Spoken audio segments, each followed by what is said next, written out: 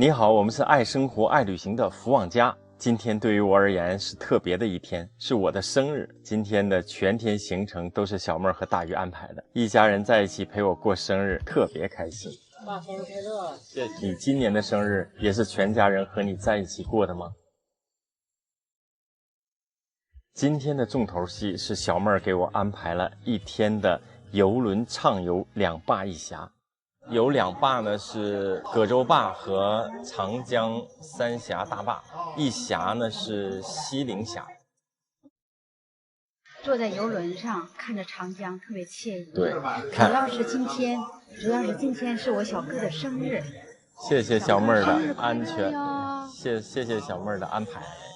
对于我这个年纪的朋友，一定对葛洲坝三个字有着深刻的记忆。70年代开始施工，历时18年竣工使用。当年举国庆祝的历史记忆深深地刻入我的脑海。那时候就想，有一天一定去葛洲坝看看，见证大坝的水涨船高是怎么回事。这次旅行到湖北后，小妹儿知道我的心思，特别在我生日这天安排了畅游两坝一峡，有点小激动啊。我们现在马上就要到葛洲坝，在葛洲坝我们就可以去体验水涨船高了。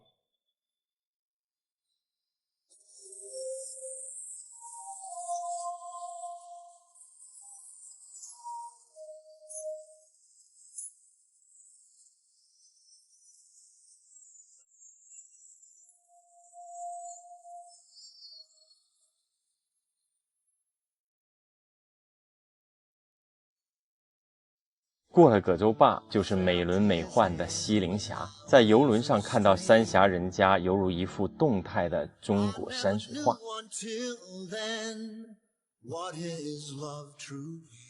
接下来我们要去的就是举世瞩目的伟大的水利工程三峡大坝。今天我们就从俯瞰、平视和仰视3个角度来全方位观看三峡大坝，一定别错过哟。我们现在到了三峡大坝的坛子岭观景点，这里是观赏三峡大坝的制高点，260多米高的坛子岭。我们现在在坛子岭的观景平台顶端俯瞰三峡大坝。远处三峡大坝现在不是风水期，所以它没有那种奔流的开闸放洪的气势，不过看起来还是挺壮观的。然后今天下雨，这样的天气我们也有它的好处，就是看远处山特别漂亮，山山连绵，然后云雾笼罩，非常美。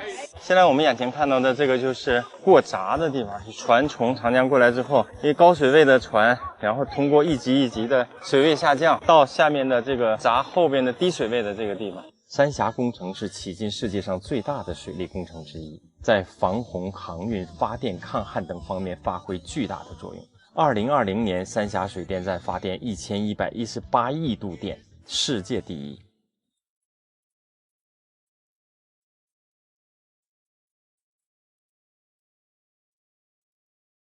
这是185平台，刚才我们在坛子岭上面的那个平台看到的是俯瞰的角度，现在是一个平视的角度，可以看到三峡大坝。现在的景观看起来非常漂亮。我们现在隔江对岸是秭归县，也是屈原故里，也是一个非常著名的景区。这一块是一个船舶升降机，对，坝前后的水落差大概有90多到100多米。对，就不是汛期的时候，它的落差90到100米。汛期的时候能有115米，它最高水位落差是175米。这个就是船舶升降机出来的船。对，我们现在还是在上游，等于说这个船经历的就是水涨船高的过程，就是到了水位高的，从水位低到水位高的这个过程。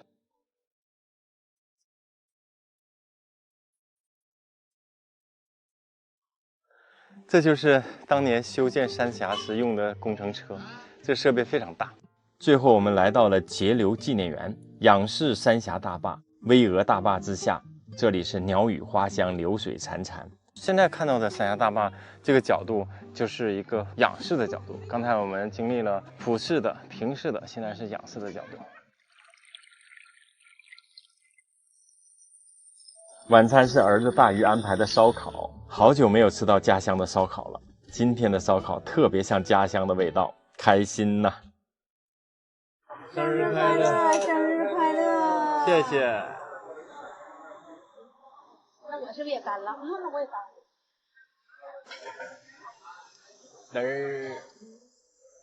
今天我们玩了一天，到两坝一峡特别开心，但是真累啊。晚上回来，大鱼安排我吃这个烤肉，我一天的疲惫马上就散去了。年轻的小伙子，生日快乐哟！生日快乐！今天我过了一个难忘的生日，两坝一峡的旅行实现了我年少时的梦想，见证了三峡大坝的雄伟壮观。一家人的陪伴和精心安排，快乐暖心又幸福。谢谢。这就是福旺家的房车生活，你喜欢吗？如果你喜欢，请关注并长按点赞支持我们，我们下期再见。我们现在还在宜昌，宜昌这个季节啊，气候特别好。然后前两天我们在驻车地和一个当地的小伙子聊天，他跟我们说，来宜昌一定要去一个山清水秀、风景如画的地方，叫清江画廊。清江画廊在湖北宜昌长阳土家族自治县，距离我们在市内的驻车地有30多公里远，所以我们现在就来了。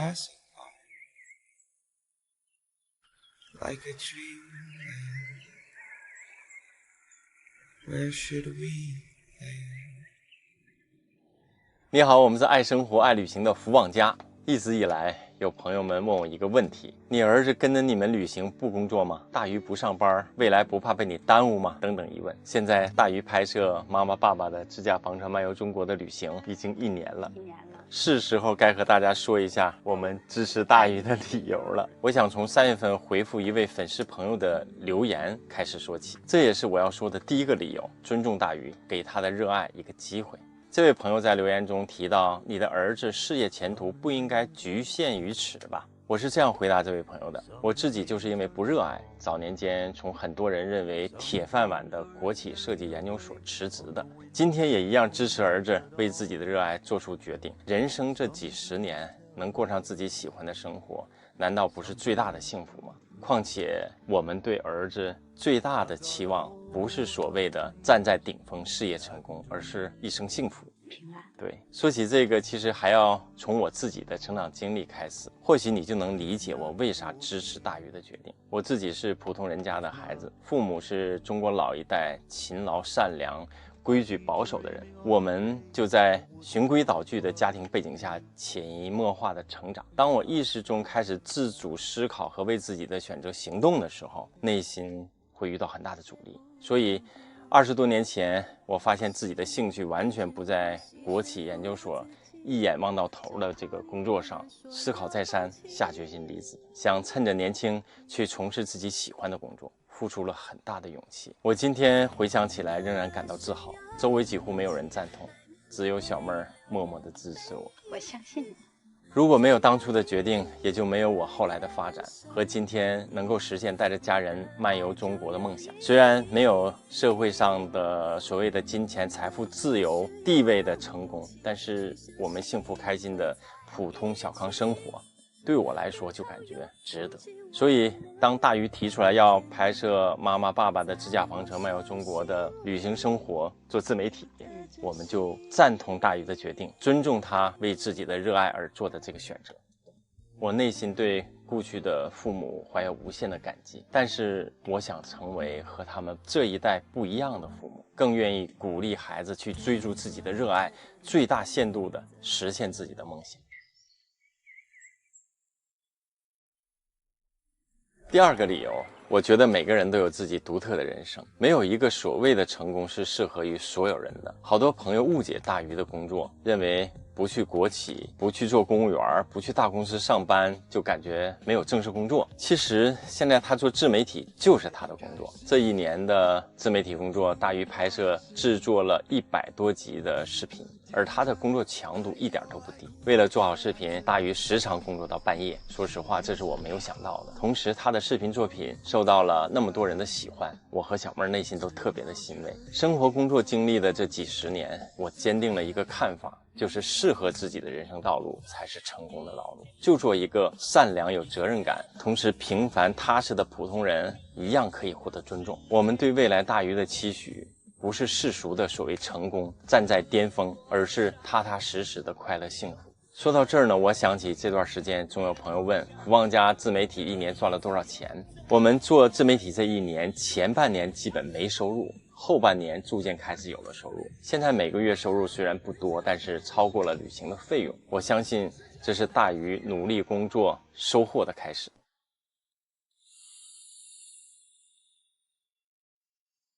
小哥，衣服熨好了，准备出发吧。好嘞。这么多年，小妹儿有个好习惯，就是要把洗好的衣服都熨烫平整的再穿。即使我在外地工作的时候，小妹儿定期的去帮我收拾家务，每次都要清洗10多件衬衫，然后一件件的熨烫好，挂在衣柜里。房车旅行之后，小妹儿也不对付，熨烫好的衣服穿起来就特别舒服。这款舒乐式折叠蒸汽电熨斗小巧方便，使用灵活，而且可以干丝2个熨烫方式，特别好用。之前旅行小妹儿带的熨斗个头太大不方便，现在有了这个舒乐4，太好用了。第3个理由，有朋友说跟着父母去旅行做自媒体会耽误大鱼的未来。我们这代人经历了中国迅猛发展的几十年，变化之快真是始料未及。在这样的一个时代，我认为年轻人要不局限于一个赛道，要随着时代的发展不断的去变化和发展自己。而且以我们现在的经验、能力水平和眼界，对于未来的发展也并没有一个明晰的判断。所以大鱼未来做什么，谁知道呢？我想只要大鱼能做自己喜欢的事业，一如既往的努力工作，全身心的投入到自己热爱的生活中去，我相信就不会被生活所困，收获属于他自己的未来。我们今天的旅行非常放松，清新的空气化解了我们前一段时间躲避疫情的疲惫，完全放松在青山绿水间。最后我想说，有的时候我们内心是一个战场，充满了矛盾、纠结、挣扎，不妨大胆点去生活，为自己，为幸福美好的生活。其实我们没有那么多的观众，过好自己的一生就是最大的意义。这就是福旺家的房车生活，你喜欢吗？如果你喜欢，请关注并长按点赞支持我们。我们下期再见。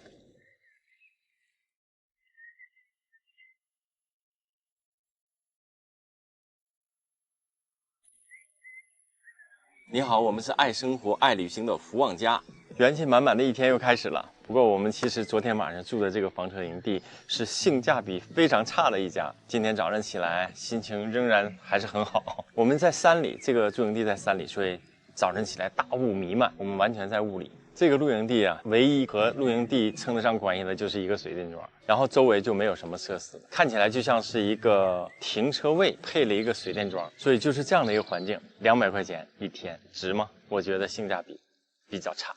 大早上起来，烟雾弥漫，大雾，山里就是雾多。我们现在面前的这个地方，其实它是一个下沉的广场，但是现在什么都看不见。这个营地昨天晚上只有我们1台车驻车。大概10点左右吧，就是突然周围一片漆黑，一丝丝灯光都没有，所以那真叫伸手不见五指。睡得还不错，今天早上起来又元气满满的一天。收，准备出发。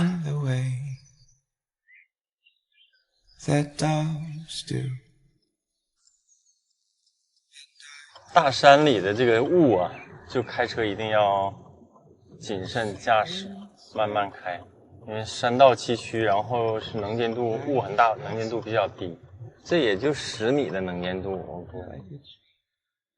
宜昌因为三峡大坝、三峡人家而闻名全国，但是我们现在要去的这个地方是当地人喜欢并推荐给我们的，却是外来客很少了解的一个小秘境。它在一个微型峡谷里，犹如世外桃源，会让游客感受到走进了土家族古寨，体验巴楚风情。我们一起去看看。这是我们到宜昌的第1个景区。前2天我们在驻车地，一位当地的朋友跟我们介绍了车溪这个地方，在我们原来的旅行计划当中还真不知道这儿，所以今天我们就来了。走，进去看一看。来，漂亮好3张啊！好。这里是土家族的车溪老街。土家族是一个历史悠久的民族，有着自己独特的文化和风俗。进入景区，你就感受到土家族热情的欢迎舞蹈。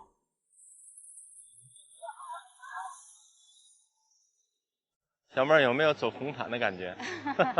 在这个景区当中，除了它的自然景观以外，还有一些当地的风土民情的一些表演。跟着歌舞进入老街，首先看到的是土司府。相信很多朋友从影视剧中看到过吐司。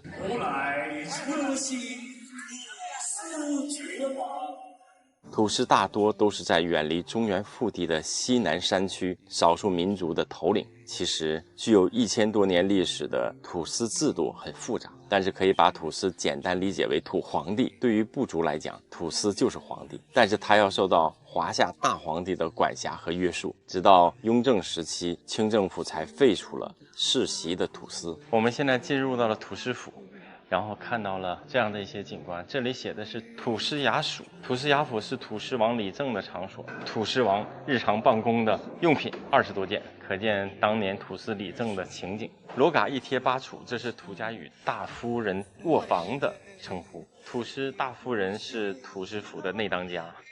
我们可以想象，几百年前在这样的条件艰苦、生活清苦的山区，土司的家竟然如此的奢华。可见土司在当地部族内的地位是相当了得。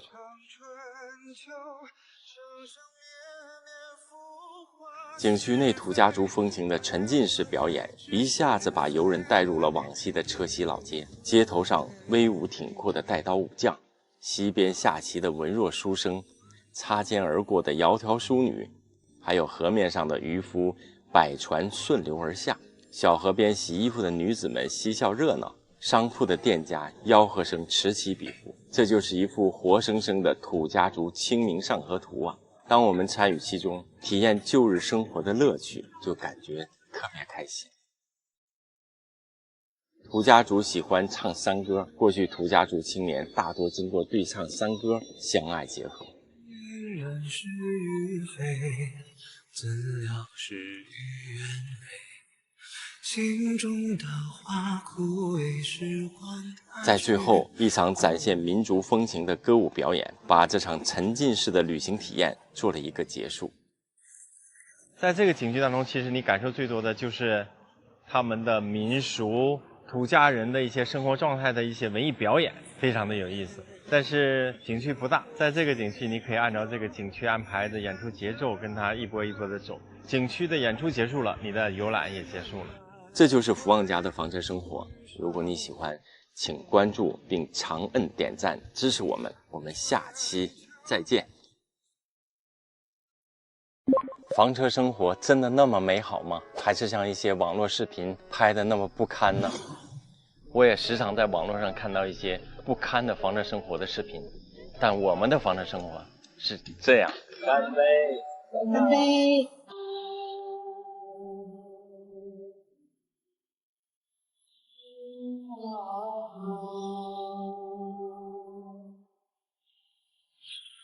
你好，我们是爱生活爱旅行的福旺家。一直有些朋友说，时常看到各种视频或者文章吐槽房车生活的各种不方便、各种问题，甚至说房车生活就是个坑，问我到底是怎样的。我们自家房车漫游中国的几年时间，算是有点小经历。今天就几个比较集中的问题说说我的看法。我们可能是比较幸运的，自驾房车走过很多路况复杂的道路，房车的底盘从来没有出现过任何问题。房车的箱体出现过小毛病，例如天窗漏水，听着是不挺糟心的？去修啊，都修好了继续玩。有些停车场不让房车过夜停车，前些年真的很少听说，但是这1、2年听好多人说过这个事儿。但是说实话，我们没有遇到过。真的遇到了，你就换地方呀，大不了距离市区稍远点的，总能找到合适的窝窝。驻车被驱赶，半夜被敲门，我们从来没遇到过。房车限高杆很多，前几年遇到过几次，这2年几乎没有遇到过。而且导航有了货车版的导航系统，可以避开限高和限宽。还有说房车加水加电不方便，我们每隔几天就住一次营地，水电自由，解决洗衣服做饭各种不方便，然后满水满电再出去浪几天，完美解决这个问题。现在很多大水大电的新款车更加不存在这个事儿，住营地主要是为了自由的打开遮阳棚，自由的晾晒衣服，还有做大餐，还有说睡不好，每天倒马桶洗澡不方便，空间狭小不舒服等等，对于我来说都没有感觉到是什么问题。方法总比问题多，心态好，解决问题就是 OK 的。或许福旺家就是适合这个房车生活。说了这么多，我想说，凡事都有两面性，你看到的不舒服、不方便，甚至是不堪的背后，就是你也体会不到的美好。我们现在驻车在营地，就可以做大餐。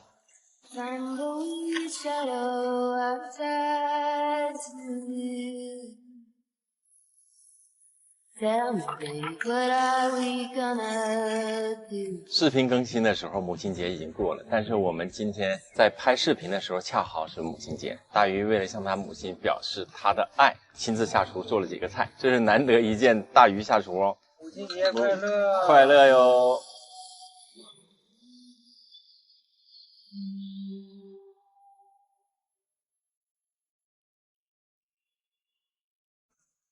我们福旺家一家人的房车旅行，不必天天惦记这个想念那个，每天都在一起，特别开心的喝茶聊天看电影。对了，最近有一部电影我们特别喜欢，《笨小孩》，这是个平常人创造奇迹的故事，特别励志感人。易烊千玺的演技真棒，给小妹儿看哭了。每次一家人在一起，在户外都用这个明基投影仪看大屏幕的电影，特别爽。明基投影仪是老品牌了，原来我工作的时候就用明基投影仪，可是用了好多年呢，质量靠得住，画面清晰，颜色正，画质超级好。对比再三，才选了现在这个家用款 i707。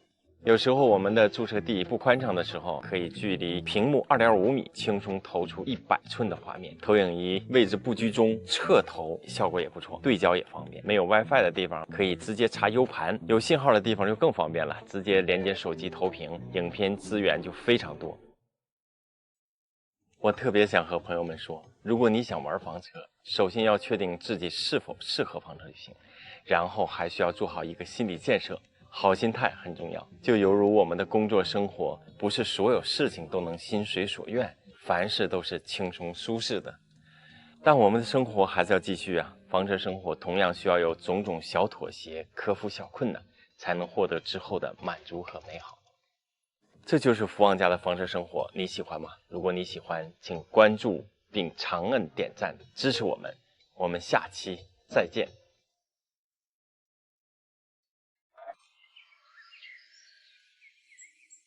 江东人马已经战死了荆州，关公在马上打了个冷战。怎么荆州丢了？这一报，甭说关公，所有的文武脸全都变色了。关公马上立刻传令，兵奔攻南。你好，我们是爱生活、爱旅行的福旺家。顶鸡蛋是我们家早餐的传统保留节目。小妹儿，你要哪个？我要跟你挑。这个，大鱼，这个好像挺厉害。那你要哪个？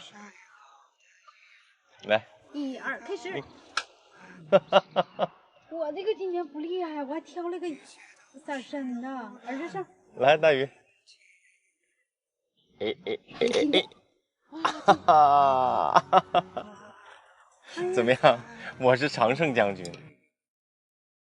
今天早上吃的特别开心，小妹烙的饼，然后2个小菜，还有地瓜粥、鸡蛋，这是我们日常的早餐。我们这几天住的这个房车露营地啊，旁边有好多住帐篷露营的，特别有意思。我们一会儿去看一看，各种各样的。吃过早餐，我们就转一转我们现在所驻车的这个地方。在这个营地还有一些小动物，像孔雀，然后还有羊驼，还有一只不知道是什么品种的羊。看这羊驼。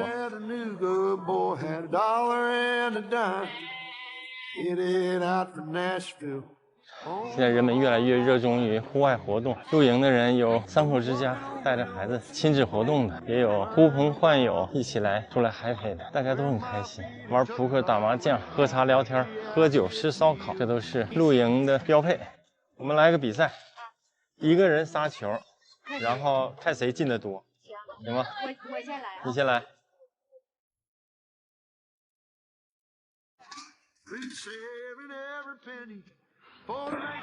撒！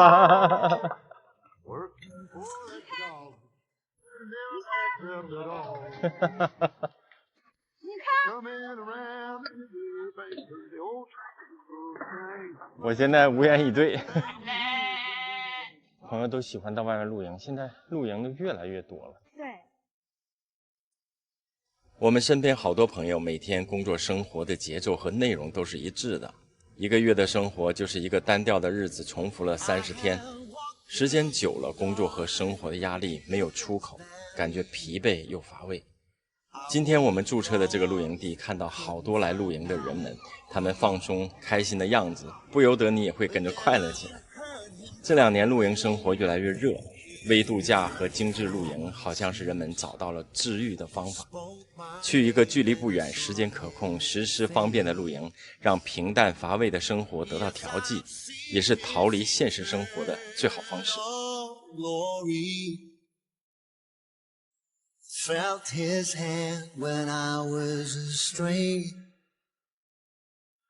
I never knew what 我们出发了，离开武汉，现在在 G50沪渝高速上，所以我们一会儿就到荆州了。小的时候听袁阔成先生讲的那个评书《三国演义》，真的是听入了迷。那里的三国故事真的是每一段都印象深刻，然后大意失荆州也是在那些众多的三国故事当中印象深刻的一个。今天我们路过荆州，自然要去看一下。但是这个《三国演义》当中讲的大意失荆州啊，它不是指目前我们现在来的这个荆州。大意失荆州这个故事起源发生在湖北的南漳县，所以三国当中关羽失荆州改变了三国的这个格局。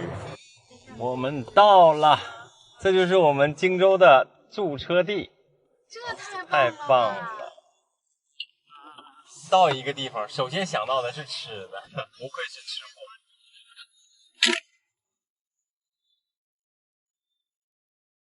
我们到荆州之后，就来到了吃荆州美食的地方，然后要了3个当地特别有特色的菜，一个是鱼糕，这就是我们到荆州吃的第一顿饭。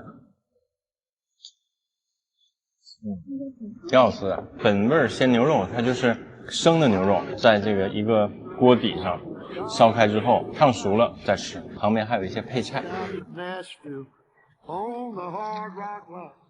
有点麻有点辣，然后很嫩的牛肉，味道还不错。炸胡椒炒鳝鱼，吃到嘴里有鳝鱼的味道，鲜香。总体来说，我觉得还是挺好吃的。这就是福旺家的房车生活，你喜欢吗？如果你喜欢，请关注、长按点赞支持我们。我们下期再见。願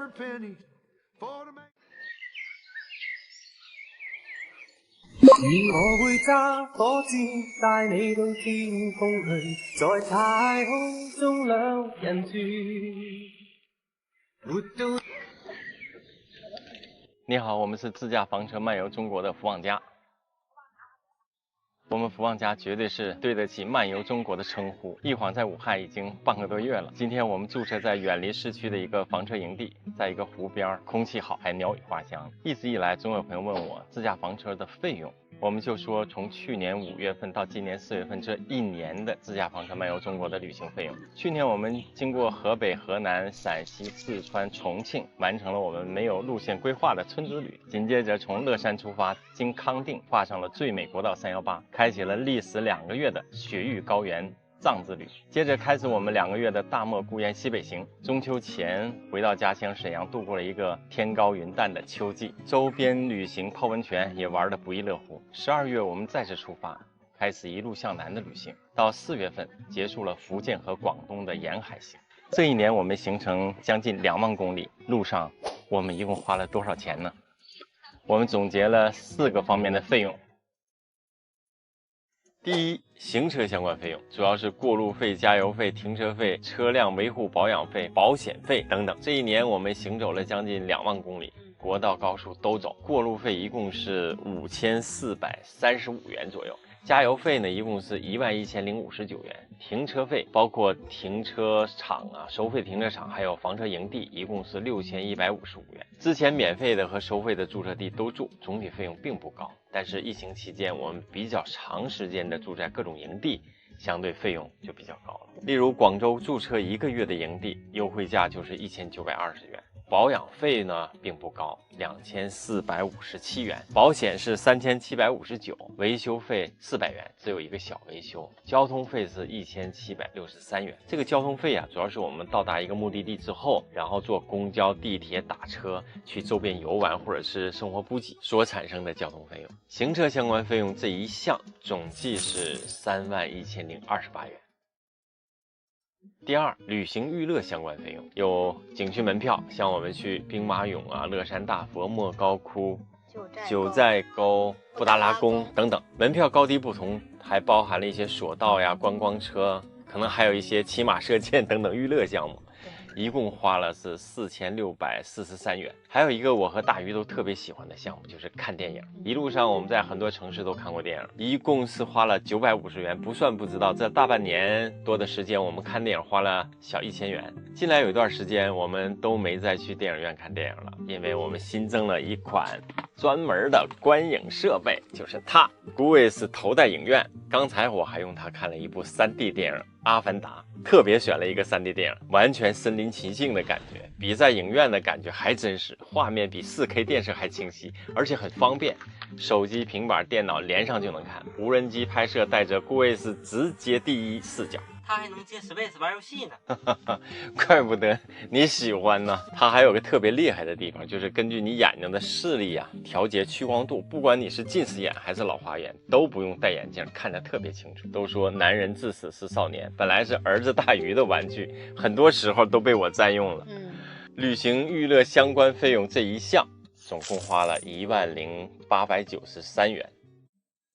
第三，生活相关费用和在家里一样，柴米油盐酱醋茶，生活所需的所有花销，平时的一日三餐，到各地品尝美食小吃，逛街，日常用品，泡温泉等等，都在这儿。以前我们也说过，旅行品尝美食小吃啊，偶尔吃没问题，天天吃胃就难受了。我们大部分都是自己做饭，所以这个部分的消费啊，和在家生活相差不太大。我们的一项原则是不追求奢侈，也不苛刻自己，简单从容的生活就比较舒服自在。生活相关费用这一项共花了51638元。第四是我们福旺家独有的花销吧，就是自媒体产生的费用，主要是拍摄设备的购入。大家知道我们的无人机在大海边炸机了，然后主相机坏了，换了新相机，电脑太陈旧，大于后期剪辑工作特别慢，所以跟不上趟，就换了新的电脑。自媒体费用这一块呢，一共花了46200元。以上4部分一共花了139759元，但是这里的自媒体和一些娱乐用品等费用并非是旅行必须的。如果仅计算行车费用、生活费用和景区旅行门票必须开销费用是87309元，每个月平均是7275元。一年的旅行，你觉得合适吗？可以在弹幕或留言区发表意见，大家也可以一起讨论。房车旅行花多少钱真的是丰俭由人，可以消费更多，也可以消费更少，完全取决于个人。所以说，朋友关心的有多少钱才可以开始房车旅行，我觉得当你有了旅行的时间，决定旅行要下的决心，其实不是你有多少钱，而是热爱和开始。这就是福旺家的房车生活，你喜欢吗？如果喜欢，请关注并长按点赞支持我们。我们下期再见。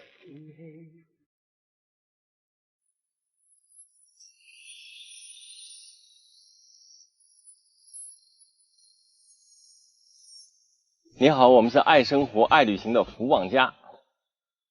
马上就5·1小长假了，我们要把在武汉玩了半个月的旅行体验总结一个在武汉3天怎么玩的小攻略，值得你收藏哦。推荐第一天的行程路线是先去江汉路步行街。我见过很多步行街，但是能有1.6公里长的真的不多。两边欧陆风情、古典主义等各具特色的建筑都非常漂亮。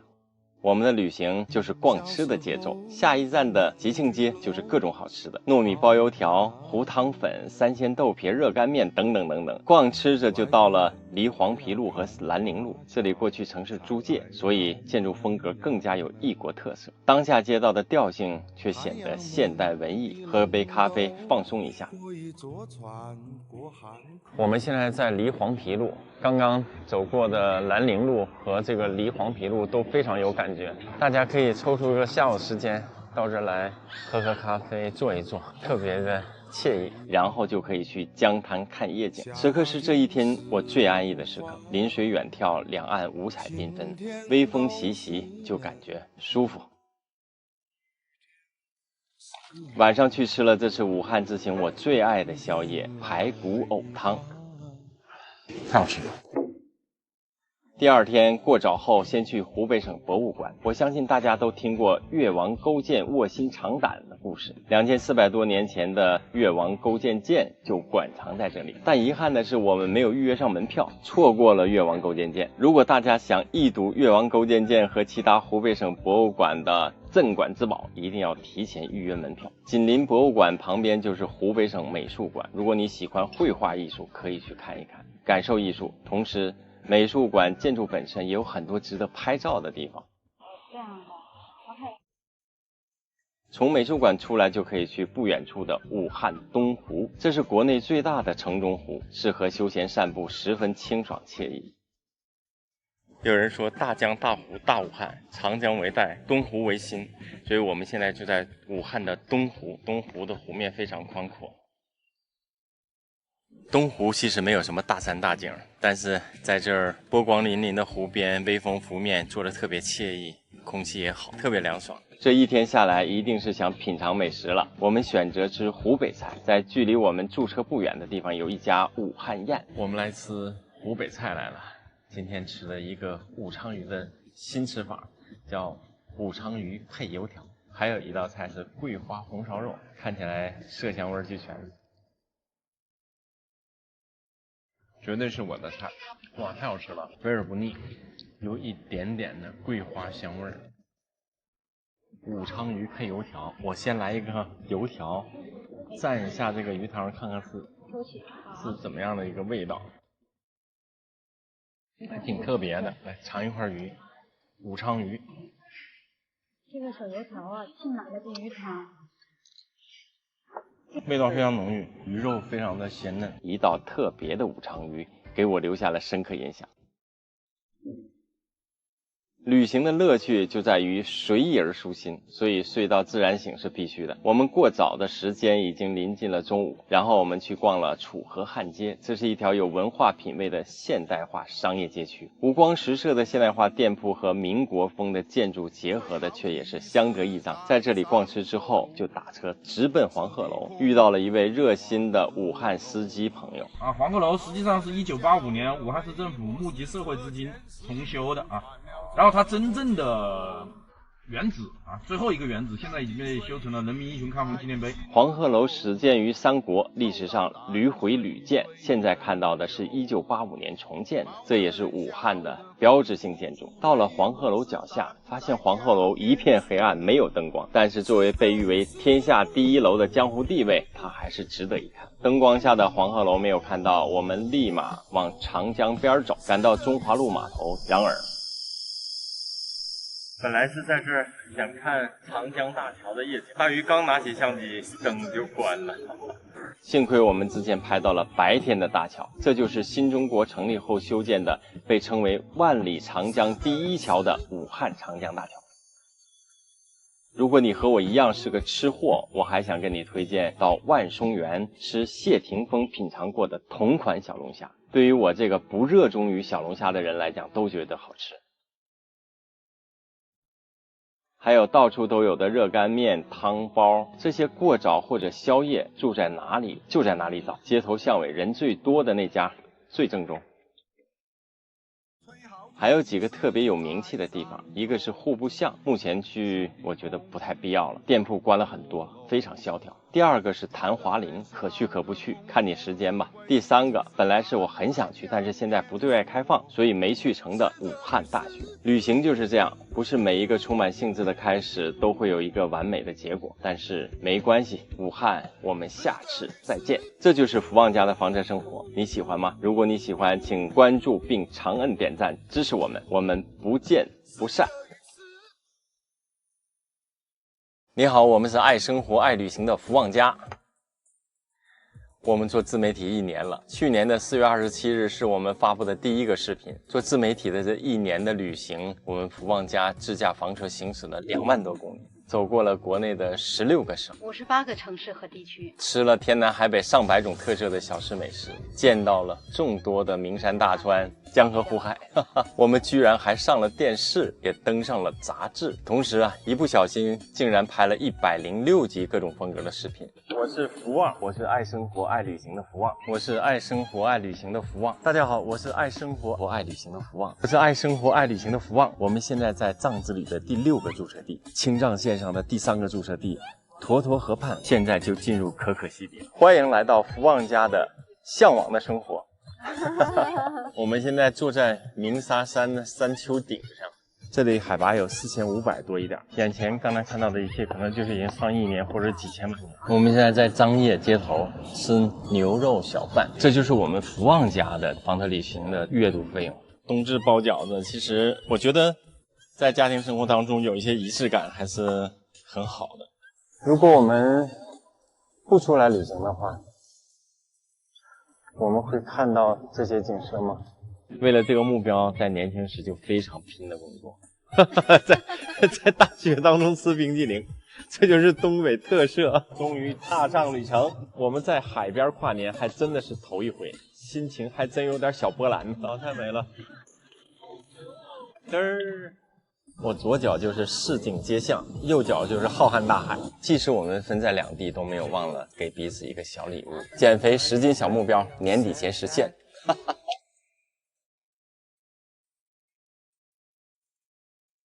这一年过得充实而异彩纷呈，我们也感受到自己的价值再次体现。而这些收获源于我的2大重要决定，也是改变了我们一家人生活的决定。一个是2016年我50岁生日给自己一个人生最大的礼物，辞职成为一个自由人，兑现20多年前对小妹儿的承诺，带着小妹儿漫游中国。第2个重要决定就是自驾房车旅行的4年后做福旺家的旅行自媒体。这对于比较保守的我们这个家庭和我个人来讲，需要很大的勇气。当时我们旅行到了重庆，更新到第3期，我用微信转发了福旺家的视频，给我几乎所有的朋友、同事还有老同学们。我是在跟自己的犹豫作战，官宣我开始做自媒体了。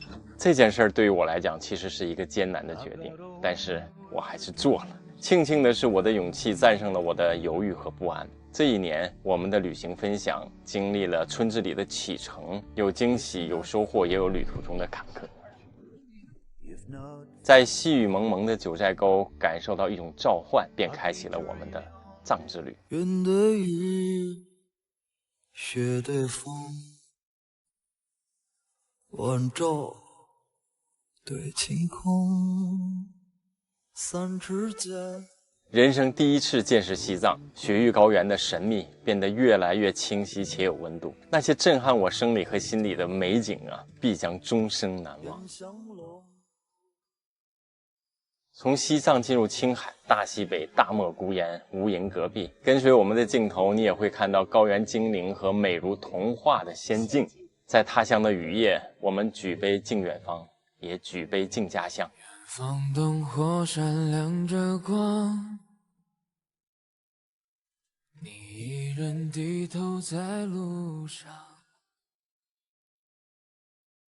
家乡的秋天充满了我的思念。跟着迁徙的大雁，我们再一次出发，一路向南。这是远方的呼唤，也是福旺家信马由缰的前方。这一年，我们走过了繁华都市，走过村寨农家，走过山河湖海，走过雪山戈壁，收获无限风景。这一年，我们在大海边，在沙漠，在雪山草甸，在碧蓝的咸水湖，在高高的山上，看同一个太阳呈现不一样的日出日没。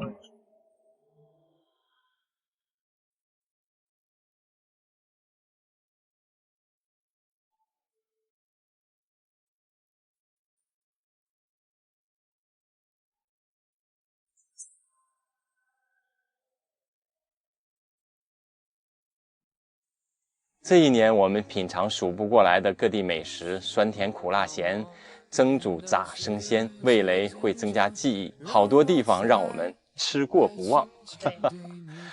这一年，我们见识各地的人，也收获了友谊。前一刻，我们可能还是陌生人，一会儿，可能我们已经把酒言欢了。欢迎下次再来上来。人生路上来自陌生人的温暖，给我们一路前行的力量。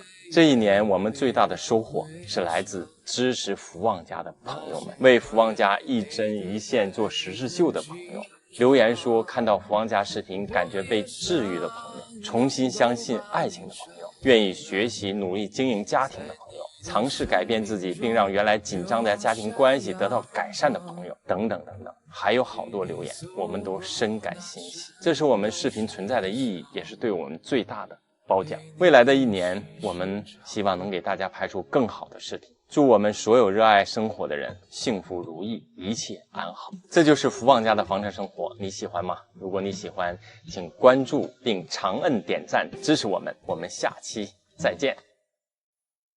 你好，我们是爱生活爱旅行的福旺家。我们现在还在武汉，找驻车地真是一种缘分，机缘巧合来到一个免费的房车营地，水电自由，环境虽然简单，但是地处武汉市内，附近有地铁站，还有各种饭店、商铺、购物中心。住下了之后才惊喜的发现，这是一个二手房车店。之前很多粉丝朋友一直询问我关于二手房车的事儿，我一直没有回答，因为不了解。今天有机会，我去找他们的经理询问一下，你们关心的，比如说如何捡漏，为什么有那么多二手房车，买新车还是二手房车好呢？本视频没有任何广告，不为任何厂家做宣传。你好，周经理。福旺哥你好，你好。我现在特别想替我们的粉丝向你请教几个问题。好啊，我们边走边聊。行，我们边看一看。那我们先来看一下这个房车，我们坐里面聊吧。好嘞，来。我特别想问的几个问题，第一个呀，就是我们现在二手房车市场这么火热，他们买房车、买二手房车的这些人，他们是怎么想的呢？是主要什么原因呢？主要考虑二手房车，还是一个是它的一个性价比是非常的高，它一个划算嘛，它比新车动辄省了就是10万、20万的。还有一点，买二手车考虑的一个原因是，它新车因为我们的房车上装跟家里装修一样，这是一个家具的一个整合，它必然就会有一些有一些柜子是需要用胶的，然后二手房车刚好它的一个通风透气，就像家里装修要待几个月，打开窗户通风几个月一样的道理，它的一个除甲醛各方面的话，对人体也会更好一点嘛。对，我还有一个问题，这也是很多粉丝朋友关心的，就是买二手房车如何避坑呢？关于这个问题的话，这问得很专业了啊。其实我们可以很大方的把这个事情拿出来说一下。避坑最主要的，首先通过第三方的检测，能够来确定这辆车绝对是非事故、无泡水、无火烧车型。然后这个时候我们可以听一下发动机启动的一个声音，来判断一下这个车的一个车况。当然有一个朋友来帮忙专业一点的去判断，那是更好的了。好，那我们再看看别的车。好啊，走吧。这车已经卖了是吗？对，昨天刚卖的，即车已售。对。还有一些粉丝朋友特别关心的就是如何在二手房车市场当中捡漏。好的，那我给大家来介绍一下。那像这台车这台车的话，它是上牌才1年的时间，行驶了几千公里。但是像这种车，我们的一个售价的话，它是比新车省了10大几万。像这种车就是一个捡漏车型，但是很少，不多见，所以说喜欢的朋友就得下手快一点。这一台卖了我就没有了。这个要捡漏的话，必须下手快。对。周经理，咱们这个二手车市场现在这么火热，那有买的这个很多人，自然就有很多车源。那为什么有那么多人要卖房车呢？成为二手车？要卖二手车的有很多种情况，我们大概简单的来介绍几种。大家在买它的过程中一定要我们提前想好它停了，这是我们购入房车的最重要的一个关键性的因素，停车的因素。有的人是比较有钱，玩了2次之后不好停了，或者就把它卖掉了。还有一种是不合适，不适合自己。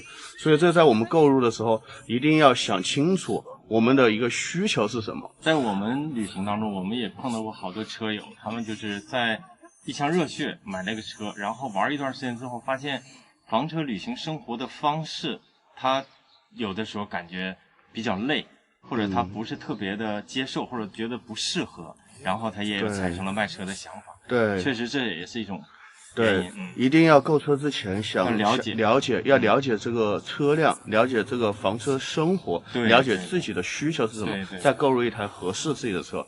而且我特别推荐房车要有一定的动手能力，就是有一些小问题其实是很好解决，但是大家要能够包容它，所以说要有一定的一个动手能力，最好再去考虑购入房车。最后一个就是换车的一个需求。就比如说咱们这一台车，这台车也挺新的，它也是不到1年的一个车型，车辆的磨损情况基本上没有。但是这个车主呢，他又换了一辆更大的车，他换了一辆双拓展的车，所以出于这个原因，他就把这辆车处理了。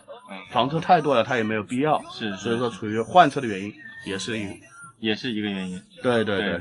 还有一个问题，周经理，就是在你这么久的二手房车市场的这个经验当中，你经历过卖的最便宜的二手房车是多少钱？我大概在去年的时候碰到过一台，它是一台皮卡类型的房车，开了几年了，然后它的一个新车价，当时他买的应该是30万，现在的售价是6万块钱。6万块钱。但是这种车很少的啊，不会是常有的，很少，还是比较稀缺的。对，很少，因为房车毕竟是这么大的一个东西，基本上就是常见的品牌的话，大概10几万、20几万会多一点。对的。特别感谢周经理，给我们介绍了这么多粉丝们关心的问题。不客气，欢迎福旺哥和粉丝们有时间来这里玩一下。我们这里也是一个免费的驻车地点，免费补水补电，是个营地窝，好不好？好嘞，谢谢。好嘞，好，经常来玩。好，再见。刚才和周经理询问了大家关心的问题，我个人感觉现在买卖二手房车还真的是比较火热的。至于买新车还是买二手房车，我想各有各的优点和不足，一定是见仁见智，每个人的情况都不同，所以根据自己的需要是否适合来做决定，还是满足自己的需求最重要。这就是福旺家的房车生活，你喜欢吗？如果你喜欢，请关注、长按点赞支持我们，我们下期再见。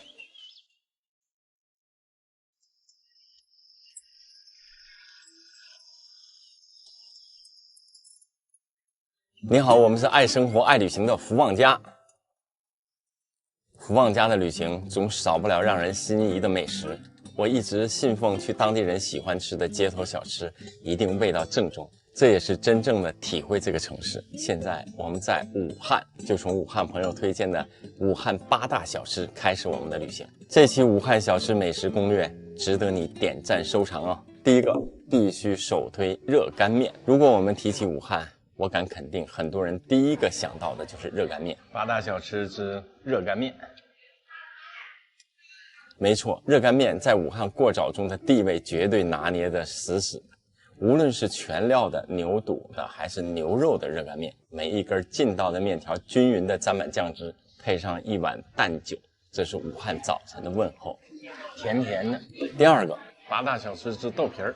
3鲜豆皮儿，豆皮儿的皮儿是由绿豆和米浆做成的，而豆皮儿的馅儿是糯米。没想到吧？3鲜豆皮儿的馅料里有鲜肉、鲜虾、鸡蛋以及香菇配料，口感鲜香，外脆内软，油而不腻。第三个，汤包，我们点了莲藕汤包和鲜肉汤包。由于馅里有肉冻，包在薄薄的面皮里，上笼蒸熟，肉冻就变成了汤汁。鲜肉汤包肉泥鲜嫩，莲藕汤包鲜香的肉糜中夹杂着小颗粒的清脆莲藕，佐以姜丝酱醋，异常鲜美。汤包皮儿很薄，吃的时候千万小心被烫到。第四个，排骨藕汤。武汉的排骨藕汤和鸡骨藕汤真的是物美价廉，满满一大碗，用旺火煮熟，小火煨透，汤鲜肉烂，藕炖的软糯，原汁原味。这叫藕断丝连，排骨和藕炖在一起，然后放了一点葱花和白胡椒，味道特别纯正。藕的味道和骨头汤的味道相得益彰，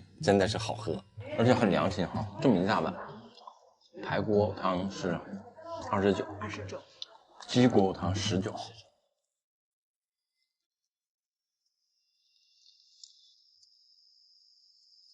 这个汤非常好喝，我们还打包了一份。打到这儿了。第5个，糊汤粉。最地道的糊汤粉应该是鲜鱼糊汤粉，一碗飘着鲜鱼香味的糊汤粉，夹杂着白胡椒的辛香味道，汤头感觉有点像胡辣汤的感觉。糊汤粉和小油条是绝配，好吃。第6个，面窝。初看面窝就像一个面包圈，但它清光绪年间就有了。刚刚出锅的面窝，香气浓郁诱人，趁热吃，口感非常好。外焦里嫩，里面的面里有一些葱香的味道。第7个，糯米包油条。为了找到这个糯米包油条啊，我们还真是跑了不少路，但是吃到嘴里就感觉值得。街头美食，就糯米把油条包在中间，然后中间还有一些肉松、黑芝麻，咸香的味道。作为小吃还真的是不错。糯米的香糯和油条的酥脆结合在一起，里面还有肉松和黑芝麻配料的味道，口感丰富，就感觉好吃。第8个，牛肉豆丝。吃起来牛肉爽滑鲜嫩，豆丝绵软，口味醇香。这个豆丝原来我不知道是怎么做的，后来我查了一下，是绿豆、大米磨成浆，然后做的豆皮儿，然后切的丝儿。其实它是宽的哈，它其实虽然说是豆丝，但是其实它是一个很宽的。一直有朋友问我，你们在外旅行都到哪儿去找那么多好吃的地方？我们有3个方法。第一个呢，就是在网络上寻找攻略，还有就是看各种排名。但是在网上得到的信息3七开，70%是准确的，30%有可能不准确或者踩坑。第2个方法就是鼻子下面有张嘴，除了吃饭，他还能打听啊，问当地人的一些就餐和美食的信息，有时候非常准确。到达一个地方之后，你看到那些生意好、排队的、人声鼎沸的店铺，大概率的就是非常好吃的。第3个方法就是我们福旺家有一个得天独厚的全国各地的粉丝家人们，他们知道我们到哪儿去之后，都会给我们提供当地的美食的位置，吃什么，在哪儿吃。这样的方法100%是能得到又好吃又实惠又美味的小吃和美食。其实在我们寻找这些小吃的过程中，我们还发现还有好多值得品尝的武汉小吃，像重油烧麦、汽水包、炸饺、欢喜团等等。武汉的小吃种类多，搭配巧妙，物美价廉，吃得饱。到各地旅行，发现那些当地人推崇的美食，往往都不是什么大菜，更多的是老一辈的好手艺，一代一代传承下来的街头经典。这些小吃美食深深地植根于当地，而又是一种超时空的存在。每当你回忆旅行的时候，那些记忆最深刻的，往往与当地美食有关。做好美食和减肥的平衡，也在诠释自己对生活的理解和表达，所以恰当就好。减肥10斤小目标，年底前实现。这就是福旺家房车生活，你喜欢吗？如果喜欢，请关注并长按点赞支持我们。我们下期再见。你好，我们是爱生活爱旅行的福旺家，我们现在在武汉，哈哈，是不是没想到？我自己都没有想到，这次旅行计划变化的太快了。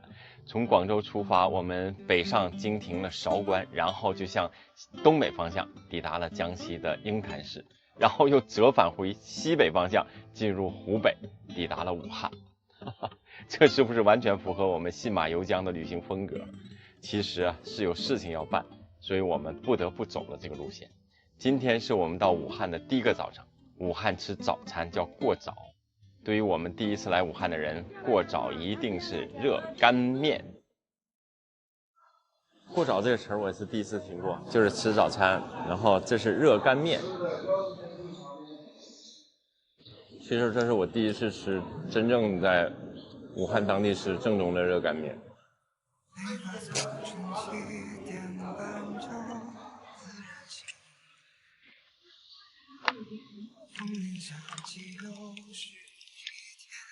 吃过了热干面，我们就聊一聊朋友们一直很关心的一个问题：房车这么小，要带上生活所需的所有东西是怎么收纳的？而且福旺家房车看上去还保持着整洁，如何做到的？做好如下7条，保证你房车整齐、清洁、干净又卫生。第一，要清楚知道自己房车的存储空间，就像家里选家具一样，在你买的时候要考虑到放在哪个合适的位置。有没有见过买家具抬不进去家里的？哈哈，那就尴尬了。你还别不信，有的房车外面的大储物箱开口小，车友就遇到了大件物品没有办法装在后面的储物箱里，不得不放弃。像我们后边的这个储物空间也是很大的，每个物品都能严丝合缝的装进去。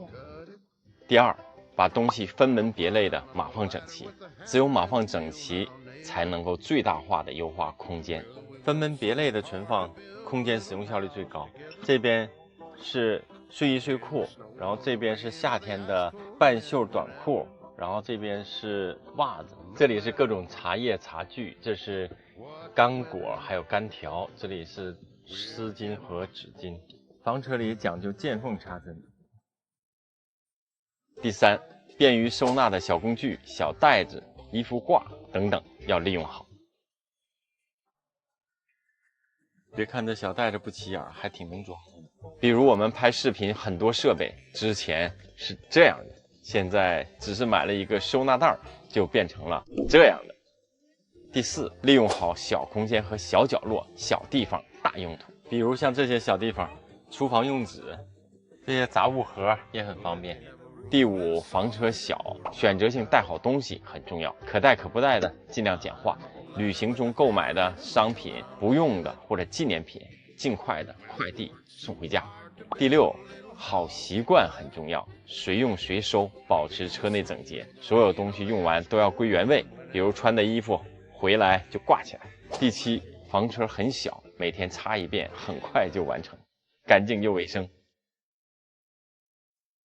我们福旺家房车生活保持清洁最关键的原因是带上了小妹儿。小妹儿辛苦了，小妹儿不辛苦。我们这一路旅行都是低风险地区，人们的生活平静而安详。我们知道很多朋友目前在疫情形势的困扰中，我们也同样经历过这样的时刻，感同身受。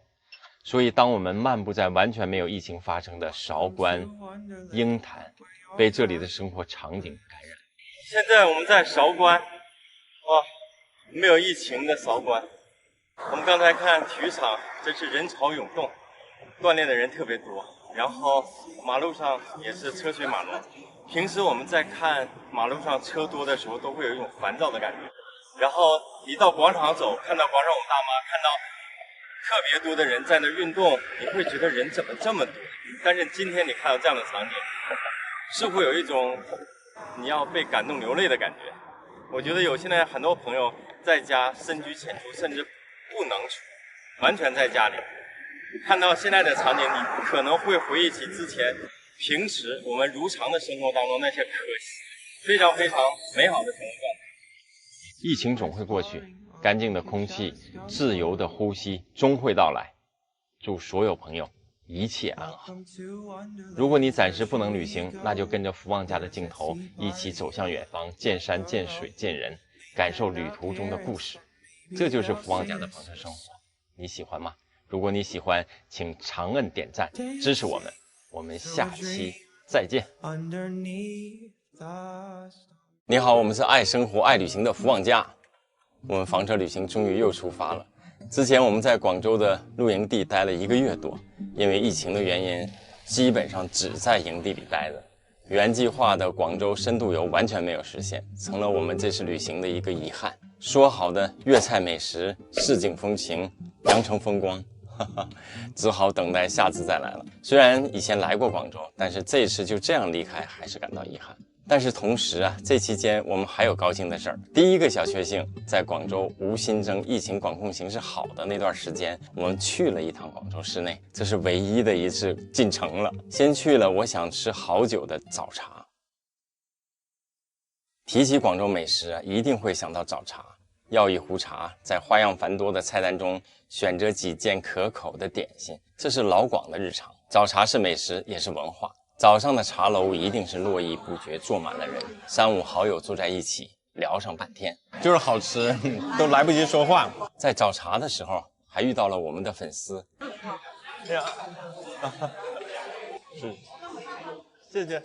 他们告诉了我们广州有哪些好玩的好吃的地方，可惜啊，这次我们都没有去上。不过还是要特别感谢您的热心指点。早茶后，我们去逛了沙面。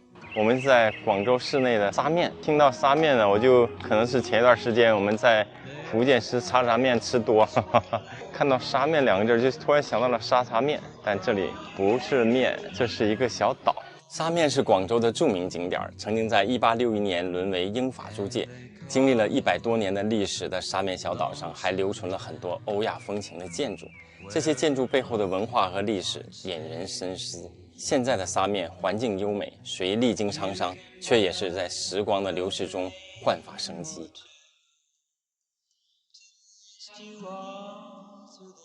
逛完沙面，我们又去看了广州塔。我们坐在出租车，由远及近地感受小蛮腰。当抵达塔下，仰头观桥。我们现在在广州塔，俗称小蛮腰。它的主塔是450多米，然后全塔是600米高，世界第2高塔。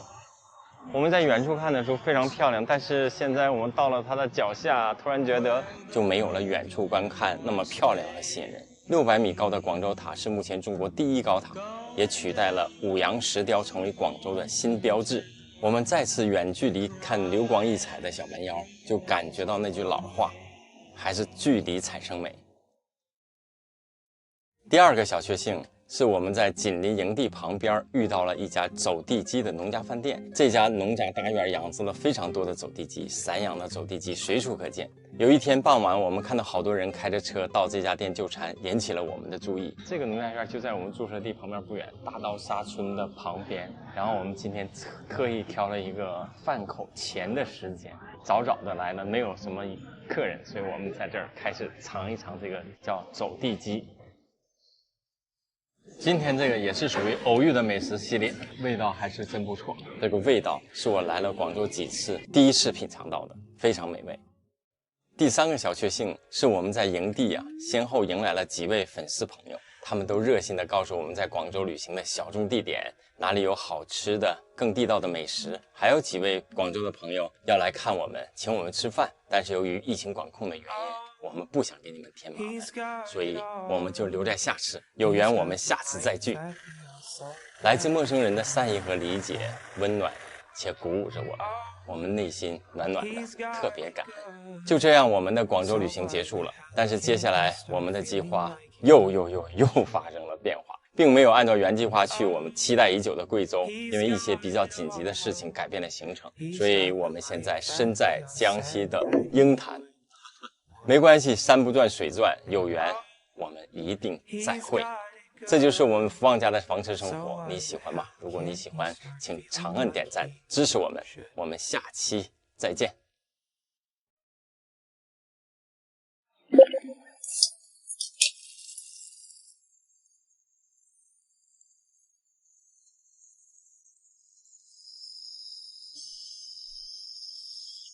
你好，我们是爱生活爱旅行的福旺家。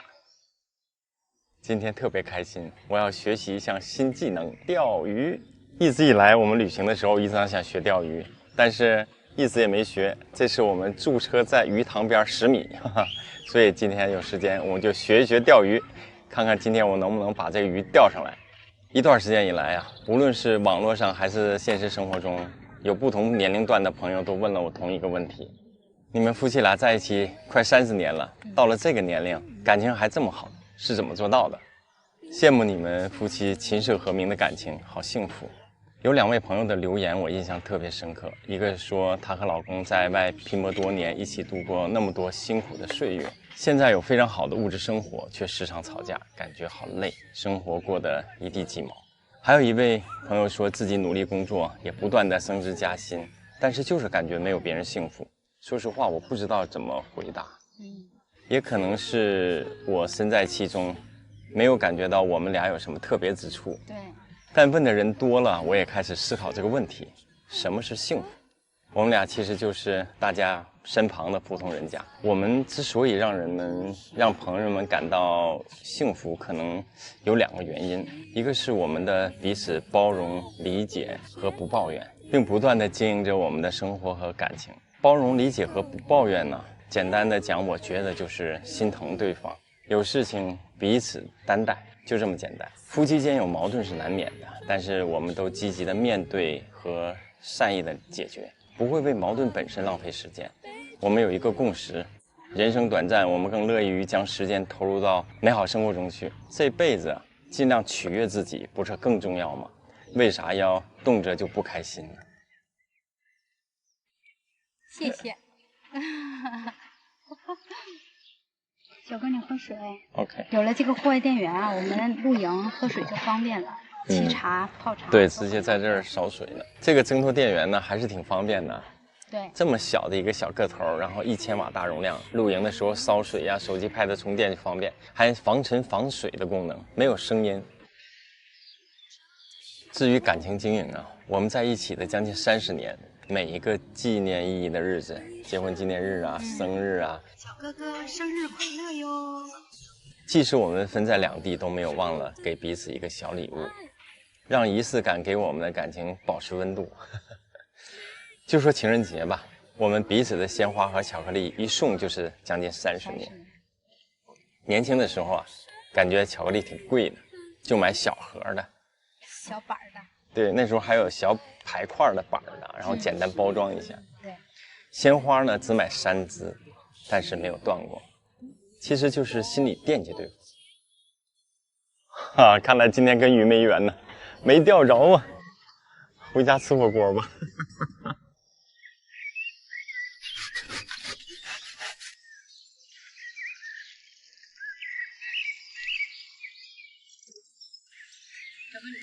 你这肉切的太棒了，我天，太薄了！哎，你怎么做到的呀？厉害吧？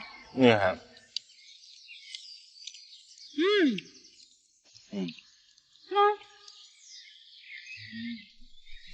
第二个原因呢，可能是我们没有特别多的欲望，我们把自己普通的小康生活过成了很多有钱人都不一定有的简单快乐。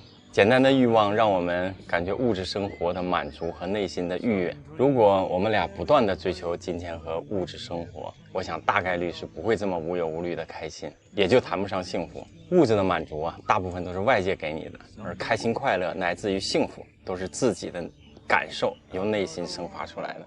对。说到这儿啊，我想回答一下有些粉丝朋友问的我们为什么彼此称呼小哥小妹儿。其实在20多年前有一部电视剧，现在具体的剧情我都忘了，名字也忘了，但是剧中的男女主人公是一对夫妻，彼此称呼小哥小妹儿。对，当时我们俩觉得电视有意思，就学人家这么叫。儿子那个时候上小学，有一次我往家里打电话，当年呢家家都是座机电话，儿子接电话就喊妈，你小哥给你打电话了，给我俩笑得不行。所以就这么一叫，20多年就过去了。现在我们已经习惯了，这辈子也就继续这样叫下去了。改不了了。为了兑现当年的承诺，50岁辞职和小妹儿一起开启了房车漫游中国的旅行。5年过去了，现在的房车旅行生活更加的幸福快乐。我们祝所有关注福旺家视频的朋友们一生幸福，也希望年轻的朋友们都找到自己心仪的伴侣。大鱼，你要加油啊！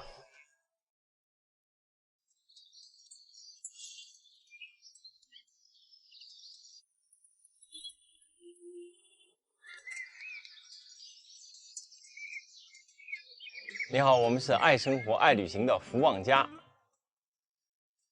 之前大家都特别好奇，我们一直在旅行，收快递怎么办？难道不购物吗？当然不是，我们收快递，如果在路上，我们会寄到下一个目的地的快递站。像我们现在在一个稍微长期的驻车地点，比如说房车营地，就可以直接收快递了。最近给我们这移动的家增添了好多新物件，让我们的生活更方便，房车生活更从容，也有生活的仪式感。快递到了，又到了这么多快递，我们一件一件打开看看都是什么东西。我家收快递其实东西最多的不是我，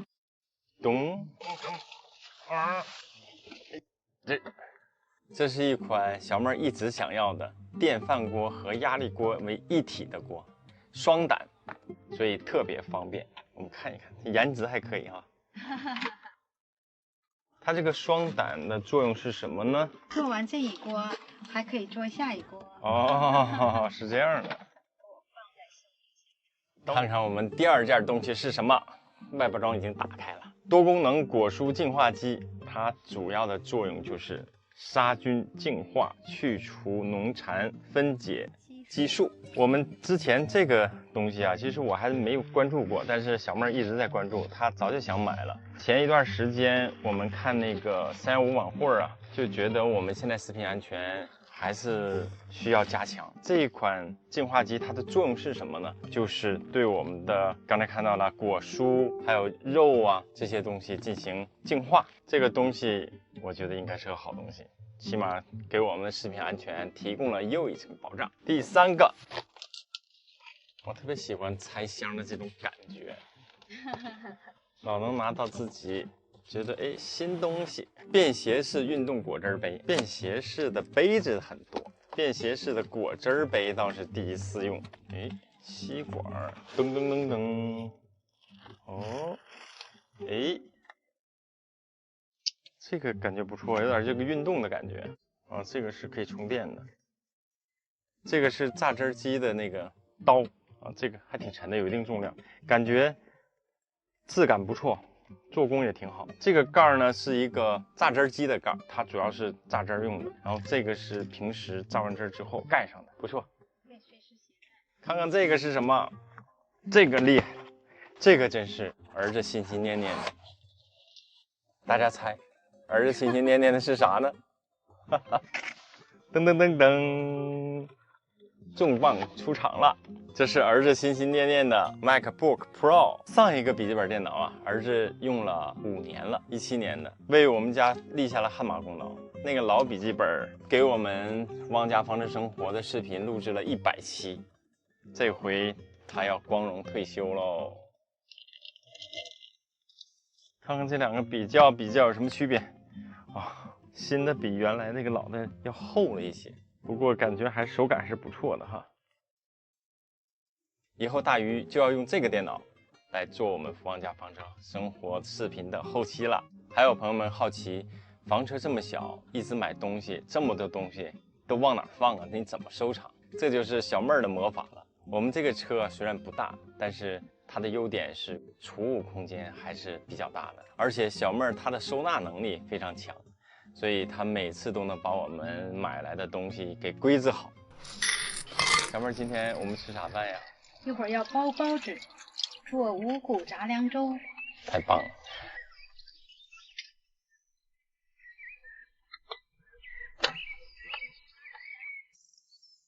给你我平平淡淡的等待和守候，给你我轰轰烈烈的渴望和温柔，给你我百转千回的喜乐和忧愁，给你我微不足道所有的所有。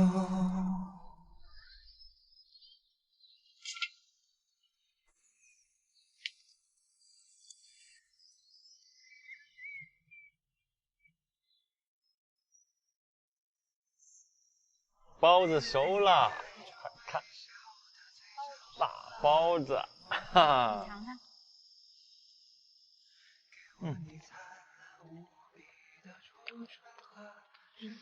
好吃。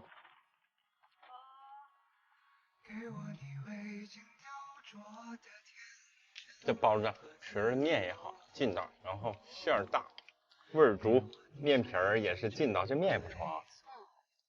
然后馅儿也好，包心菜、木耳、香菇、胡萝卜、猪肉。我们自驾房车旅行几年了，小妹儿从来不含糊我们自己的生活，尤其是饮食上。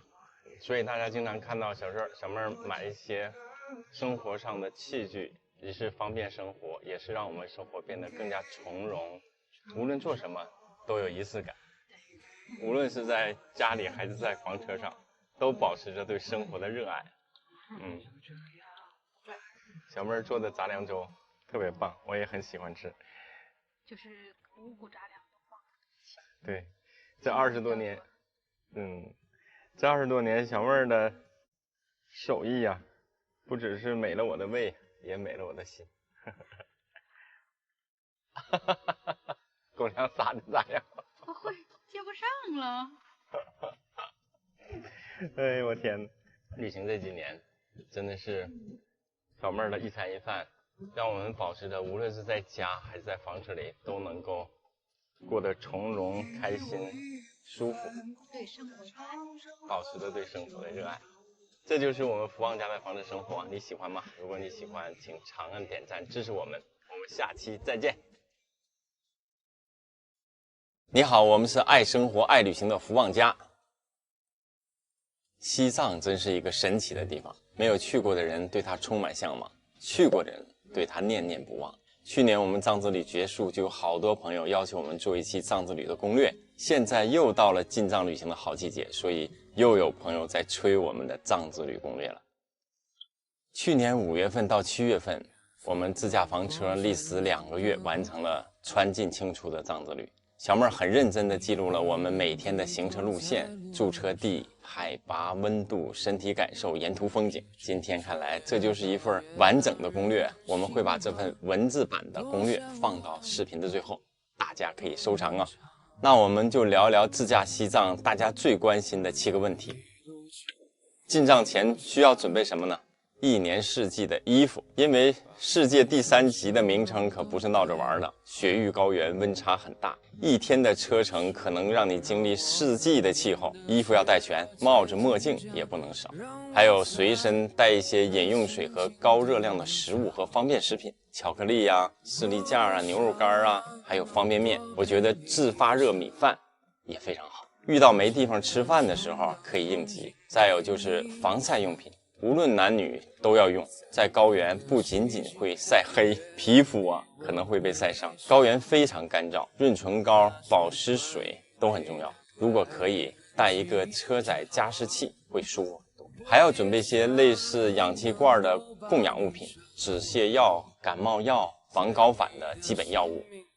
自驾西藏开什么车合适？我们从318进藏路上看到了各种各样的交通工具，轿车、SUV、皮卡、摩托车、自行车，你都能看到。我想说呀，无论你是开几万元的车，还是几十万、上百万的车，重点它是一个车况好的车，不要带病上路。出发前给车做一个保养是必须的，有问题的车走到哪里都有坏的风险。自驾进藏最佳时间，我认为自驾进藏一定要避开泥石流多发的雨季和道路结冰的冬季，可能会有风险。西藏最好的旅行季节啊是4到10月份，但期间的7、8月的雨季，自驾旅行最好避开。我们是5月份下旬走318国道进藏的，一路安全抵达。自驾进藏路线，我个人认为初次进藏选择国道318比较稳妥。原因很简单，G318进藏道路的海拔是波浪形上升，开始进藏，驻车地就有机会选择在比较低海拔的地方驻车，让人慢慢适应海拔不断升高的环境。我们走318国道进藏路线是从康定开始，翻过折多山，驻车在悬崖峭壁上的小县城雅江，经过世界高城理塘和姊妹湖，抵达了海拔只有2500米的巴塘县，在那里驻车。又从巴塘出发，正式进入西藏，途经海拔5050米的东达山垭口，抵达左贡县，再从左贡县出发，走过怒江72拐，进入巴蜀县驻车，然后沿着帕隆藏布江顺流而下，路过了静谧碧蓝的然乌湖，就到了波密县。我们在波密的世外桃源噶朗湖度过了一段美好的时光。在波密县的鲁朗镇，我们再次被美景震撼，幸运地遇到了双彩虹。然后我们进入了林芝市，到这里一般的行程呢就是直奔拉萨了，但是我们选择了另一条小众路线，从林芝去朗县，挑战了海拔3900米的高原沃卡温泉。其实这是我们一路慢慢提升海拔，身体完全适应了高海拔的高原气候以后做的决定。泡了几天温泉后，我们来到了藏文化的发源地山南市，西藏的众多地义都发生在这里。而后我们又去了美景如画的勒布沟，期间还路过了海拔4100米的纳日雍措湖，像一块宝石镶嵌在雪山草地之间。然后驱车前往雪域高原的圣地拉萨。在拉萨我们待了18天，临出发真的是有点依依不舍。这次藏之旅啊，我们没有去珠峰大本营，或许是个遗憾，留给未来一个期待。然后去了西藏圣湖羊卓雍措，之后开始了我们走青藏线出藏之路，一路高海拔，驻车地当雄县、安多县、沱沱河，一路高原旷野，远山连绵，雪山草甸，还有可可西里的无人区。这一路真是颠簸一路跋涉。第4天顺利抵达了海拔2780米的青海格尔木，面对穿进清出的这一路旷世美景，语言都是苍白的。大家可以重新看看我们之前拍的藏之旅专辑，非常漂亮震撼。自驾进藏需要准备的证件，身份证是必须的，然后需要去阿里、日喀则、勒布沟等等西藏的边境地区需要边防证，在户口所在地的政府办事大厅提前办好，有效期2个月。自驾进藏的费用，因为我们是自驾房车进藏的，不包括住宿的费用。之前做过一期视频，详细介绍了我们进藏费，一共的合计费用是15761元。如果大家感兴趣，可以考古看一下，2个月花了不到16000，你们觉得贵吗？进藏的注意事项，在高原地区旅行最重要的就是身体，如果遇到高反，一定不能掉以轻心。初到高原前几天不要洗澡，以免感冒。在高原感冒是比较麻烦的，有时可能会有危险，一定要慎重。行车也一定要注意安全。虽然目前318国道的路况一年比一年好，但山高路远，山路崎岖，弯多坡陡，切忌慢行，安全第一。最后我想说，去西藏吧，一路前行，一路感悟，那或许是你铭记于心的旅行。这就是福旺家的房车生活，你喜欢吗？如果你喜欢，请长按点赞支持我们，我们下期再见。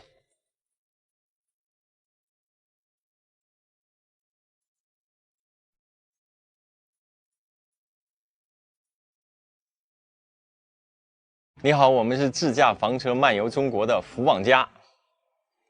最近啊，有好多朋友看我们在房车露营地驻车，就提了好多有关于露营地的问题。例如营地每天多少钱呢？营地都是什么样啊？营地都有哪些配套设施？今天我们就一起聊一聊。录制视频以来的这将近1年时间，自驾房车旅行的路途上，其中的8个省住过14个房车露营地，少则住了1-2天，多的住了1个月。我简单的把这些露营地按照单天的注册价格分成3个部分，分别跟大家聊一聊这些各具特色、体验不同的露营地。我们先一起看一看第一类，价格在150元左右的露营地。这个价位的露营地，我们一共住了4个。它们共同的特点呢，基本上都是远离市区，环境优美，鸟语花香，空气清新，而且很安静。同时，驻车地的基础设施完善，除了基本的水电桩、卫生间等必须的设施以外，大部分呢都有相对独立的私密空间。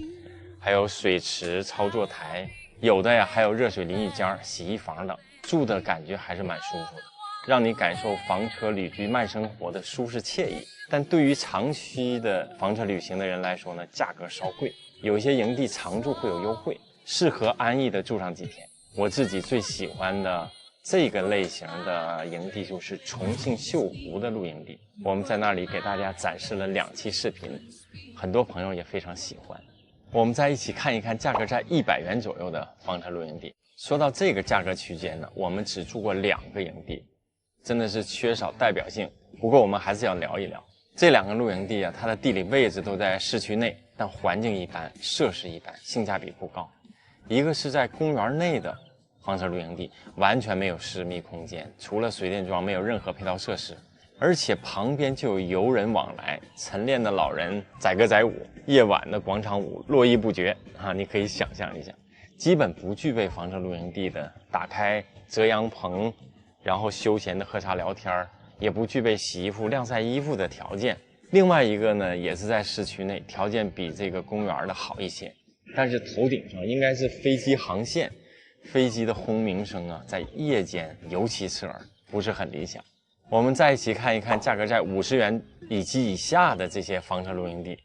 在这个分类里啊，我们住过8个，它们都具有性价比高、设施简单，满足基本的有水有电有卫生间的要求，同时各具特色，也有惊喜。其中有我们在南澳岛住了半个月的海景房，非常惬意，也有敦煌住过1个多星期的农家院简单营地，过向往的生活，在那里去田地里摘蔬菜水果也挺有意思的。也有在重庆市内交通便利的楼顶驻车地，非常奇特。还有在兰州的金龙山房车营地，虽然还在建设中，但是它自带山景的气质啊，令我对它未来充满期待。而且可以登山望远，俯瞰城市全境，让我有感而发写了一篇感悟。还有一个在鄂尔多斯的免费房车的营地，有水有电，紧邻江水，环境整洁。不远处还有一个超级大的音乐喷泉，还有一个高速服务区的房车露营地。当时我们是去西藏的路上，在四川境内的高速上有一个服务区，免费停车，水电计费使用，而且周围的景色还是相当不错。最后我想说的是一个给我超级惊喜的漳州温泉露营地，20元带温泉的3间露营地。条件虽然是简陋，但是四面环山的自然景观和每天泡着温泉喝着茶聊聊人生啥叫惬意，这样的环境让我真的是流连忘返。目前国内房车旅行发展时间还比较短，房车露营地的建设也刚刚起步，所以各个露营地的标准呢参差不齐。我今天和大家聊的呢，仅是我们旅行中住过的，做一个小总结，不全面更不权威，也就是供大家参考。在初春的南方啊，刚刚经历了我们人生中第一次遇到的回南天，实话说真是不太好受，空气里呀就感觉360度全方位的潮湿。如果没有感同身受的话，我想我永远都不知道真正的回南天是怎么回事。但是还没等我们离开回南天，它很快就过去了，它不妨碍我们继续旅行的热情，反而我感觉这或许就是旅行带给我们的一个收获。经历着，而且我期待更多的经历。这就是福旺家的房车生活，你喜欢吗？如果你喜欢，请长按点赞支持我们，我们下期再见。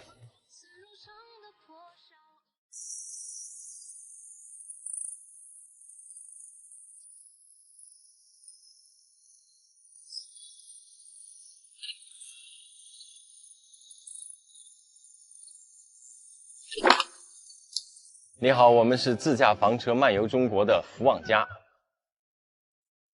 从昨天到今天，广东天气突变，我们所在的这个营地啊，气候也是急剧下降，伴随着天气预报准确的暴雨重设警报，大暴雨在夜间真的来了啊！谁说天气预报不准的？前2天我们还酷暑中的感觉，白天30度，房车里就有30、34度了。上午、下午都想着跑了去淋浴，晚上睡觉基本不用盖被。但是这2天连续的下雨，夜间最低气温降到了14度，晚上不得不又把羽绒被拿出来了。我们现在还在房车营地，但是暴雨并不能困住我们的脚步啊！我们在规划下一段的行程，初步计划呢是离开广东后北上，经过广西到贵州。贵州是多山多水多溶洞多民族，有好多特别美的独特风景。过段时间疫情平稳些，我们就出发。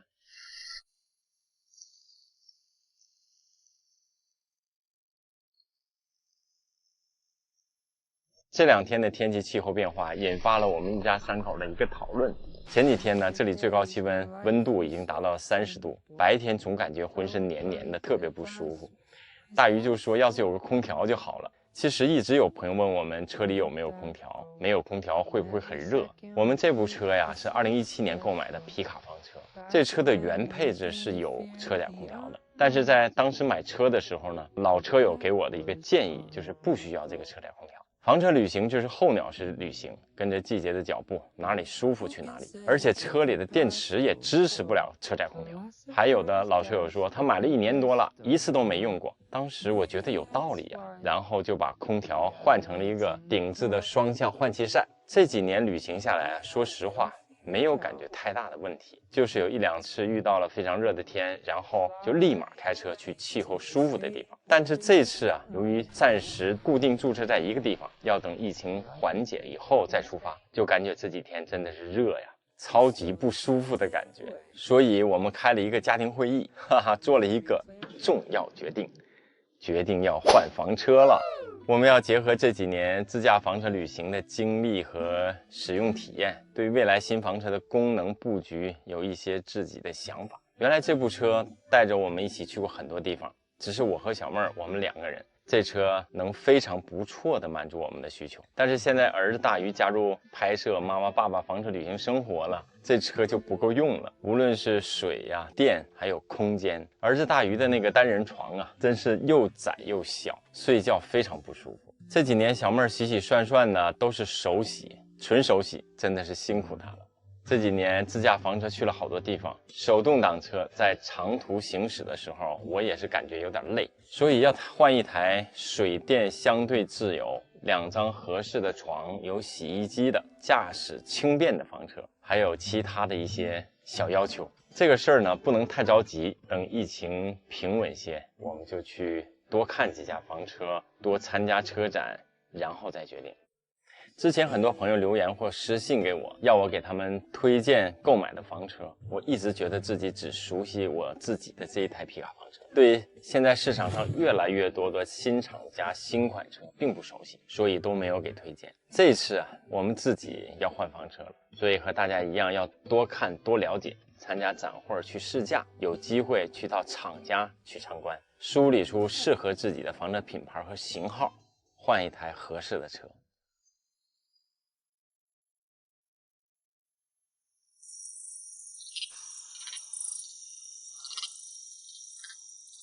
近期啊，我们一直在这个房车露营地，远离都市，远离人群。虽然这段时间好多事情碰到了一起，多多少少影响着我们的心情，而且这几天又遇到了倒春寒，但是我们的生活还要继续。虽然历经波折，还是要努力追求踏实美好的生活。在这里呢，我想祝朋友们身体健康，一切顺利。这就是福旺家的房车生活，你喜欢吗？如果你喜欢，请长按点赞支持我们，我们下期再见。今天小妹儿给我冲了泡了啊，开始。今天小妹儿给我们冲了，不是冲了，一开始1、2、3，开始3、2、1。今天小妹儿给我们冲了。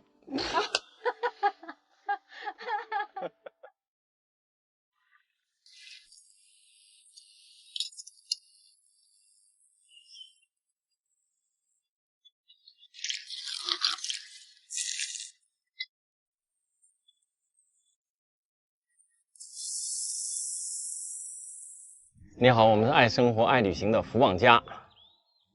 我们现在在营地，又可以开启我们慢旅行的节奏了。今天小妹儿做了丰盛的早餐，有皮蛋瘦肉粥，然后还有日常的煎蛋、烤肠，还有我爱吃的炝拌干豆腐。我们前段时间在潮汕地区啊，真是遍尝美食，特别开心。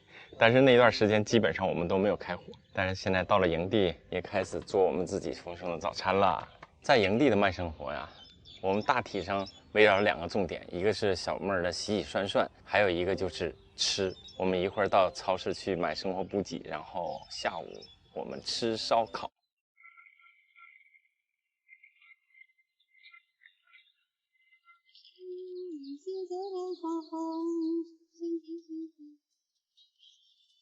乱风中飞扬，多少落寞长长的，一人的相遇你手，哒哒哒哒。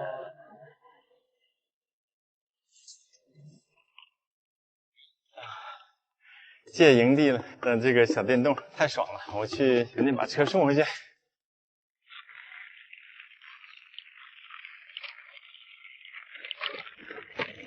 很多朋友对我们拍摄视频的设备感兴趣，有的朋友就问我们，你们都是用了什么设备进行视频拍摄的？其实我们在半年以前就做过一期关于我们拍摄视频设备的一个小介绍，那期视频你可以找来看一看。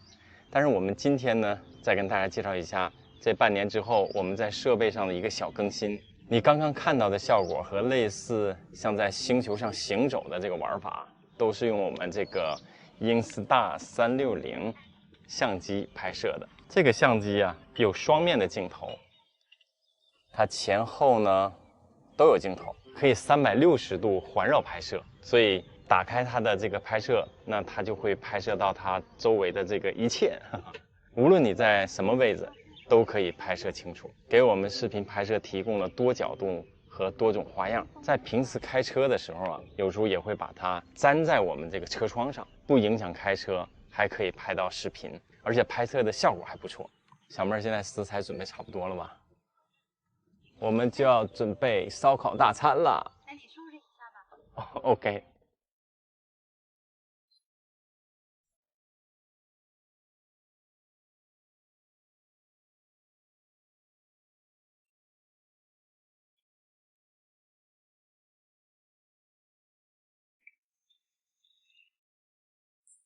Susi hat Johnny im Schlepptau. Johnny kommt von Susi nicht los. Susi hat nur teure Träume. Und Johnny hat die Tasche. 这一段时间到了潮汕之后，真的是美食不断，让我们一直没怎么开火。现在到了营地，也要吃一下我们符合自己口味的家乡味道，所以我们按照我们自己习惯的烧烤的这个方式，今天吃一顿烧烤。所以今天我们也要大快朵颐，吃我们自己习惯的家乡味。现在广州这个3月份的天气慢慢热起来了，晚上的华灯初上之后，夜幕降临，就凉爽了挺多。白天太热了，白天太热了，所以现在是正是好时候。可好吃了。来吧，赶紧吃。特别好吃。我现在因为大家知道我在减肥，所以小妹对我的这个控制啊还是比较多的，所以就尽量少吃肉，多吃素的。对，这个锅还是挺给力的。这个锅呀，它有2种这个方法，一个是烤，还可以涮。那烤的时候呢，就用它专用的这个盘的烤盘。对。然后用专用烤盘呢，它有一个 P， 就是这个档 P 档又分1、2、3、4，从温度从低到高。然后比如肉的，它分2边呢，它都可以调整，这边和这边是分着档位的。控制温度的。对，所以你这边烤肉呢，你就把它档位高一点；这边烤这个海鲜或者是其他东西、蔬菜呢，就是把档位烤的低一点。它这个烤盘呢，有一个特别大的好处，就是它几乎没有什么烟。对，没有什么烟，而且特别易于清理。你看，现在我烤牛肉之后，这个地方有一些焦糊的这个感觉，然后你就其实用厨房用纸这么一擦就可以了。之前我们有一期视频，大家看过我们用了这个锅。对，其实我们用了好几回了，这个锅在外面吃这个烤肉啊、火锅都非常好用。然后朋友们问了之后，也问我们在哪儿买的。这样的话，我们产生了第一个我们在橱窗里摆放的这个商品，就是这个锅，这款锅，我们用了真的是好，所以我们现在就觉得可以推荐给大家，在我们的橱窗里就有，大家可以去看一下。这个锅它可以当炉灶用，它就是2个眼的电磁炉，可以同时炒菜。而且你可以用专用烤盘，它是一种这个使用的模式，它是 P 模式。如果你要是用那个做火锅或者炒菜啊，它是用 F 模式，然后你用其他的锅就可以了。对，其实就我们正常的那个家里用那个炒勺，平底的炒勺就可以了。OK。干杯！干杯！这就是我们福旺家在房车露营地一天快乐从容的生活。房车生活。如果你喜欢，请长按点赞支持我们，我们下期再见。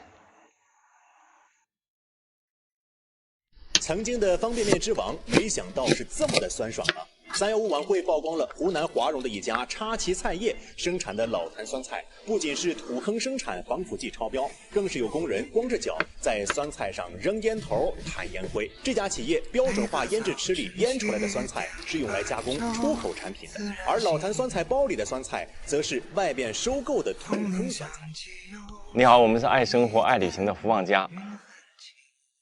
我们现在在房车露营地，一到房车露营地，小妹儿就可以大展拳脚，给我们做丰盛的早餐了。吃过早餐了，我们带大家去看一看我们驻车的乡村露营地。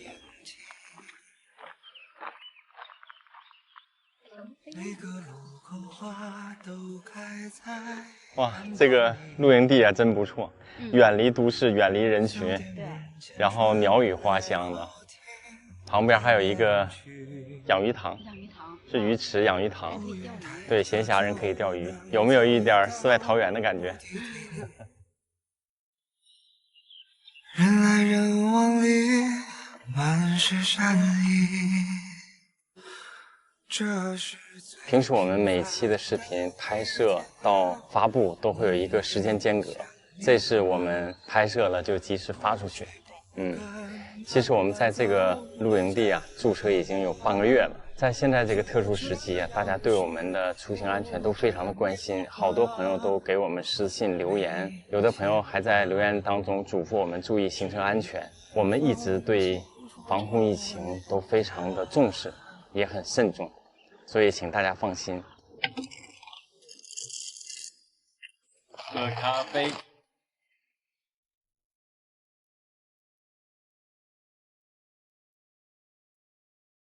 大家知道我们之前在厦门待了1个半月，并且在厦门过了一个难忘的春节。确实是我们喜欢厦门这个地方，同时也是为了响应厦门防控疫情的号召，就地过年。我们也主动去做核酸检测。出厦门后，我们原计划在广东深度游，对，但是因为目前疫情情况也告一段落了，就在现在这个乡村房车露营地驻车，住上一段时间。这个期间我们会持续更新视频，每期视频不见不散。我们驻车的房车露营地啊，几公里外的村镇上就有市场和一家挺不错的超市，商品品种齐全，能满足我们的生活补给。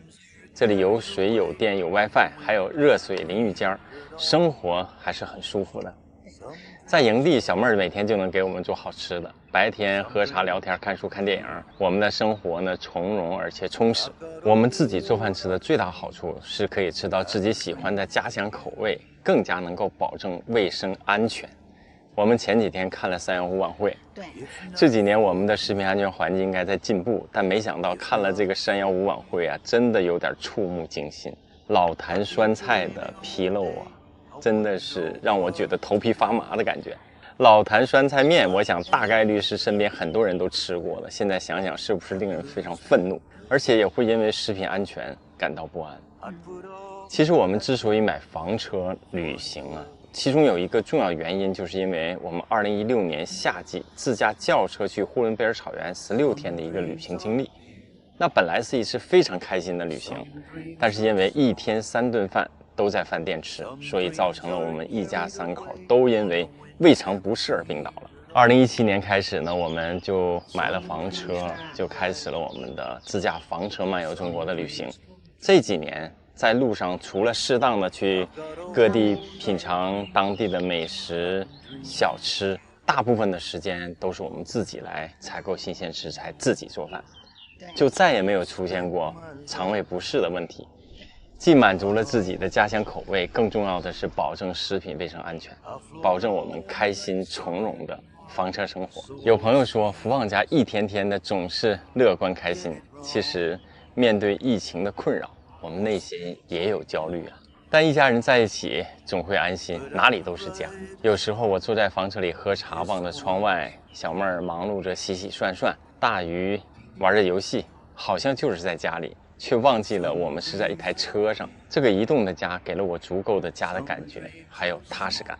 在今天视频的最后，我想和关注福旺家的朋友们说，当下无论你是在外打拼还是居家，希望我们大家一起顺利地度过这个特殊时期，重回平静如常的生活，健康安全，一切顺利。这就是我们福旺家的房车生活，你喜欢吗？如果喜欢，请长按点赞支持我们。我们下期再见。你好，我们是爱生活爱旅行的福旺家。在潮州的这段时间呢，真是过得太舒服了，迫不及待的想和你分享我们在这儿人均只花了200元在潮州的吃喝玩的体验。这200元还包括了值得去的4个旅行目的地，还有美食大餐、精美小吃和我超喜欢的甜品。赶紧收藏这期视频吧，您的点赞和收藏是对我们最大的支持。第一个推荐的旅行目的地是潮州古城里的牌坊街。潮州古城啊，其实已然是一个可以从早到晚逛一天的地方。牌坊街更加有其独特的韵味，不仅能了解潮州文化，每一条巷子中啊都有潮州的特色小吃，随便吃，敞开吃。白天是大街小巷喝茶的人们，到处体现着潮州慢节奏的气质，也可以逛逛被称为池都的潮州的茶具店，也很有味道。逛累了可以去茶馆喝茶歇脚，就到了我们今天第2个值得去的地方——宰阳茶馆。在这里品尝潮州的功夫茶，听着潮剧，收获一份悠闲的下午。我们现在喝茶的这个茶馆特别有感觉，就在古城里。然后你进了之后，1楼正厅就是有一个非常有民国氛围的那种小气氛。比如说我们现在选的2楼的这个茶位，往下看就是舞台，看着潮剧，那种感觉就像电影里的那个场景。有点意思。这里3人喝茶168元，人均56。如果去小茶馆体会潮州功夫茶，价格可能还要便宜很多。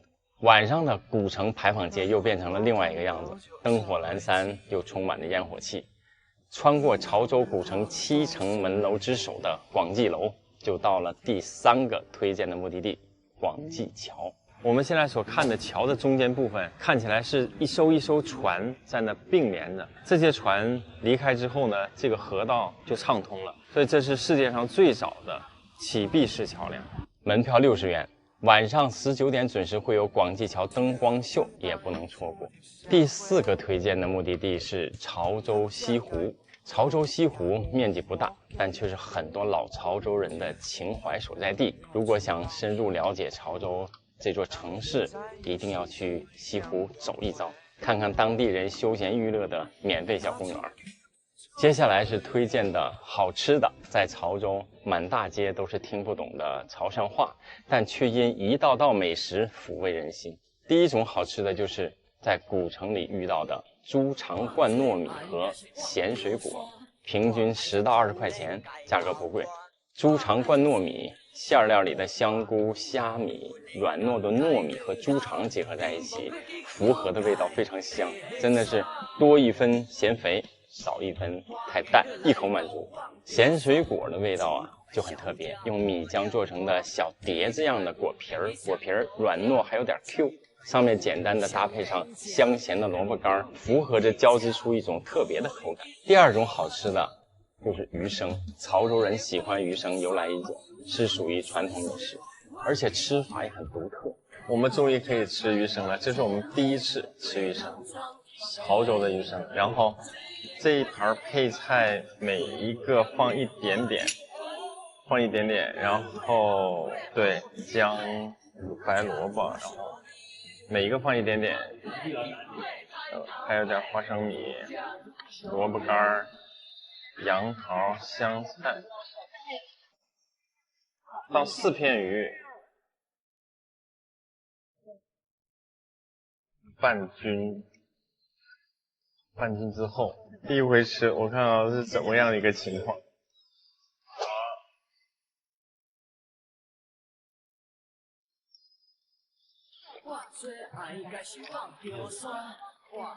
所以说各种配菜的味道，慢慢就嚼着鱼生的那个味道，跟配菜的那种味道其实混合在一起，还挺特别的。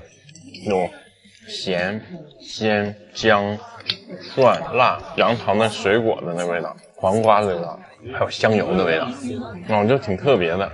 我们尝尝虾生，切的还是挺有水平的。对呀。看，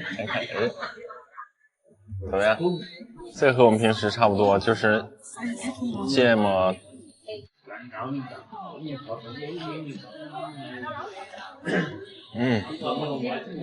好痛啊！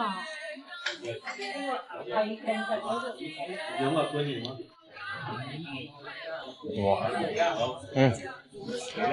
爽！我们点了10间鱼生和虾生套餐，208人，人均70。提示一下，肠胃不好的朋友慎重品尝。逛了1天后，我们遇到了意外的惊喜，就是推荐的第3个好吃的谢怀亮甜品。这个店完全是误打误撞的偶遇。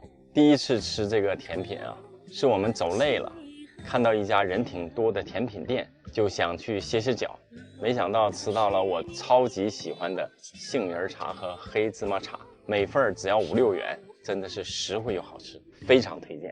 这个地方完全是本地人吃甜品的地方，旁边的食客全都说着我们不懂的潮州话，一看就是当地人，所以真的是物美价廉，又好吃又便宜。又要了2串炸豆腐，我放醋了，好特别呀，这味道。但是我跟你说，真的好吃，我说好刺激。我们临离开潮州的时候，竟然一次想去打包2个黑芝麻糊，还有杏仁茶，去在路上喝，可见多好吃。当然，名声在外的潮州美食啊，品种非常多，远不止我们推荐的这些。由于我们时间有限，也仅仅是品尝了一点点而已，还有特别多的美食等待你的发现。了解潮州美食的朋友可以留言互动起来。在潮州待上一段时间，你就会看到因为喝茶忙碌的一家人聚在一起欢声笑语，又因为夜晚的深夜美食，几个好友把酒言欢，互相倾诉生活的经历。慢节奏的小城生活是它最抓人的感觉。我们旅行在潮州，人均200元的惬意生活，体会着无处不在的生活乐趣。哎，到家了。哎呀，这猪肉。我们今天在潮州吃吃喝喝，又喝茶又看戏，哇，溜溜逛了一天。虽然我们吃了好多美食，但是吃美食不忘减肥，管不住自己的嘴，迈开自己的腿。我们今天走了21000多步，现在今天就到这里吧。喜欢我们福旺家方程生活的，给我们长按点赞支持我们，我们下期再见。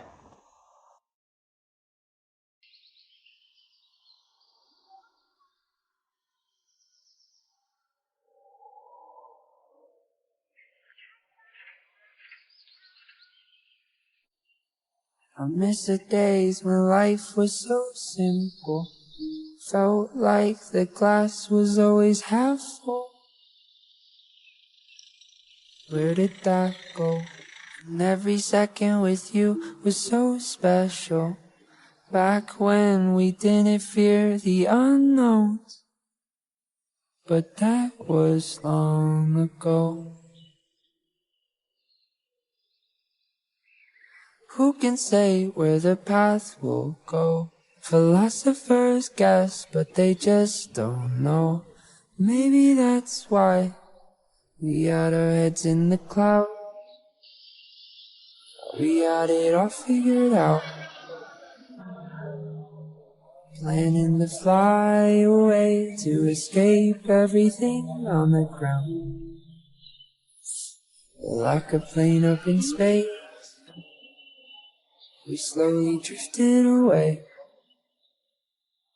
And every plan that we made and dream that we chased are just memories now.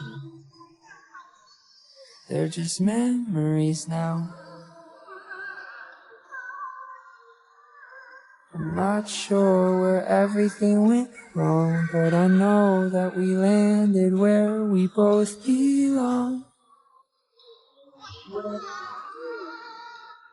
I just wish we weren't scared to say that there's expiration dates on the friends you know. As hard as that may sound. Who can say where the path will go? Philosophers guess, but they just don't know.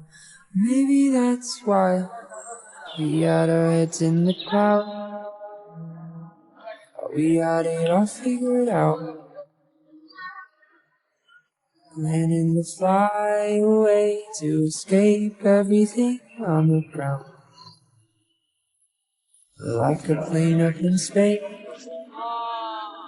we slowly drifted away. And every plan that we made and dream that we chased are just memories now. They're just memories now. Who can say where the path will go? Philosophers guess, but they just don't know.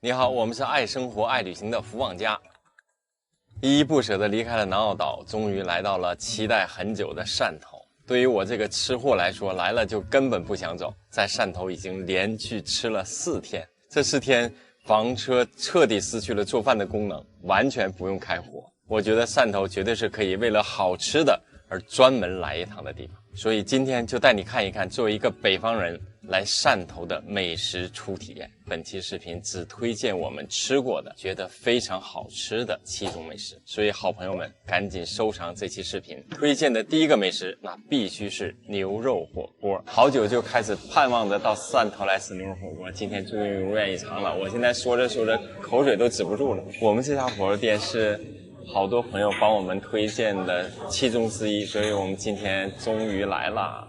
我们要了几个比较代表性的肉，雪花、五指，还有一个吊龙，然后生丸。吃牛肉火锅蘸沙茶酱这种体验其实也是真挺特别的。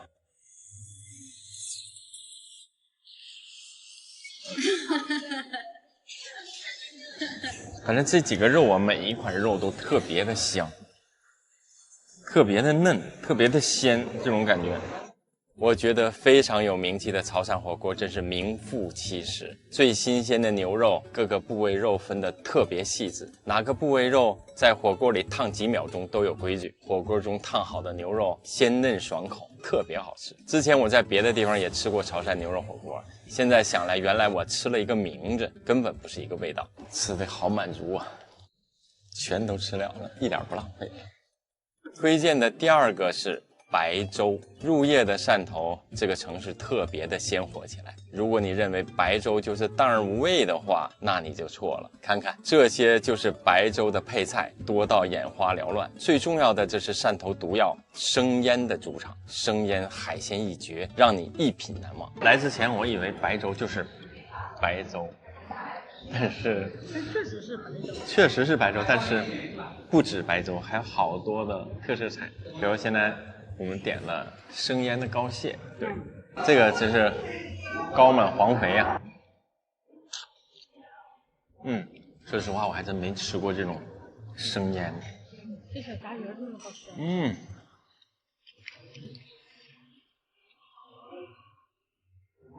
我天哪！然后这个是虾菇，这是虾菇切了，就是皮皮虾，我们那儿也叫虾爬呢。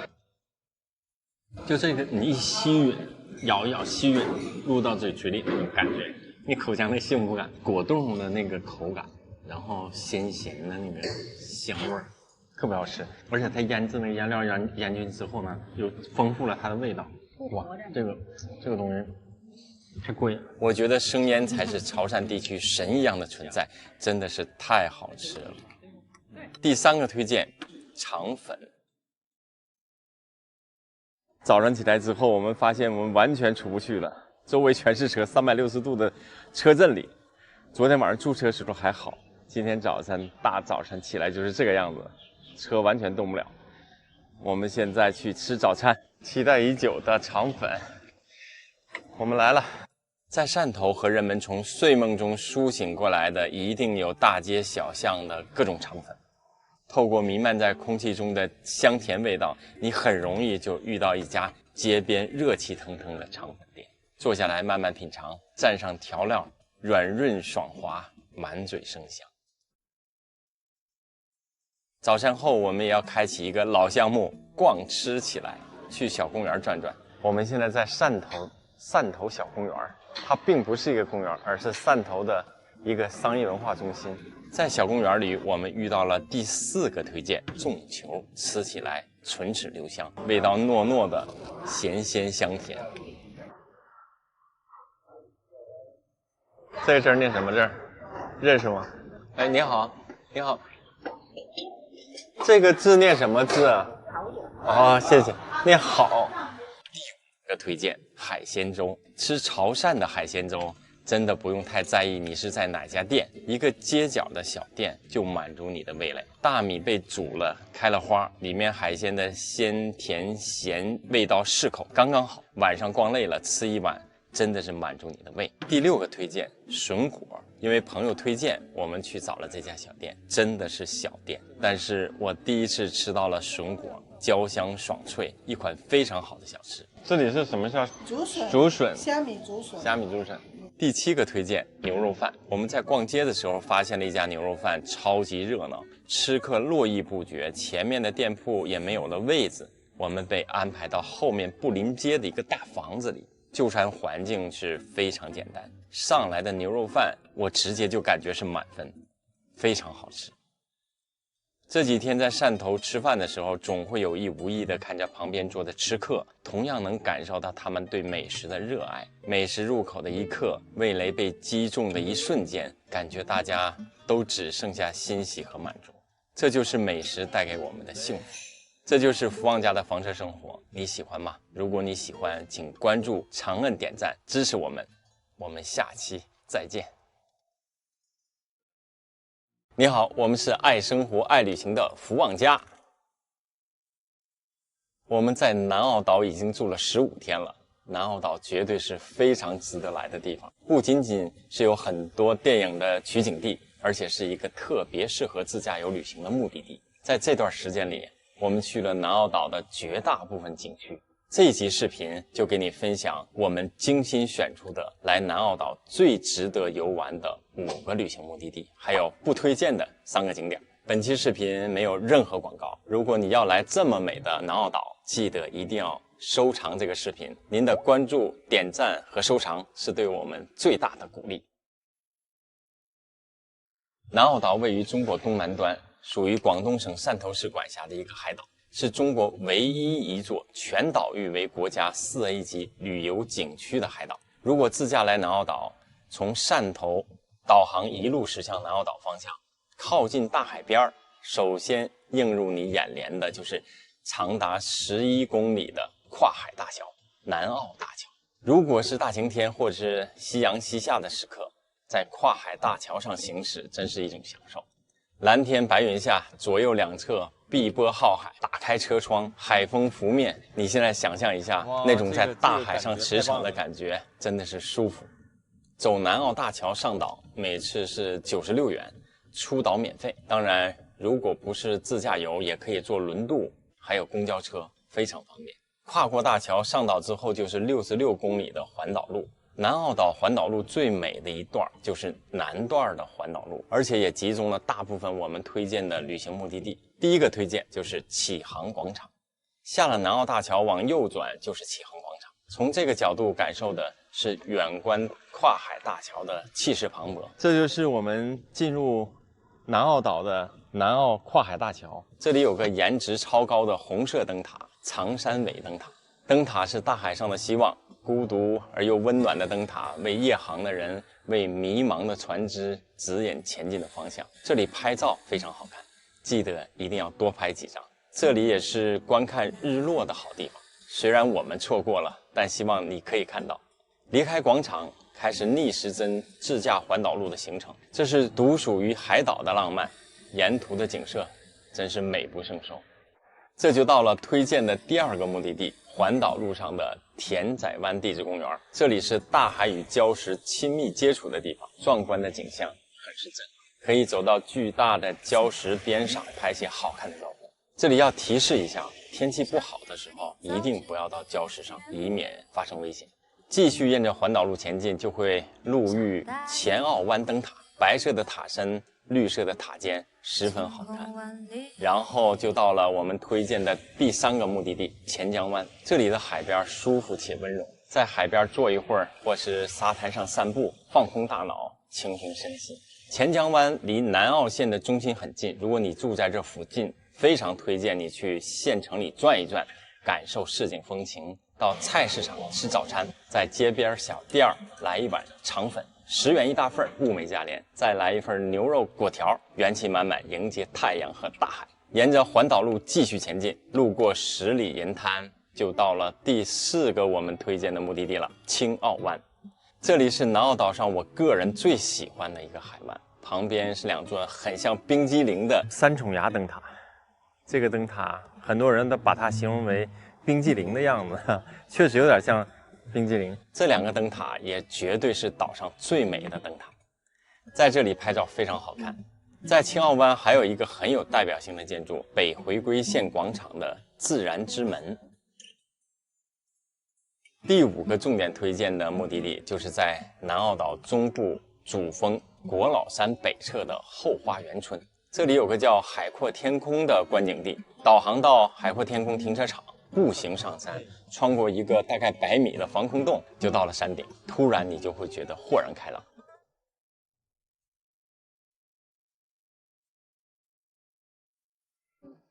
哇，太美了！俯瞰大海和海岛上的上帝视角，和五感同时感受到宽广无边，真是靠语言和拍摄的画面难以体会的那种感觉。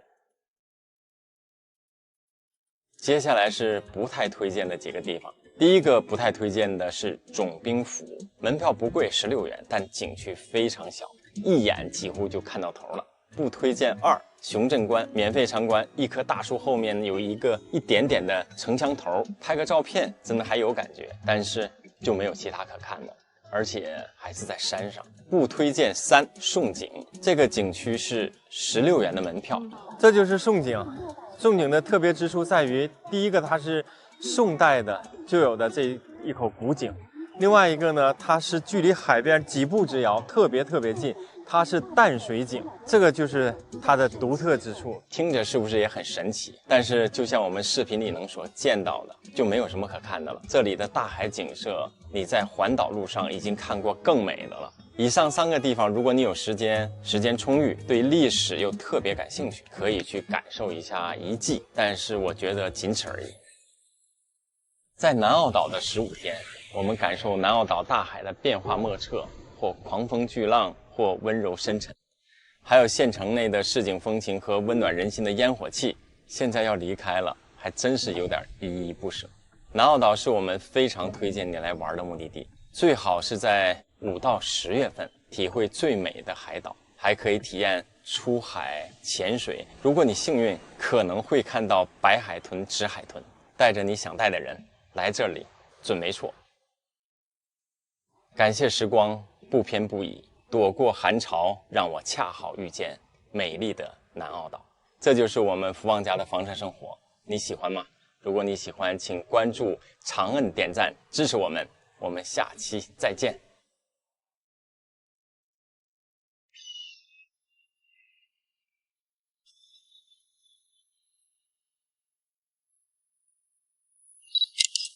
你好，我们是爱生活、爱旅行的福旺家。我们在南澳岛溜溜的待了半个月，你是不是奇怪为什么玩了这么长时间？事情还要从半个月前说起，因为有几位好朋友给我们介绍说，南澳岛是一个宝藏小岛，碧海蓝天，十里银滩，海面日出日落都特别漂亮，还有一条超级美的环岛路。这么一说，你是不是也想马上到岛上看看？尽管这一次一路向南的旅行看了很多大海，但是仍然让我们心怀期待，连夜一路奔向南澳岛。上岛的第2天，我们在一个山庄的露营地休整了1天，计划着接下来开始如何游玩，并且好好的拍一下南澳岛。但是寒潮来了，一下就冷下来，而且开始连绵大雨，1天狂风大雨，2天大雨狂风，3天连绵大雨，第4天、第5天，我们天天在营地喝茶聊天追剧了。好不容易不下雨了，接着却是阴天，光线非常差。但是来都来了，坐等艳阳天，终于苍天不负我啊，雨过天晴了。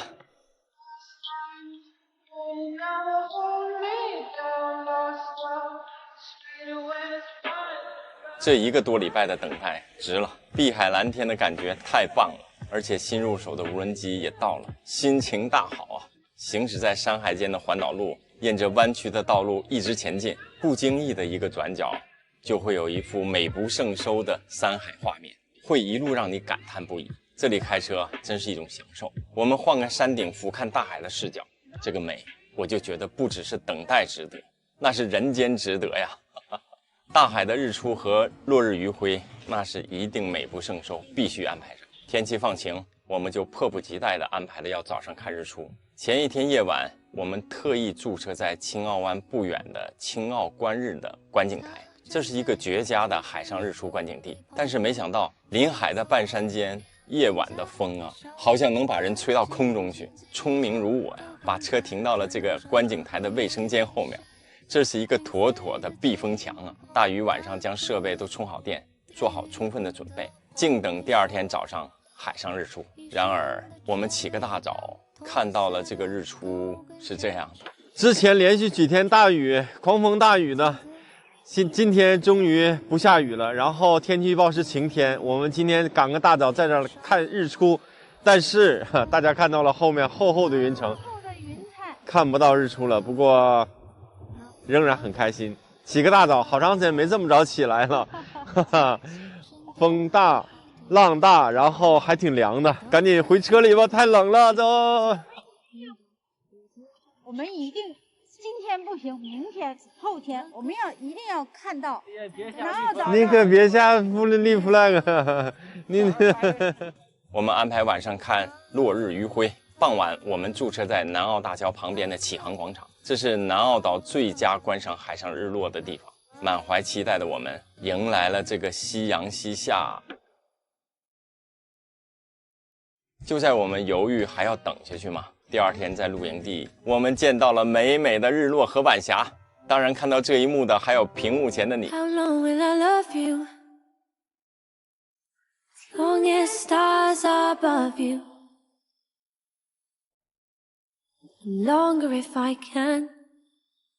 我们不必执着于没有看到海上日出，这2天看到的美景已经足够未来对南澳岛的回忆。不贪心就会快乐。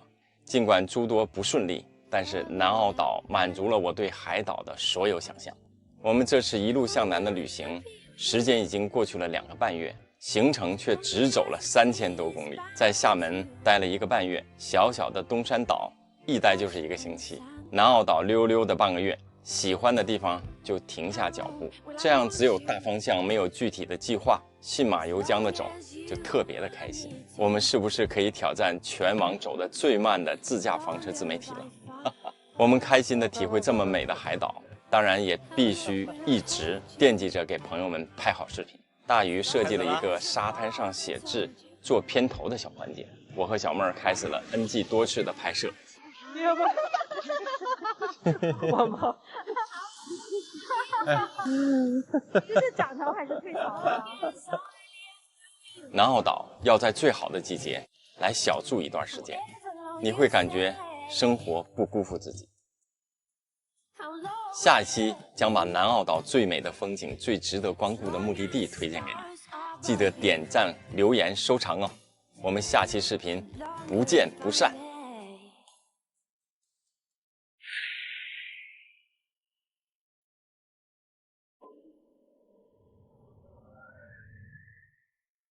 早上好，我们是爱生活爱旅行的福网家。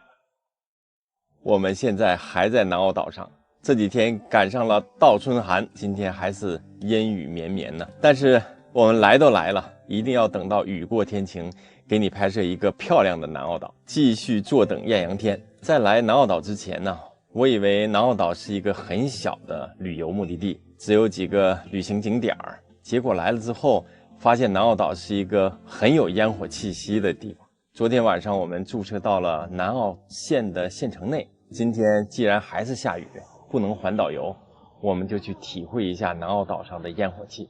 去各地旅行，我和小妹都特别喜欢去逛菜市场，感觉融入了当地的生活。我们现在就出发，我们现在去买海鲜了。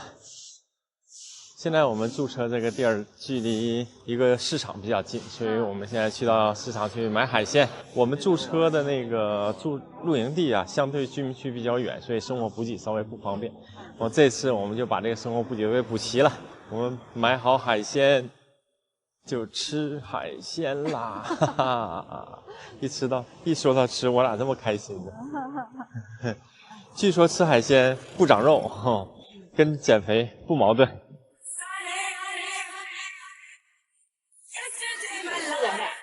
我都觉得这个可以。谢谢。好，谢谢。这个是。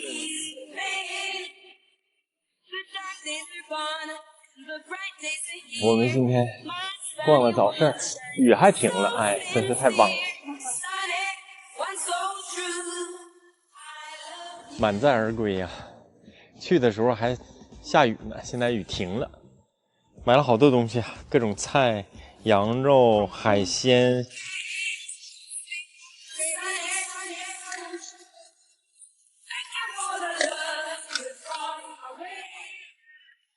这个是买海鲜的给我们的，说煮海鲜的时候放一下，味道会特别好。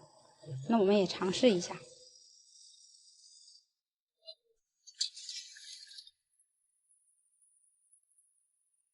给你我平平淡淡的干杯！我们今天到市场买了这些小海鲜，都很新鲜，高端的食材只需要简单的烹饪。煮一下。我们每到一个地方都喜欢去品尝当地的美食，无论是蔬菜水果，还是鸡鸭鹅，还是海鲜。到了海岛自然就要吃海鲜，所以我们像上一次我们在中山岛，我们也每天去到市场去买几样小海鲜，当然也到饭店去品尝。这次到了南澳岛，我们一样到南澳岛也要去买当地的海鲜，最新鲜的食材，回来自己小烹一下。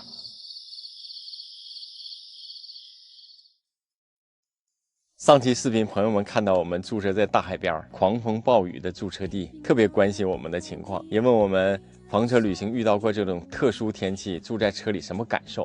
睡觉能睡好吗？我们这几年自驾房车旅行，还真的是遇到过狂风暴雨、电闪雷鸣的天气，也遇到过突降冰霜、温度骤降的天气。听着是不是挺吓人的？其实啊，真的没什么。如果突然狂风大作，那就回车里；突然大雨倾盆，回车里；寒流来了，气温骤降，回车里。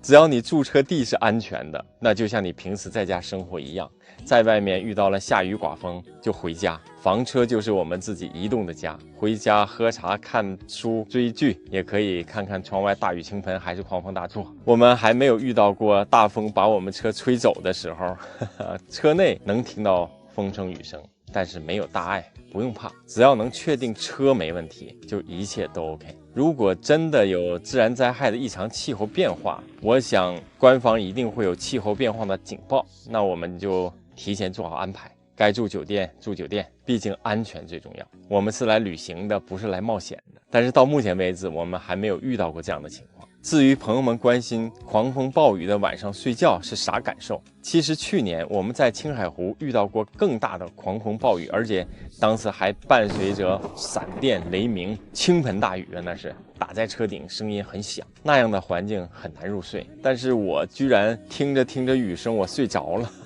但是小妹儿和大鱼一夜都没睡好，所以是否能在这样的情况下睡好觉，还真是因人而异。相信总会雨过天晴，第二天不下雨了，就好好补一觉，还是不影响我们的旅行。如果遇到气温骤降的寒冷天，在房车里打着驻车采暖，还是可以喝茶聊天看电视。其实无论遇到什么情况，只要去想办法处理，去解决，方法总比问题多。就和我们生活中遇到的问题一样，总会有办法解决。积极的去想办法解决问题，就容易化解，反之就会越来越麻烦。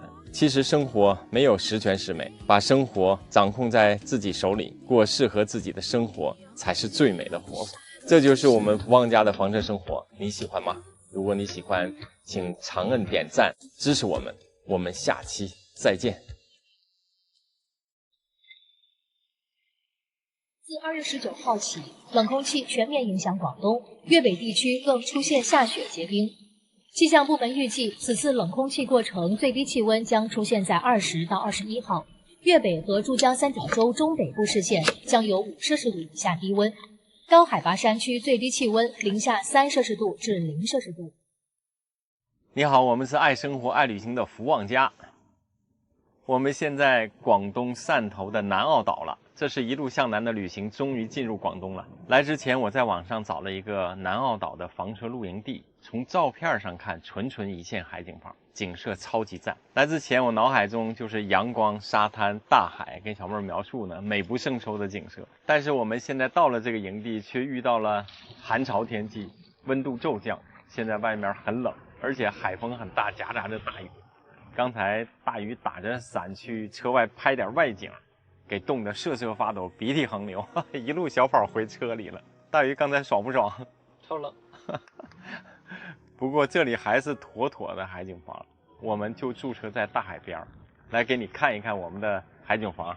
我们距离大海只有2米远，现在也是涨潮的时候，海水距离岸边很近，三面看到大海。我们这车现在270度海景，看看车里6个窗户都能看到大海，还有一个海景卫生间。这个营地目前就我们一台车，我们不仅独占了整个营地，而且还承包了整片大海。啊，怎么样？爽不爽？特别开心。营地有水有电有 WiFi。本来计划到了南澳岛我们就开始环岛游，但是这大风大雨的天一直下，索性我们今天就不出去了。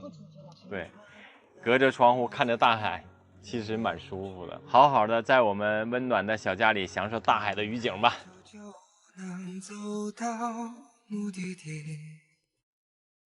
小妹儿，今天我们吃点啥呀？你不是想吃白菜炖豆腐吗？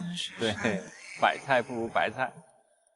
这是最平凡的一天啊，你也今天主打菜是我这2天一直想吃的，跟姚妹说好几回的，就是白菜炖豆腐、莲藕炖牛腩，还有一个是萝卜虾汤，萝卜虾做的汤。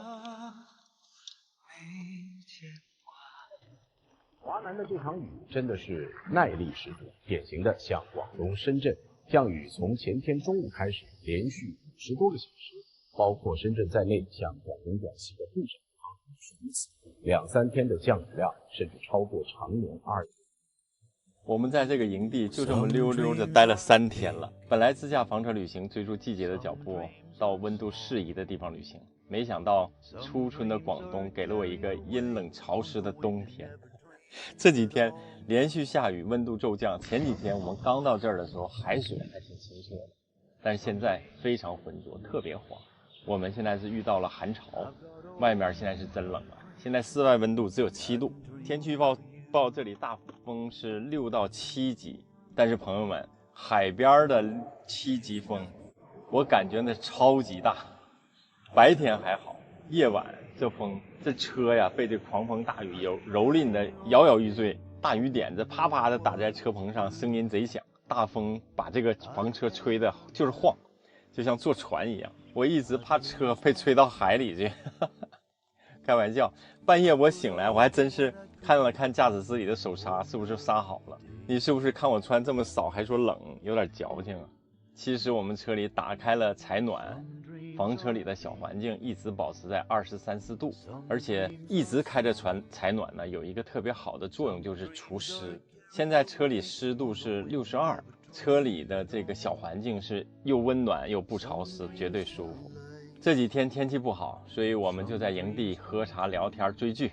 有一个电视剧《人世间》特别好看，如果你也看这个剧，请打在公屏上。这个剧是发生在60年代末和到80年代末的一个东北的一个城市，是我童年到青少年时期的家乡故事。对于我而言呢，非常有代入感。看这个剧的时候，儿子几次问妈妈爸爸咋感动了呢？我们真是好像看到了过去经历过的一些故事场景和人，很感慨。个人家庭在时代发展的洪流中跌宕起伏的命运和故事，还有那些率真善良质朴正义的人们，特别感人。昨天我和小妹聊到这个剧的时候，我还说很多时候很多人的爱都不用言语表达，但终会有一天时光会对他们一一诉说。好了，不说了，我们要追剧了，希望天气赶紧晴起来，我们就开始南澳岛的环岛行。感谢朋友们一直收看福王家的视频，您的关注、长按点赞和互动支持对我们非常重要。我们下期再见。你好，我们是爱生活、爱旅行的福王家。我们还在东山岛，这是一个距离厦门不远的小众旅行目的地，绝对值得你来转一转。我们已经驻车在岛上快1周了，特别想和你分享一下这里有什么好吃的好玩的。我们把这几天旅行的感受整理成一个简约的攻略，好玩的地方和值得品尝的美食供你参考。你的点赞、支持和收藏对我们非常重要。本视频没有任何广告，请放心收藏。先说我们认为值得去的地方，第一个绝对是南门湾，这个也是推荐你来东山岛最重要的原因。东山岛上有一条600多年历史、800多米长的古街，叫顶街。脚踏青石板路，沿街两边少许明清建筑风格的古厝和老屋，都很有意思。沿街走，右手边有交叉的一条小巷，直接就可以看到大海，走出去就豁然开朗了，前面就是大海，这就是南门湾。白天的南门湾特别适合坐在海边喝咖啡或者喝茶，静静地看着大海，湛蓝的海水温润而深情。我们现在在东山岛上的一个咖啡厅，这是湖南卫视《我们来了》的拍摄地，对吧？对，所以我们也来了。我们也来了。夜晚的南门湾，温馨可人的灯火特别迷人，璀璨的烟花照亮夜空，你会觉得这里真的是舒服且浪漫。难怪这里是卓尔等很多电影和综艺节目的取景地。第二个，风洞石景区，这个景区不大，主要是一块石头。进入景区映入眼帘的就是风洞石，就是它，这就是传说中的中国第一奇石——东山风洞石，一座香火很旺的关帝庙和一条沿海而建的海边栈道。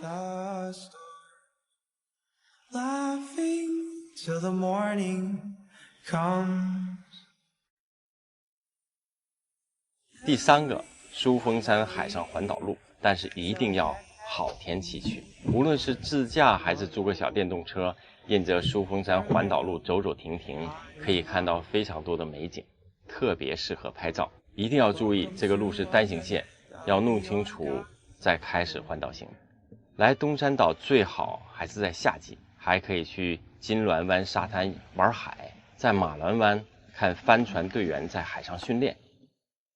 旅行中美食是一定不能辜负的，所以我们来说一说好吃的。这次东山岛我们吃了好多好吃的。第一个，东山岛海鲜，我特别喜欢吃 Q 弹爽口的白灼小馆，新鲜清甜的海虾，物美价廉的新鲜清口。在岛上驻车的这几天，我们每天都去市场买1-2种小海鲜，自己简单的烹饪，吃最新鲜的食材，清洁卫生又方便，而且还便宜。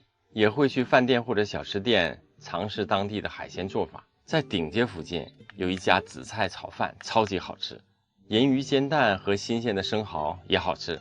本来中午我们想简单的填饱肚子，但是没想到这个小店给了我们惊喜，感觉真的是越简单越美味，味道好极了。晚餐本来想好好的品尝一下当地的海鲜，由于第二天我们要去风洞石景区，所以就驻车在了景区附近，在旁边的一家海鲜饭店吃的晚餐。这是某团当地排名第1的店。我们吃了几样海鲜，食材都不太好，龙虾很瘦，几个菜做的味道非常一般，菜量不够，味道也很一般。其实我们走出景区只有几百米就到了铜陵镇，那里真的是一个美食又多又便宜又好吃的地方。东山岛的铜陵镇小吃就特别多，然后这边的生活气息也特别浓郁。第二个，小媳妇甜汤，听着这个名字你有兴趣吧？就在铜陵镇的一个街角小店，时时刻刻都有很多人排队。小妹儿特别喜欢他家的甜品。他家料好多呀。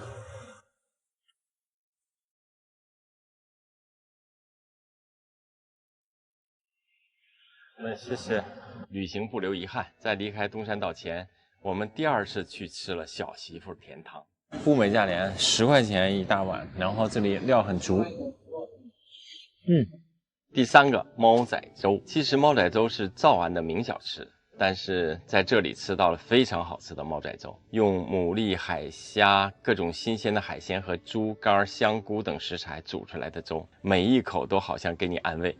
对于东山岛，还有一个我自己比较喜欢的地方，就是那些普通的市井街道，看看当地人如何生活，如何喝茶聊天。光看我还觉得少了点啥，所以看到一家老式理发店，我就走了进去，请老手艺的师傅为我理个发。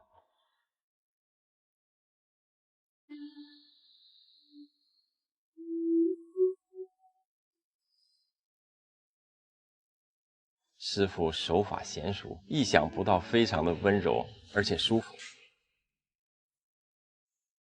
师傅理发好多年了吧？我是6、7年啊，比我们年龄都大了。20元。谢谢，谢谢您。老家呢？老家辽宁省。哦，很远。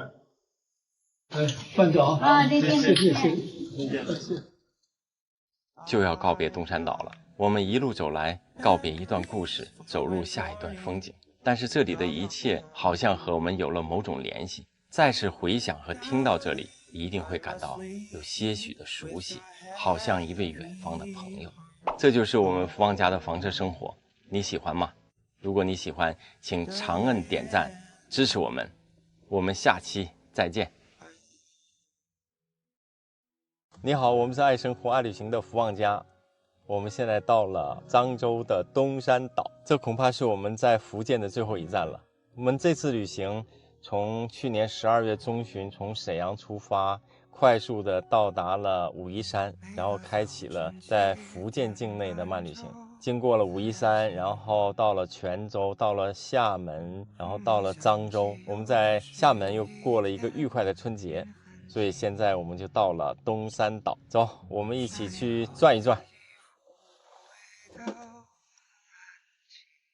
东山岛亦称领岛，形似蝴蝶，亦称蝶岛，位于福建省南部沿海，介于厦门和广东省汕头之间。这里也是左耳和你的婚礼电影拍摄地。我们就是因为这条视频来到了东山岛。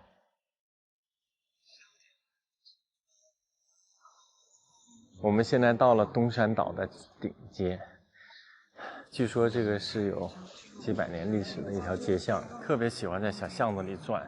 古街古巷呢，充满烟火气和市井风情的这些小巷子就特别有意思。旅行我们就喜欢深度游，然后到一些小众的游人少的地方，体验当地的一些生活，这种感觉就和随团游或者是匆匆忙忙的旅行完全不一样。我们在这条老街发现了一个有意思的小空间，叫灯塔会客厅。它是为这条古街上游人提供一个24小时免费休息、充电和躲雨的地方，这让我感到很温暖。这个会客厅的主人就是旁边灯塔咖啡厅的老板，我们决定去喝一杯咖啡聊一聊。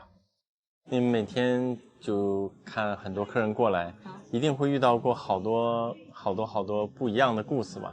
会。其实这也是一个收获，是吗？就很有趣，就很好玩。就有一个客人因为我们外面写了一句话进来，然后我聊了3天，笑死，很可爱。是哪句话？一个那个拒绝罗豆。拒绝罗豆。对。他因为那句话进来说，同道中人，然后就走进来了，笑死了。当老板不在店的时候，也不会关店，而是选择把店交给客人，你自己做咖啡，自己付款，而店里只写着满怀温暖的人何须监督。为什么叫灯塔呢？原来是叫幸福候车站，因为我们去年应该是前年刚开始改名的时候是广泛，然后后面也是东岛一个朋友突然给了个灵感，然后说应该是灯塔，因为海面上需要一个灯塔，不会触礁。所以灯塔这个名字特别好，它又给人以光明，指引这个前行，还有温暖，是吗？一杯手冲让我和店老板聊了很多，也让我知道了现在真的有很多年轻人用自己喜欢的方式去追求自己的生活和梦想。我们自驾房车旅行经常有机会到一些非常小众的，走街串巷之后找到一些不为人知的地方，特别有意思有趣的地方。以前经常说旅行可以见山见水见人，我们也还有看到很多有故事的地方，有故事的风景。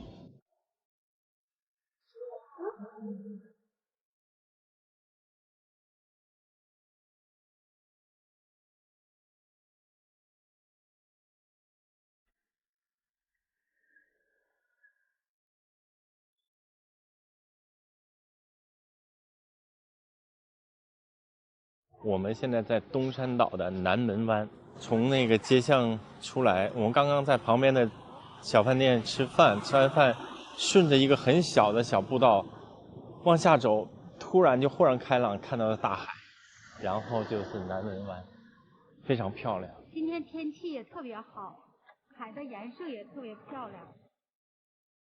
大海我们去了好多，海边海滨去了非常多，但是像这样的一个海滨，紧邻大海，旁边就是有很多古街古巷，充满着那个烟火气息的这个海边真的不多哈。阳光照着暖融融的，对，太舒服了。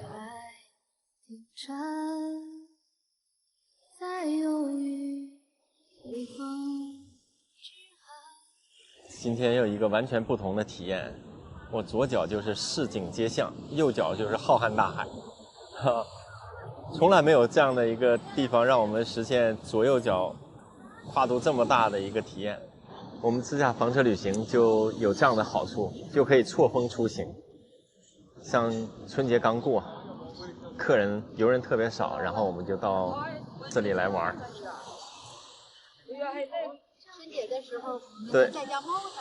对，节假日呢，我们就找一个地方闲散的、舒适的过，在家聊天喝茶。但是节假日过了之后，我们就出去玩。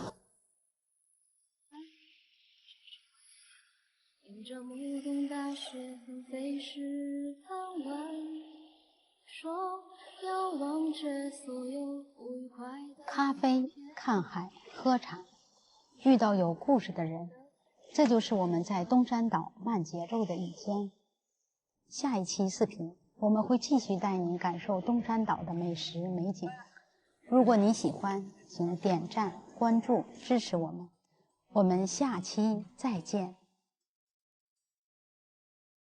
你好，我们是爱生活爱旅行的福网家，我们在厦门1个多月了，我们爱上了这个城市。有些朋友私信或者留言让我们做一个厦门旅行攻略，今天就给你介绍厦门5个推荐和3个不推荐的旅行目的地，还有来厦门一定要品尝的5种小吃美食。这期视频希望得到你的点赞、支持和收藏，这对我们非常重要。也请大家在留言区补充和讨论厦门如何玩得更好。本期没有任何广告内容，都是我们亲自体验总结出来的。言归正传，先说厦门值得推荐的5个旅行目的地。第一，一定是鼓浪屿。这个有着万国建筑博览之称的小岛屿，保存着好多中外风格各异的历史建筑，而且鼓浪屿上没有任何机动车，生态环境超级棒。岛上小巷子纵横交错，非常多的有格调的小店铺，弥漫着文艺和小资的气息。这是我们春节期间上岛，有些原来收费的景点都是免费的，但是我们更喜欢那些原生态的小街小巷。岛上的目的地都是可以步行抵达的，特别适合静下心来闲逛，给你一个逃离都市的轻松感。岛上小吃美食虽然价格小贵，但是逛吃的感觉值得体验。地上的人永远不会了解这鼓浪屿。特别提醒，游览鼓浪屿一定要在网上提前预订邮轮票，会帮你节省时间，否则可能会在码头多等1个多小时。第二，推荐一个线路，走环岛路，依次到达白城沙滩、演武大桥、双子塔、沙坡尾。这个线路包括了被誉为世界最美马拉松赛道的环岛路，非常漂亮。找一个阳光明媚的日子，骑上小电动，从会展中心出发，向白城沙滩方向一路游走，沿途轻拂海风，不失为一种享受。是不是想想都很美？也可以坐公交车抵达白城沙滩。白城沙滩是一个沐浴海风、休闲散步的好去处，非常治愈。继续向前走，就可以抵达演武大桥。演武大桥跨海而建，站在观景台边缘，好像在大海上航行的那种感觉，迎着海风，真的是一个爽劲儿。不远处的对岸呢，就是鼓浪屿。从这个角度看鼓浪屿，绿郁葱茏，是另一种风景。咱们继续向西北方向前进，抬头就可以看到双子塔，像2个巨大的风帆，非常壮观。夜幕降临后，2座双子塔整体会亮起来，色彩斑斓。双子塔脚下的沙坡尾是厦门港的发源地，从清代起就作为避风港。现在它融合了老厦门古老韵味和新厦门的浪漫情怀，呈现了一个恬静自愈风格的地方。夜晚的撒泼尾，在小小的海湾边，3两好友喝着啤酒，聊着各自的话题，这个场景啊特别舒服。第3是集美。来厦门旅行的朋友如果没有去集美，真的特别可惜。虽然在厦门岛外，但是交通方便，这是我超级推荐的地方。这里有集美学村，有龙舟池，有嘉庚建筑群，充满南洋味道而又中西合璧的建筑风格，有一条大社路，红砖红瓦的青石板小巷，藏着市井风情和美食甜汤，仿佛走进了另一段时光。来碗沙茶面，慢慢体会，非常有味道。还有一个特别小众的旅行目的地，海上自行车道，坐落在水上运动中心，在大海上骑车，特别奇妙的感觉。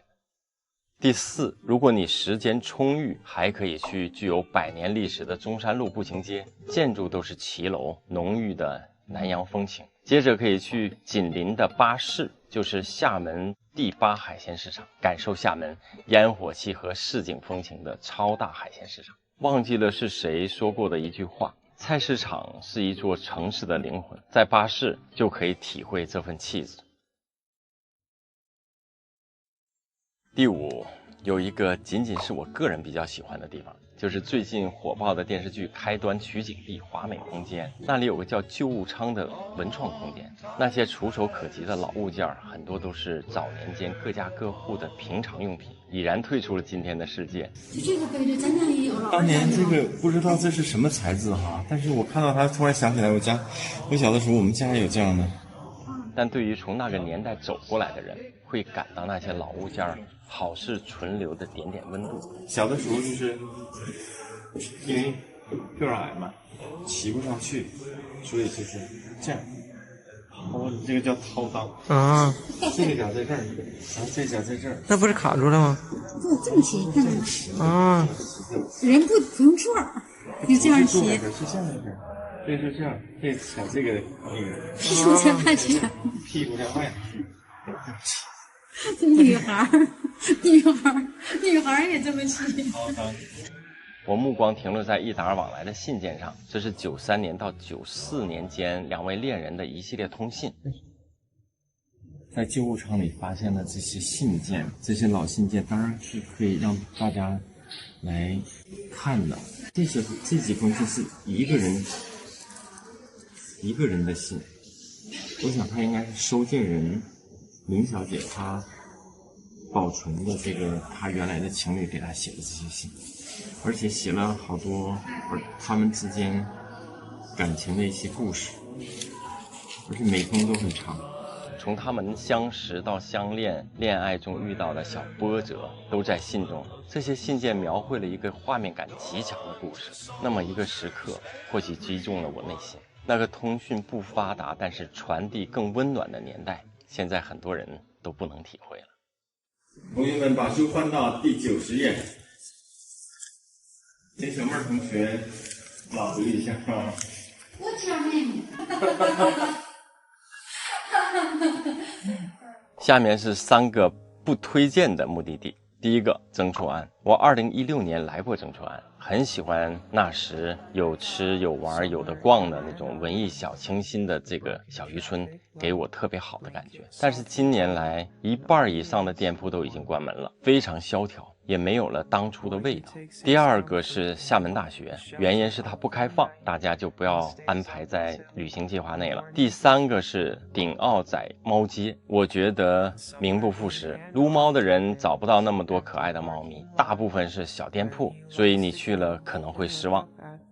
到了我最喜欢的环节了，让我欢喜让我忧的美食啊！先不提减肥吧，说到厦门的美食啊，首先要感谢我厦门的好朋友小明和他夫人，请我们吃了最地道的闽菜。我们吃了好多好吃的闽南菜，给我印象超级深刻。以前我对闽菜的鱼总觉得有一种腥味，吃不习惯，但是这次去这家地道的闽南餐厅，我吃到了非常鲜美的巴浪鱼，这就是我推荐的第1道美食，清蒸巴浪鱼。第二个，吃到了和景区味道完全不一样的土笋冻。土笋冻没有笋，是生长在海边的一种沙虫做的。有些人听到这个虫子做的，可能就已经退缩了，但是味道鲜美，营养丰富。第三个，好吃的鸭肉面线，汤头是4种中药材和鸭子一起下锅炖的事物鸭汤，老厦门人喜欢的地道美食。鸭肉面线，鸭肉面线，鸭肉面线，这个就是厦门的面线，这个就跟泉州的那个面线就不一样了。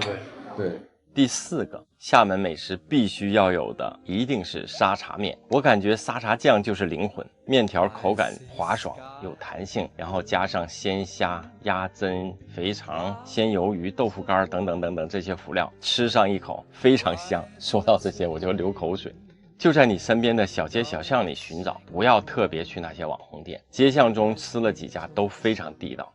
第5个，各种小吃，四果汤、花生酱干拌面、海蛎煎、扁食等等等都好吃，但不建议在中山路、曾厝垵和鼓浪屿去重点品尝小吃。逛街的时候简单吃点可以，但是在这些地方遇到好吃的和不好吃的全凭运气，而在很多居民区不远的小街小巷里却很容易遇到好吃的小店。我们在集美学村附近一家小店吃了一小碗仅仅是卖4块钱的干拌面，好吃极了，又要了一碗。我们3个人都不约而同的赞叹好吃。非常小的不知名的小店。还有一个厦门特别出名的美食叫姜母鸭，可能是我个人口味不太喜欢浓浓的姜味儿，但是当地人非常喜欢吃。如果你喜欢姜的味道，可以尝试。厦门这座小岛，你能同时感受它的现代摩登和古朴质感，还有这里的海天一色和闽南的市井烟火。你可以肆意切换，无缝转场。游走在厦门，你可能感受最大的是放松身心，体会美好生活。有的城市是为了拼事业的，而厦门给我的感受就是为了享受生活。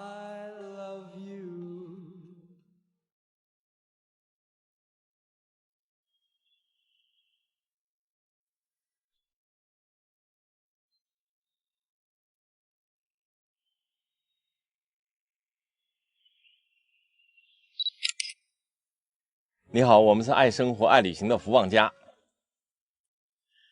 我们自己都没想到，我们在厦门待了1个多月了，在这儿度过了一个愉快的春节。我们现在驻车的地点是在五缘湾湿地公园不远。在厦门的这1个多月，我们在这个驻车地前后待了有10多天。10多天了。对，非常喜欢这儿。以前和大家介绍我们房车自驾旅行有一个特点，也是它的优点，就是我们有的时候住在大海边，纯纯一线海景房；有的时候住在山脚下，纯纯的一线山景房。那么我们这次的驻车地点，我们这么喜欢它是一个什么样的地方呢？这个地方是紧邻着一个售价在10万元以上每平米的住宅小区，周围环境非常的漂亮。那住在这里会是一个什么样的生活体验呢？我们先带你去看一看外面的环境。我们现在驻车的这个地儿是一个超大的停车场，旁边有一个干净整洁的卫生间，而且紧邻着一个湿地公园，非常漂亮。我们出去看一下。白鹭真多啊！厦门白鹭就是厦门的饲鸟。我们旁边走过来的这个就是健康步道，也是山海步道。对，也是山海步道。山海步道在厦门有23公里之长，这一块是山海步道的五缘湾的这一段，不远处是湿地公园，这边还有五缘湾音乐岛，好像是，然后那边是一个游艇会，旁边环境非常的棒。这就是我们驻车的旁边不远的这个地方，这个环境，周围有特别多的盛开的娇艳的那个三角梅，那三角梅的颜色特别漂亮，对。然后到厦门之后，你随处可见这个怒放的三角梅，特别美。这个地方真的就是10万元每平米以上房价的这个周围环境，特别棒。我们也同样享受这样的环境。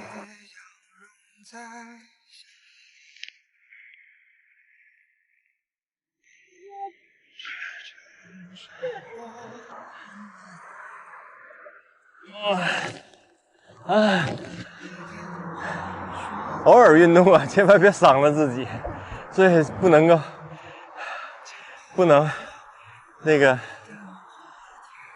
呀？太激进了。对，不能太激进了。走吧，我们还是以散步为主。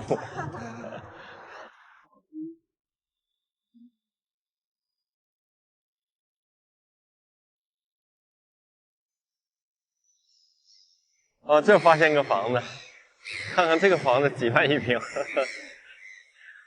这个房子让我想起来在海南陵水看到那个疍家，他们就是住在海上的，但是他是用船一个一个船连起来的，然后在那上生活。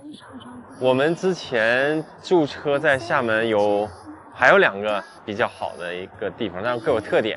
一个就是集美的那个驻车地，它周围房价是平均价4、5万每平米，环境一流，超级棒。但是在岛外，另外一个是在沙坡尾，就是双子塔下，然后那边的老房子现在的2手房价都在7万元以上每平米了，价格还是蛮贵的。我们现在所住的这个驻车地啊，旁边我在网上查，看来有一个17万平的，17万元每平米的这个价格，就在这附近，我不知道是哪栋房子。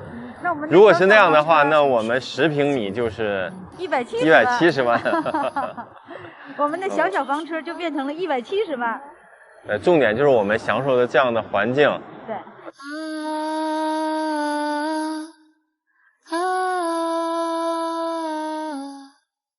我们现在走到对岸来了，对岸那边就能看到我们的房车。对，我们的房车就停在那儿了。我们现在驻车的这个地方啊，旁边生活配套也非常方便，地铁站近在咫尺。昨天我们坐地铁去了鼓浪屿到码头，是不是？对，直达到这个邮轮码头，然后坐渡船到了鼓浪屿。驻车的1公里多的地方有一个大型的购物中心，然后有大型生活超市，而且距离我们驻车地不远的地方还有一个生鲜超市，一个当地连锁的生活超市。对对对。厦门真是一个干净整洁的城市。这里城市。对，这里的这个卫生间管理给我留下了深刻的印象。就是这1个多月，我们真的是去过了非常多的卫生间，公共卫生间。对对对对。每一个卫生间都非常干净，即使是那种简易的，像我们公园步道旁边的这种简易卫生间，对，这种移动也非常非常干净。我们要过这个步行的一个桥，回到对岸，回到我们的移动的小家。呵呵。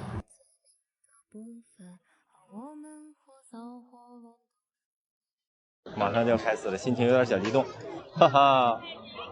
啊，快，开始了，开始了！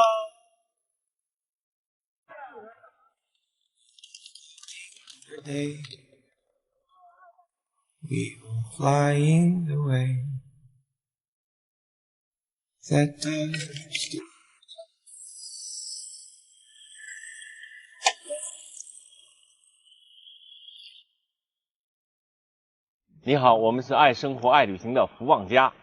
年夜饭开始了，虎年吉祥。这是我们全家人在房车里过的第2次过的春节。对对对。上一次是在2018年在老挝过的一个难忘的春节，和好朋友一家，特别特别难忘。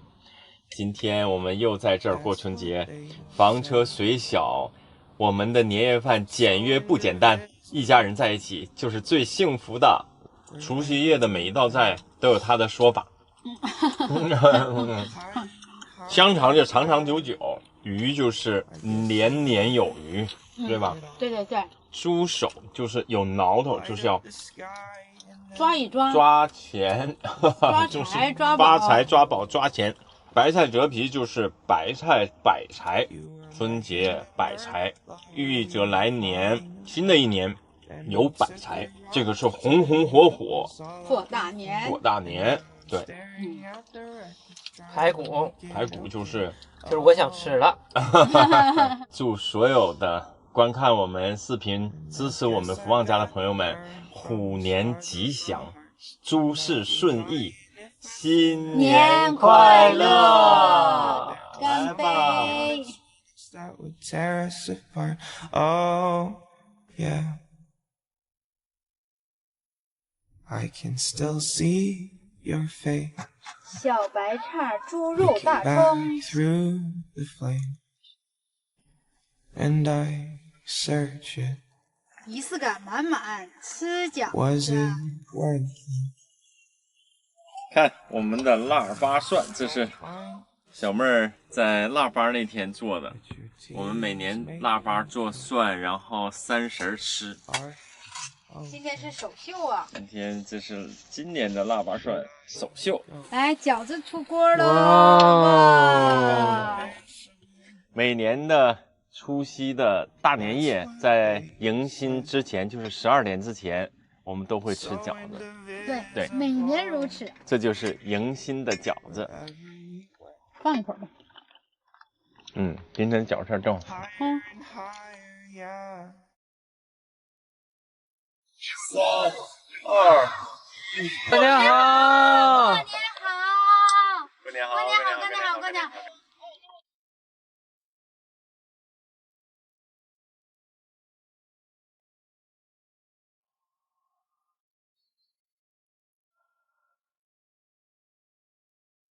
我们现在突然决定去到黄厝海滩去看迎新年的初一的焰火晚会。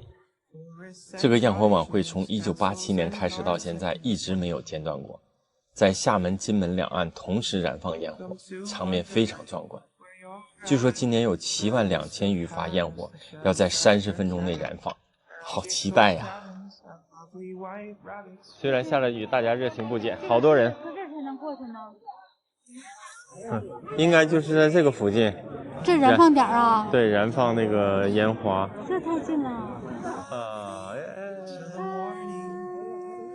现在是7点59分，还有1分钟。1分钟以后，黄厝海岸、厦门和金门岛这一片天空将被焰火照亮，马上就要开始了，心情有点小激动，哈哈！啊，快，开始了，开始了！ 'Cause it's time for me to lose my life. I found only time will tell. I will figure out that we can, baby, we.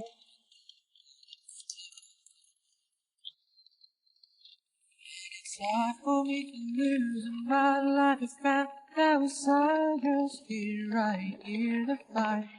That we can, baby, we can change if you alright.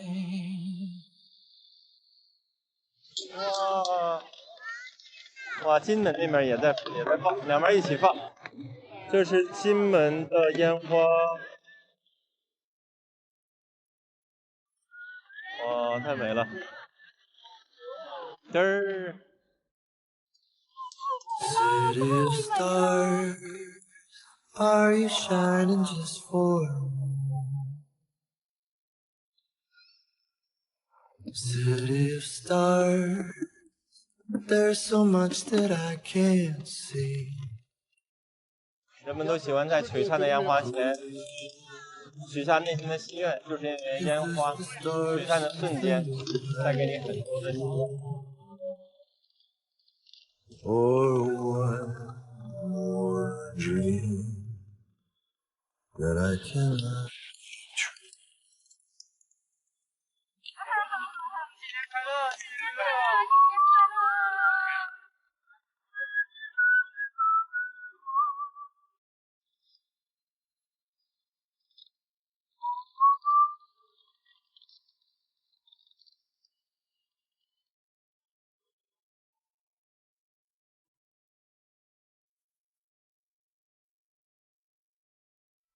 I see skies of blue, clouds of white, bright blessed day, dark sacred night.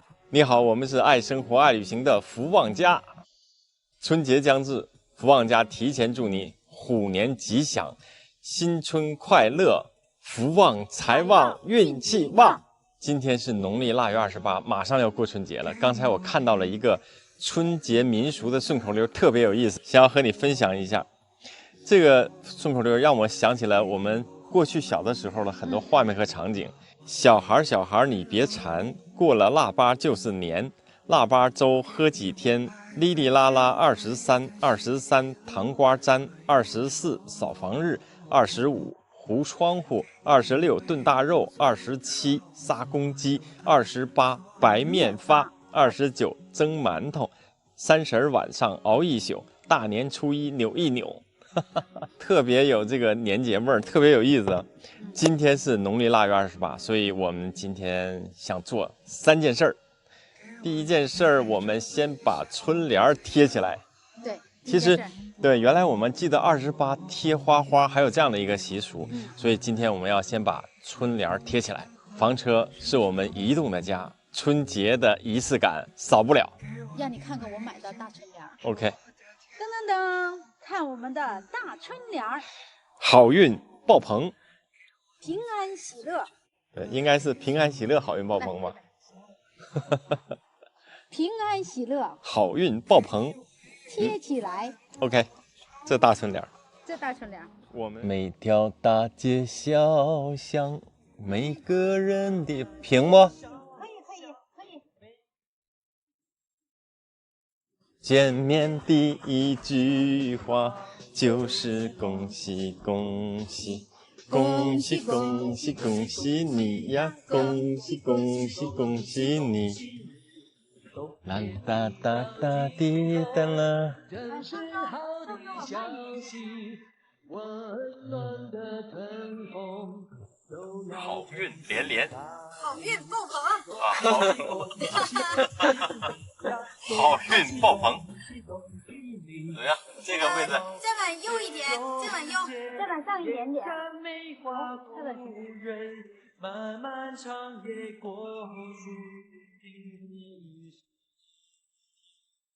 平安喜乐，好运爆棚，五虎添翼，大福。哈哈哈！你看这个对联一贴起来之后，这个年节气氛马上就起来了。来，灯笼挂起，这个灯笼还是发光的，晚上我们让它亮起来。来，哎，恭喜恭喜恭喜你呀！恭喜恭喜恭喜你！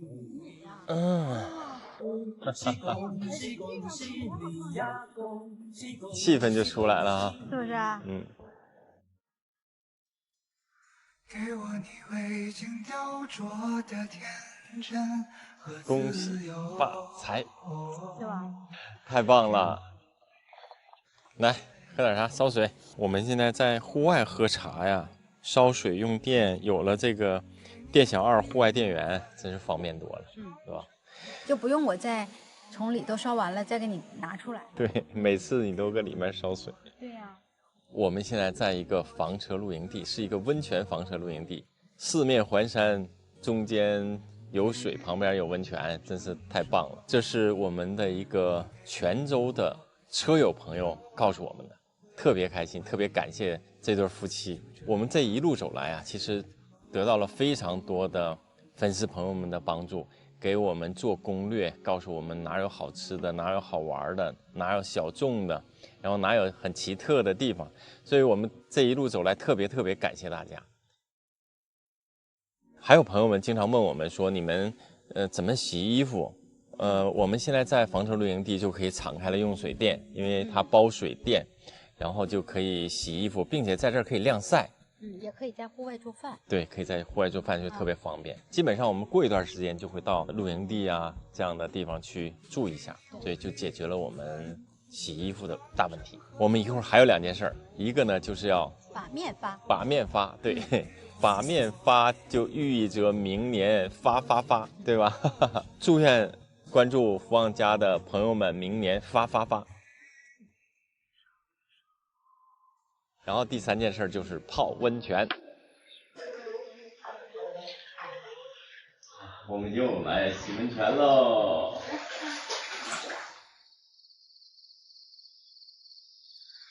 给我你带着微笑的嘴角和眼眸，给你我轰轰烈烈的渴望和温柔。旅行中遇山遇水遇人，我们特别开心的收获是遇到有故事的人，让我们倍感欣喜。现在我们去探访的这位车友，也是我们要去的这个太极山庄的主人，很不简单哦。他的故事被央视著名的栏目《远方的家》报道过，厦门卫视也报道过他创办的太极拳社。再往后一点点，再一点，好嘞。王哥，哎，欢迎欢迎啊！来，感谢感谢，欢迎太开心了，太开心了，你到这儿欢迎来，哇！哎呀，这真是我人生第一次进到这个太极武馆，一进来就有这种感觉。哎，这边这个是干啥的呀？看起来像训练场一样。这就是属于训练这个太极拳的一些功夫。哦，啊，方哥以前没有接触过太极，对，从来没接触过。你可以就是体验一下。体验一下这个太极拳，它这个我很感兴趣，我很感兴趣。来，那你也可以体验一下，突然袭击我，或者说这个攻击我，我不告诉你，不告诉我，嗯，你看我怎么是，对，这是一种太极拳的这种挂劲儿。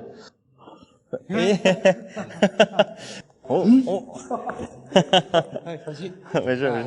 然后你看啊，如果我动你的话，它是一个非常就是轻松的，他动你的时候，对，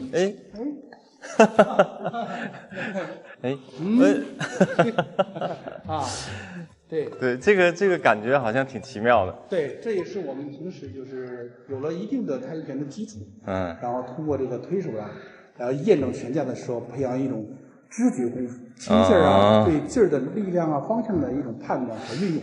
有意思，今天这个体验。不虚此行，体验特别很特别。楼上，好，走。现在的这个窗外细雨纷飞，在房车里喝茶聊天，特别惬意哈。对，很温暖，是很幸福，很幸福。对，房车会友。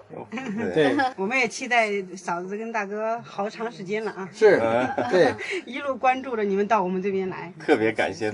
这车是刚买不久哈。对，我上个月跟太太在福州买的，因为当时我们也是看了很多，早在6、7年前我们就想要买房车的这个打算，后来就接手这个山庄，建这个山庄的时候建了有5、6年，这个时候把它能够使用了，我们想着就是怎么着选一款就合适的房车，这样就是去一些房车展，看了好几个房车展包括这些经销商啊。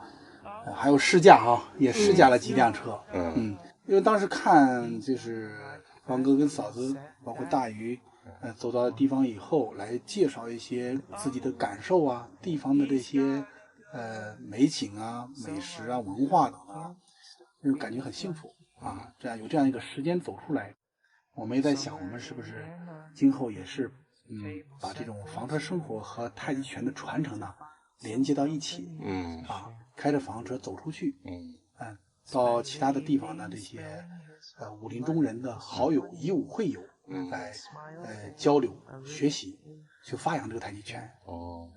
然后如果说房车这样一个交通工具呢，就给我们会带来很多的便利。走到哪儿想小息一会儿啊，包括我们自己的生活的这些饮食习惯，我们按照自己的口味做一些吃的。跟我们想法一样。是，这4年多旅行，觉得还是适合我们的。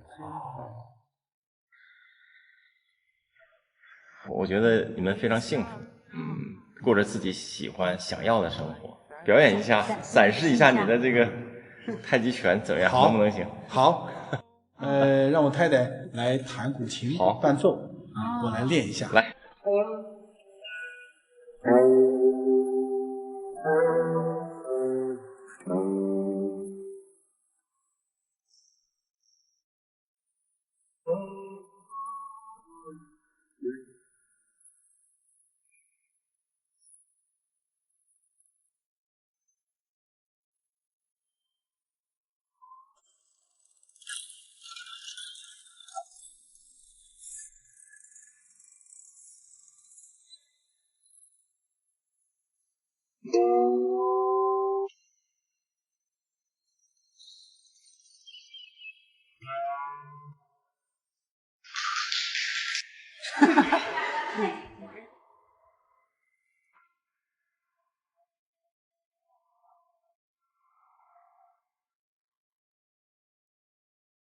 今天的烧烤本想在山庄室外露台，但是雨越下越大，我们就改在雨棚下进行。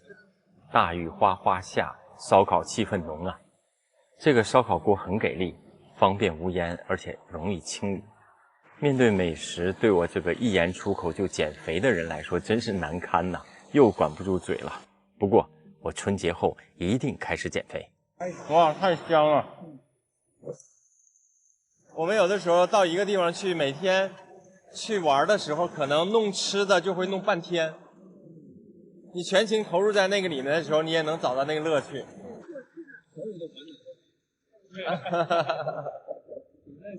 就像钓鱼一样，有很多人喜欢钓鱼，然后钓鱼一天可能就钓2条鱼，然后他也很开心，就钓鱼起竿那一刹那，他过去所有的那么长时间的等待，他觉得他都值得了。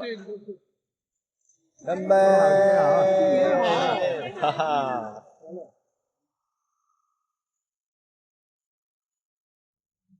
我们现在听着雨声，在这样的一个山清水秀的地方，吃着这个煎烤美食，是特别惬意。其实这个雨声特别治愈人心，听着这个好像声音挺大，但是听起来哒哒哒哒的那个感觉还非常的舒服。烤的东西挺好吃的，而且没有任何烟。哎，对，就是烟少。没看到它这个是蒸汽的感觉，因为它没有。如果要是烟的话，会呛人嘛？没有呛的感觉。对，它没有，它不呛人。呛的感觉，这个挺好。本想在建浩兄弟的山庄驻车1天，但是这里太好了，不仅仅是山清水秀，更是有情怀、有故事的建浩兄弟和他夫人，让我们十分留恋。这一住就3天过去了。离开山庄，一路上我在想。当下这个浮躁的时代，能有人潜心为发扬中国国粹太极拳而努力，我真心觉得很不容易，值得尊重。人的一生，如果能有机会热爱并全身心地投入一件事中，乐得其所，该是一大幸事。旅行遇山遇水遇人，今天的旅行我们收获满满。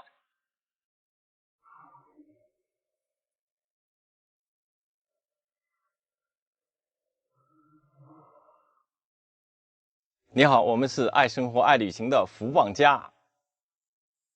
今天是农历腊月24，南方的小年儿，祝大家小年儿快乐。中国幅员辽阔，南北方有很多的差异，民俗有差异。比如说小年儿就不在1天，南方是每年的腊月24，北方是每年的腊月23。其实远在宋朝的时候，南北方都是在腊月24过小年。后来在清朝中后期的时候，帝王家每年的腊月23要举行祭天大典，顺便把灶王爷给拜了，所以在北方就上行下效，每年的腊月23变成了小年。昨天我们已经祝北方的家乡的朋友们小年快乐了，致家乡。今天我们再次祝南方的朋友们小年快乐，我们是入乡随俗，祝南北方的朋友们都快乐。但无论是南方的还是北方的小年，他们都有很多共同的特点。我们今天就要按照民俗做3件事儿。第一就是除尘。今天我们在房车里这移动的小家，看看我们用多长时间能够把我们的除尘给做好做完。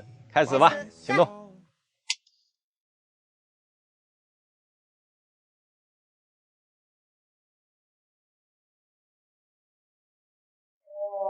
Hab die ganze Welt gesehen, von Singapur bis Aberdeen。平时每年我们大清扫的时候，都全家总动员，然后用1天多时间。这次我们小房车里，我以为就10几20分钟就结束，但没想到还是半个多小时。因为好多细节，平时虽然小妹打扫得很干净，但是有一些小细节还是有灰。今天彻底打扫了。行了，我们开始到外面去刷车。我们这个驻车地还有自助汽车，太棒了！而且这个枪特别给力哦。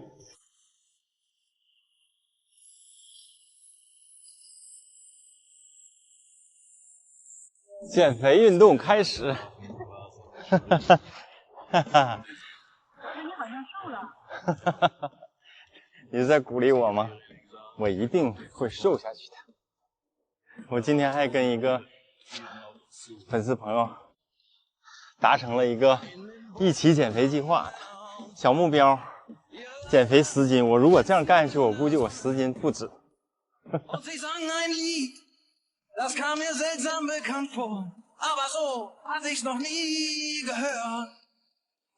这个额头最不好洗，是这个地方。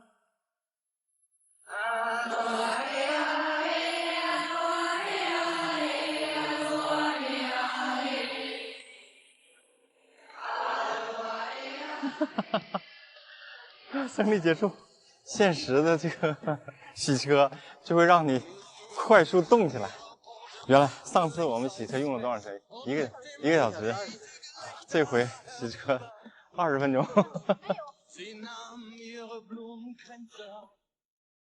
把车开过来了，给人家留出位置让人家擦。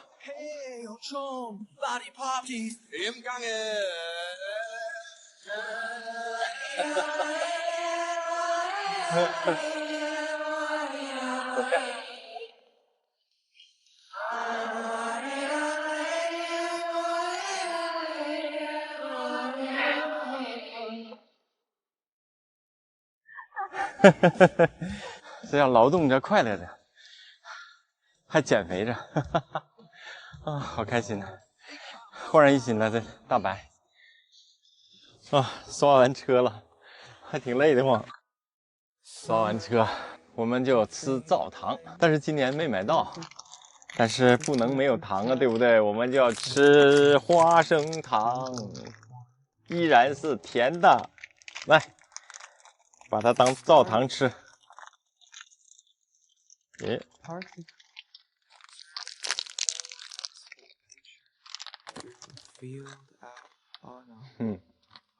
甜。那你放酱油了吗？放了。都够吗？小年儿包饺子，小年儿3件事儿：除尘，把家里家外打扫干干净净，房车就是我们移动的家，所以我们一样也不缺的小年仪式感。在我们的家乡啊，逢年过节饺子必吃，必然包饺子，然后是我最爱吃的香菇白菜猪肉馅儿。白菜是百财，逢年过节纳百财呀。小年的时候，你的家乡吃什么呢？我知道有的朋友吃汤圆，有的吃饺子，还有吃蒸糕，还有吃蒸糕。饺子包好喽，下饺子。还有吃糖的。儿子说还有几个糖的。对呀，还有几个糖的。每次包饺子都很开心，逢年过节的仪式感一定要有啊！下饺子，下饺子。小年儿到了，年就来了，下饺子。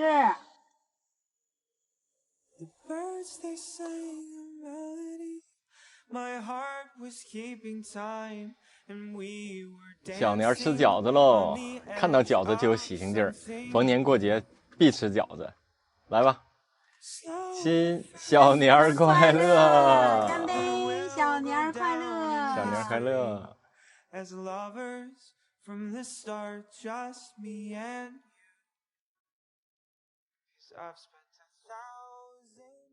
今天是农历小年儿，福旺家祝您福旺财旺运气旺，小年儿快乐！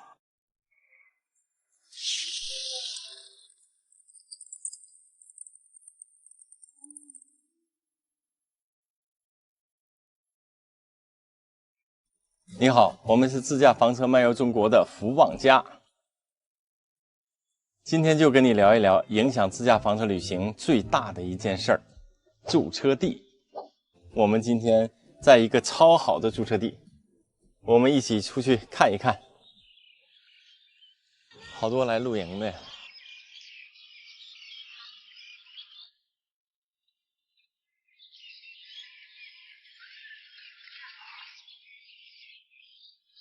特别舒服。这就是我们的驻车地，我们的车就停在这儿不远，在这儿我们就能感受到人们对厦门的评价，城在海上，海在城中的感觉，特别的奇特，而且非常的安静舒适。这是厦门水上运动中心的一个驻车地，所以影响自驾房车旅行体验最重要的一件事儿就是驻车地的选择。我觉得驻车地选择最重要的一条就是要找一个安静的地方，能保证你一个好的睡眠。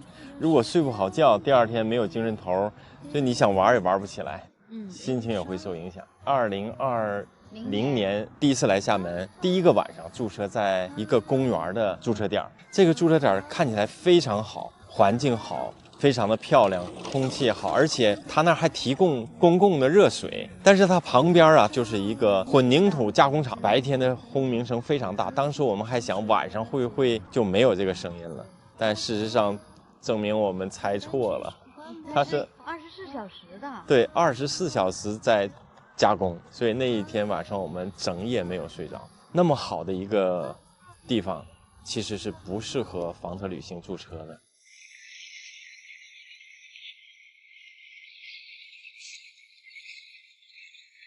我们觉得选择一个好的驻车地的第二点就是要交通便利，这样的话你去哪儿都方便。我们之前还去了另外一个厦门的驻车地，双子塔脚下的沙坡尾的那个驻车点，那儿去哪儿都方便，距离哪儿都近。文艺小清新的沙坡尾，我们转了个遍。所以好的驻车地要选一个交通便利的地方。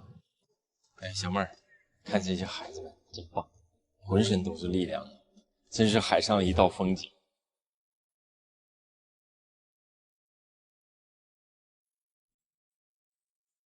好的驻车地第三点就是要住在一个环境好，甚至是风景里。就像我们现在所住的这个厦门水上运动中心，这里非常非常的美。早上起来你会看到非常多的鸥啊，还有鹤，对，还有我们叫不出名字的好多的这个飞禽，然后在这大片的这个飞来飞去，可见这个地方的生态环境保持得非常好。还有一个就是我们现在所在的这个就是海上自行车道，好多朋友喜欢在这骑自行车，感受，对，我们也骑过，感受在海上驰骋的感觉。因为你在这骑车的时候，你会有一种感觉像在大海上飞翔的感觉。这个驻车地完胜于好多的房车露营地。对，我们之前住过好多房车露营地，我觉得就风景和这个自然环境来讲，它真的是完胜非常多的房车露营地。一个来了就不想走的地方。是，这里距离集美学村、嘉庚公园都很近，还有一个很有味道的老城区大社路，去这里都挺方便的。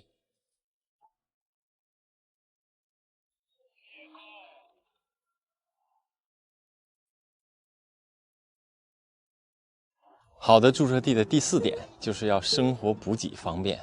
我们在这儿不远处就是一个购物中心，大型超市，所以买东西特别方便。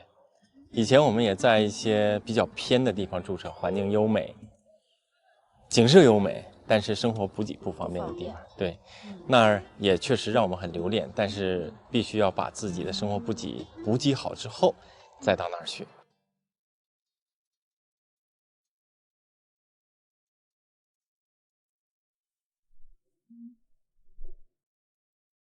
好的驻车地的第5点就是安全，非常多的朋友关心驻车安全的事儿。我们现在所在的这个驻车地是一个大型的停车场，有保安亭24小时的值班人员，然后有非常多的监控。我们的车上就是一个监控，它是一个收费停车场，所以有进出口的闸门。其实在国内旅行非常安全，但是在这样的一个环境当中，更加增加了你的安全感。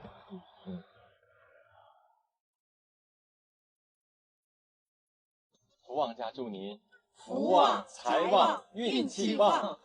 这就是我们福旺家的房车生活，你喜欢吗？如果你喜欢，请关注、长按点赞支持我们。我们下期再见。我是瞅着你呢，还是瞅着他？瞅着我。哎，我好像这个没组织好这块儿。没关系，没关系。福旺家房车生活。说任性就任性，我们现在是信马由缰的旅行。本来在厦门还有好几个目的地没有去，但是我们现在来到了漳州。昨晚我跟小妹儿说起2020年12月份我们在漳州吃的好吃的，我们就说那我们还等什么？明天走起。所以在厦门还有没有玩完的时候，我们就跑到漳州来了。哎，我为什么到各地旅游，我记得都是好吃的东西呢？哎呀，你看，我想起来我就咽口水。评论区第一条评论，我好像胖了。对，就我这个节奏，现在今年的减肥计划一定要成功。我要用那个实际行动，就是哎，那有房车。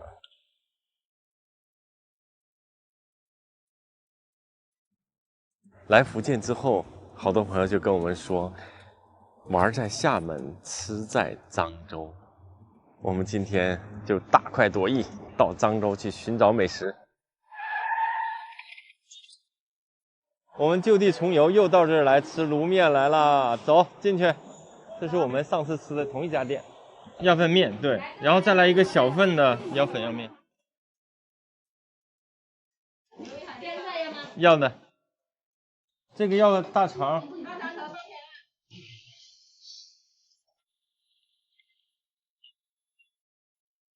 哇！终于又来吃卤面了。我和小妹来吃的时候就觉得挺好吃，但是你知道吗？这一碗面是7块钱，但是这个价格和面没关系。我们现在3碗面下来67块钱，关键就是加了这么多料，有笋。有大肠、豆腐，还有海蛎。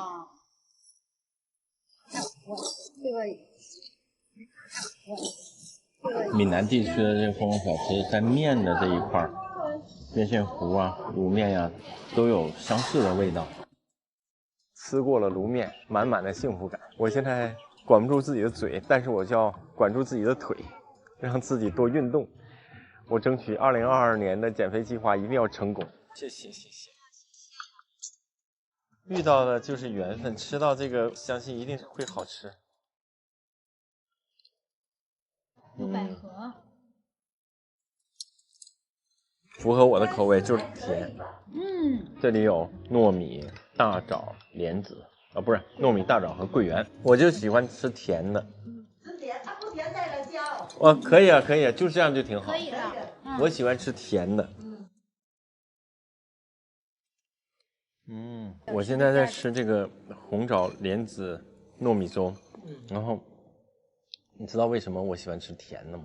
吃甜的人心情好，满满的幸福感。当然我心情一直很好，我并不是用它来缓解我心情。我们偶遇到这个小店，吃到这个红枣桂圆糯米粥也特别棒。莲子也好吃，你吃看看。也很好吃。那个也很 Q 哦。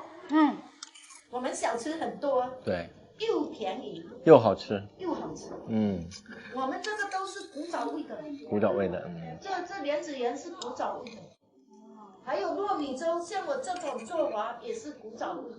什么是古早味啊？古早味就是老味道，这是以前最早的。那个古早味有300年的。300年的，我们这条街1年拍两3次电影，这里边真的很有历史，很有历史。还有那个全国最小的小庙，3平方空中庙，这个是全国最小的小庙。太好，太感谢你的介绍。对了，这么远来到这里，我们去你们那里，你们也很客气呀。是的，都是兄弟姐妹。谢谢，去看一下。谢谢。有来再来。好的，再见。古城不大，但它跨越了1000年。这里的某一块砖瓦，某一座红墙小厝，可能历经1000年风雨和世事变迁。老街里还居住着很多当地人，他们不舍得搬走，不只是习惯，更多的可能是这里有他们情感的寄托。有悠然自得喝茶聊天的老邻居，还有随风飘散的闽南古早味，悠闲清静的恰到好处。在古城中，我们还遇到了街头采访。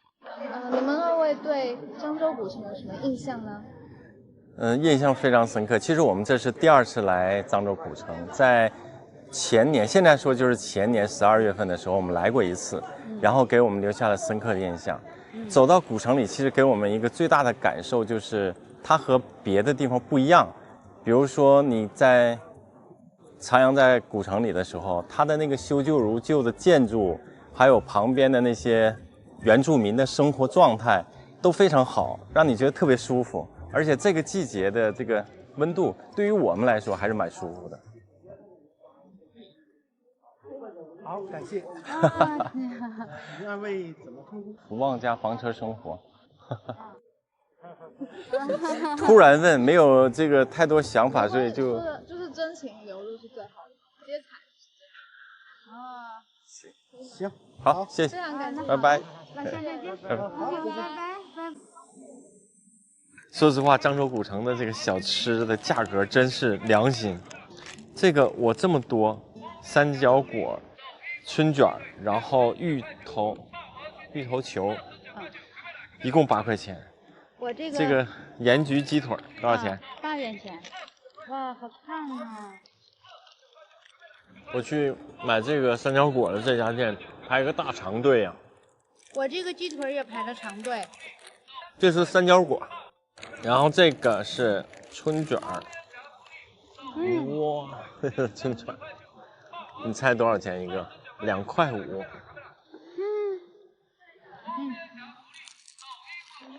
小哥真是，玩在厦门区，在漳州哈。哇，这个盐焗鸡腿，我天哪！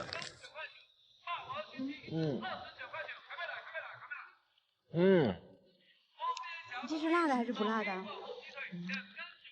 不辣，微微有一点点辣。是吗？那我应该是那个是辣的。不辣。哎呦，太好吃了，这个让给我惊喜了。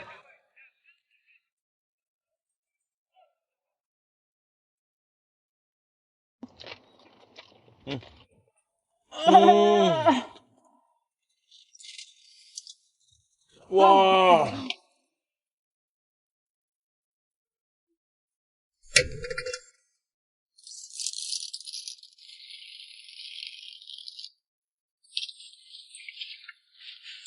匆匆走过回找的元气满满的一天又开始了。我们现在驻车在厦门岛内的一个驻车地，面向大海。虽然它不是在海的沙滩边上，但是凭着窗户往外望就是大海。我们距离鼓浪屿隔海相望，近在咫尺。而且我们就在双子塔的塔下。吃完早餐之后，我们要去办一件大事儿。好多我们福旺家的老粉一直在问一个问题：福旺，你帽子上的那2个字儿怎么没了呢？我们今天就把它找回来。回家的路。我们现在去寻找我们的帽子。帽子店。帽子店，对。1年多前，我们就在厦门这儿这家沙坡尾的帽子店，应该就在河边的一家店买的这个帽子，当场刺绣的。这次我们跨越3000多公里，一路向南，来到厦门，一个最重要的目的就是把我们的帽子找回来，就是买到我们当时买的那样的帽子。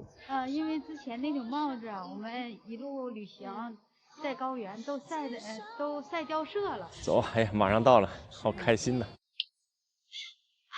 都变了，都关门了。关门了，但是这家店，哎，是这儿吧？是，去年就在这儿做的。有一点就是这个店，这个招牌都变了，说明在这个帽子店，他家不做之后，已经有别人在做别的生意，然后又不做了。这个都关门了。这一趟都关门了。哎呀，我今年的这个生意好像都不太好。这家帽子店关门了，哎呀，确实是让我有点失望。这是我们还戴了好几顶帽子，需要在这儿刺绣上。这一下不行了，但是不能影响我们旅行的心情。It's a silent fighting.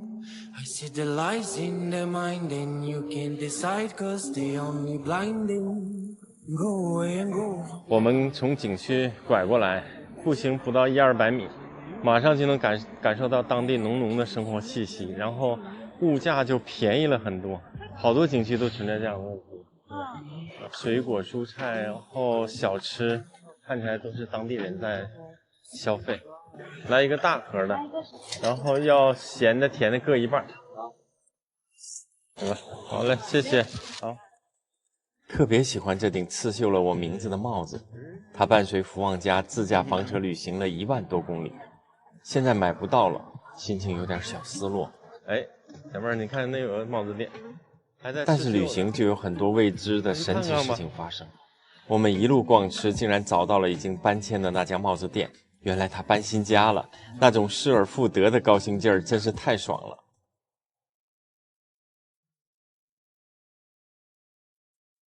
上次在这儿订的帽子，然后在这儿刺绣的名字，这次我们多订几个。还有更惊喜的是，帽子店的电脑里还留存着1年前我写下的那2个字。我们今年来找到这家店之后，因为他家搬迁了，然后找到这家店。他原来的电脑资料竟然还都在，所以特别开心，就是直接就把我的原来的那个福旺2个字给绣上。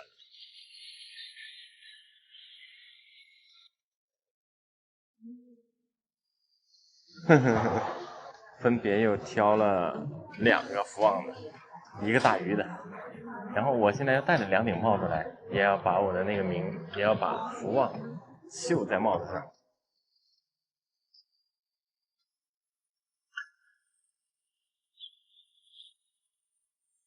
这是我们福旺家自驾房车旅行中简单有趣的一天，从期待到失望，然后失而复得，最后又有小惊喜。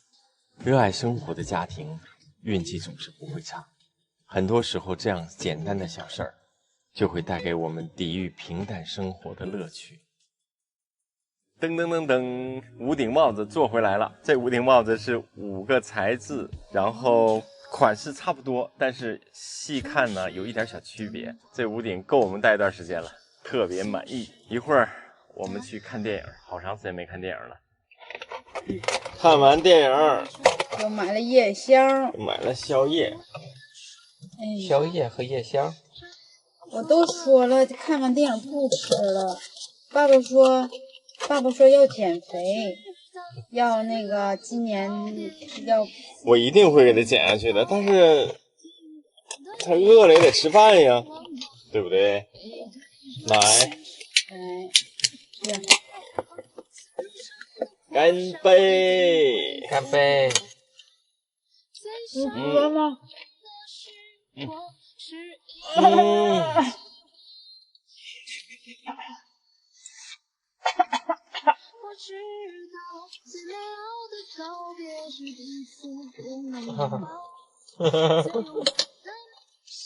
啥呀？哇！太可我了！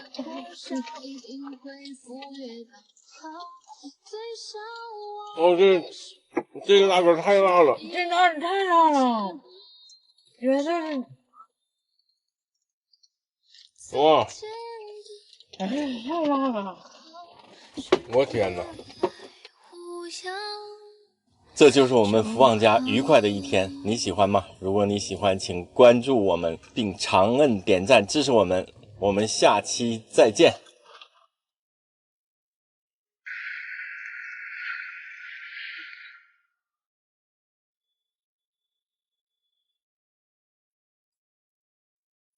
你好，我们是自驾房车漫游中国的福旺家。最近每天都有朋友问我一个问题，到底房车值不值得买？还有一些朋友要我给他推荐他们要买的房车，今天我们就聊一聊。这是我们这次一路向南旅行住的第一个房车露营地，100元包水电，自由使用，可以敞开了洗衣服、晾晒衣服，环境还不错，挺干净的。旁边的公交站也不远，它的生活补给也算方便。缺点就是你听，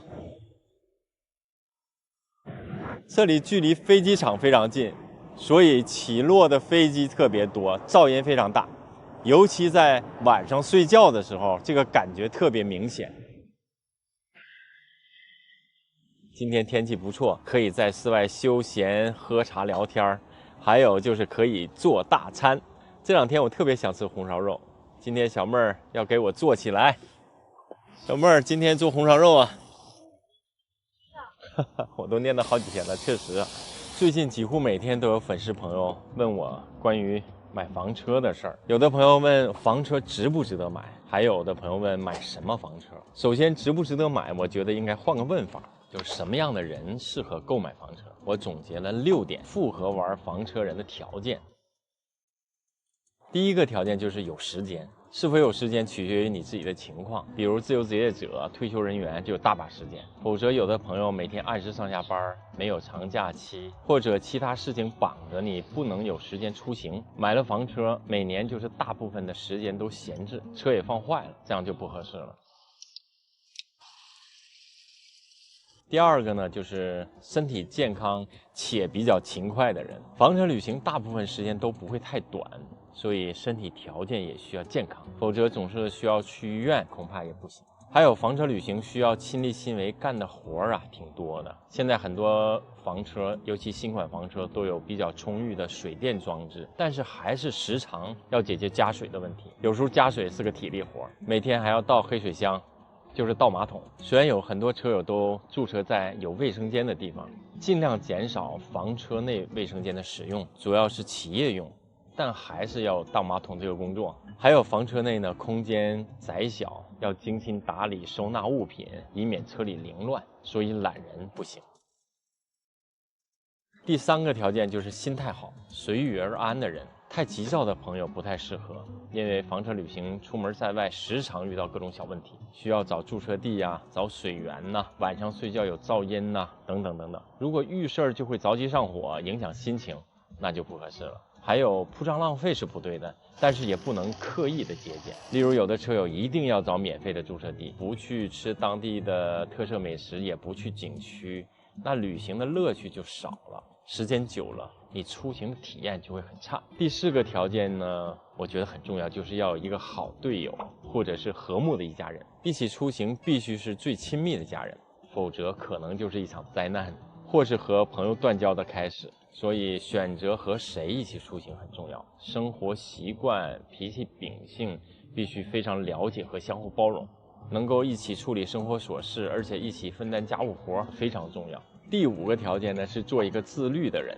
不要贪小便宜，不要只顾自己方便，不管他人感受。如果是这样的话，就一定会遇到不痛快的事儿，被人驱赶啊，或者不被尊重啊，这样的事情发生。人家感觉你没素质，到处讨人嫌，你觉得玩房车不开心，经常被人讨伐。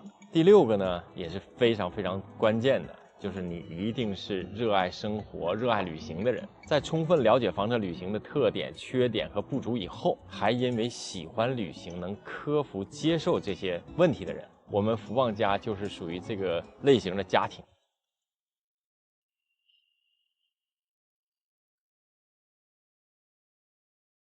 第2个问题就是每天都有粉丝朋友让我推荐房车。首先我感谢朋友们的信任，但是我不是卖房车的，专业上我真的不够资格。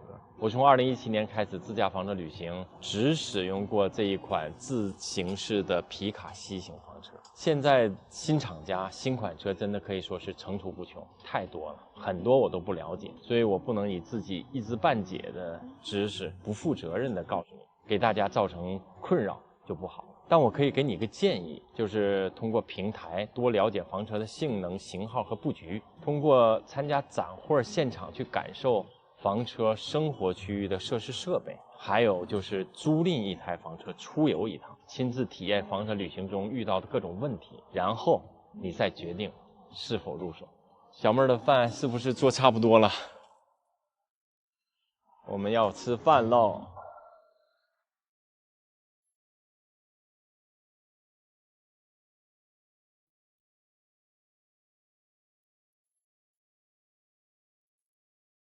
来，小哥，干杯！干杯！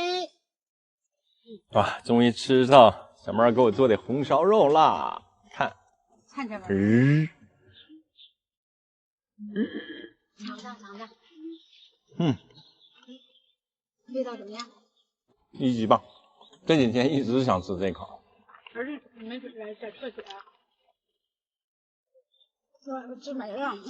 太满足了，满嘴的幸福感。我们的房车旅行总是在探访前方的未知中进行，时而收获惊喜，时而也收获美景，还收获美食，可能有的时候也会小波折。不过，这可能就是房车旅行的意义。这就是我们福邦家的房车生活，你喜欢吗？如果你喜欢，请关注、长按点赞支持我们。我们下期再见。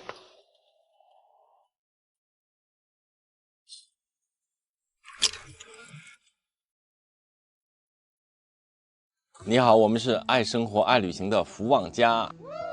今天早餐很简单，吃过面条以后，我们就要去一个特别的渔村，叫巡捕村。它有什么特别之处呢？一会儿我们到了，大家就知道了。元气满满的一天，从早餐开始。我们现在要去巡捕村了，去探访一个特别的巡捕村。先跟大家介绍一下我们昨晚的驻车地，这是一个非常棒的一个保障驻车地，就是在石狮市宝盖山的莲花禅寺旁边的一个超大停车场。这个停车场它棒就棒在，因为在景区附近，所以它绿树成荫，绿植植被特别多，空气超级好。特别想要和大家推荐的就是在这个宝莲禅寺旁边有一个哈泉水厂，供应着山泉水。昨天我们买了2桶，尝试一下，真的是甘泉清冽，泡茶超级好喝。这不是广告，良心推荐。我们现在去的巡捕村啊，是泉州古丝绸之路的起点，这里曾经也是商贾云集、非常繁华的一个地方。现在的巡捕村还居住着很多古阿拉伯后裔的人。他们多年在这儿生活，然后和当地的汉中人通婚。虽然这么多年过去，但是中亚的遗风尚存呢。有2个最明显的特征，一个呢就是巡捕女的头饰，另外一个就是壕壳房。一会儿我们就可以看到了。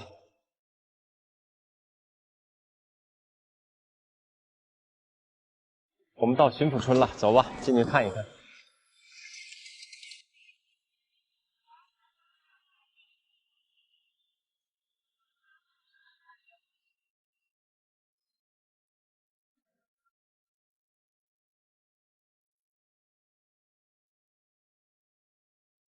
这应该是巡捕村的一个商业街吧，他们当地人都在这买东西，满满的生活气息、烟火气。这是什么鱼啊？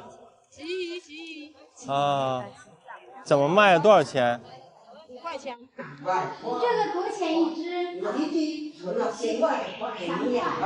我们看到巡捕村的一大特色就是巡捕女，头饰上非常的特别，也非常的鲜艳。那另外一个呢，就是我们说到的科壳绰。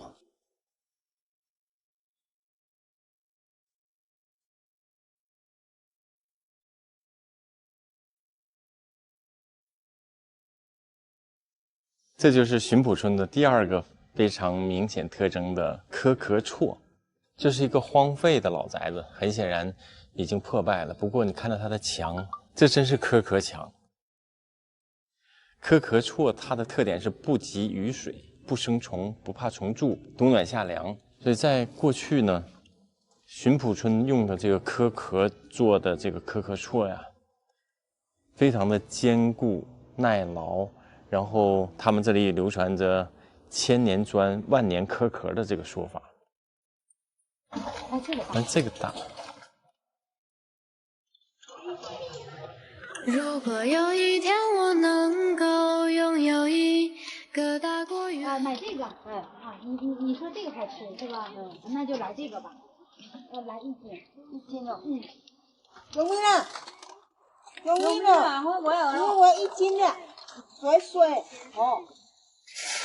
我要再烤火桶的，也要再开热的水。我要吃，我俩也我要吃。这怎么吃？做汤？做汤的辣荤。荤。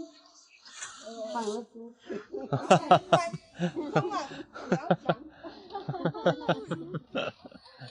哎，这普通话我给听不懂啊。听不懂。我说话讲不懂呀，听啊，说话听不懂。哦。文化实在无不理呀。边啊无了，边啊无遐去啦。哦，谢谢，再见。我们刚才在巡捕村的这个巡捕女手里买了这个新鲜的海蛎。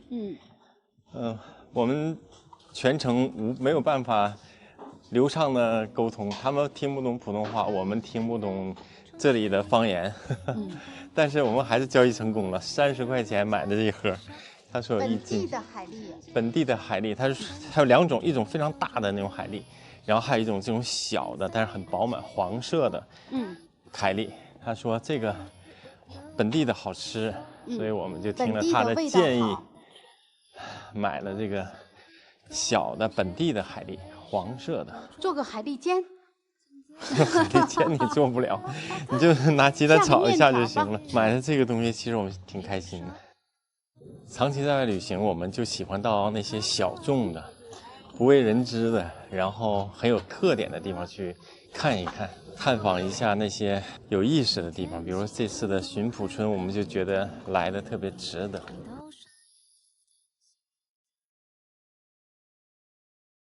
昨天我们在巡捕买的海蛎，然后小妹儿要挑战做海蛎煎，这个是做的海蛎煎，最后成功的做成了海蛎鸡蛋饼。不过这个海蛎的味道还真不错，真是不一样。就是这个海蛎啊，个小饱满，味道鲜甜，然后没有土腥味儿，没有其他怪味儿，真不错。当时有2种海蛎，一种大的，一种小的。大的呢发黑白，小的发黄。当时那个巡捕女，跟我们讲说，这个当然交流很费劲，但是还是交流明白了，就是这个小的是当地的，好吃，30块钱1斤，那个大的没有这个好吃，20块钱1斤。对，所以我们买的是这个当地的。今天看来做了。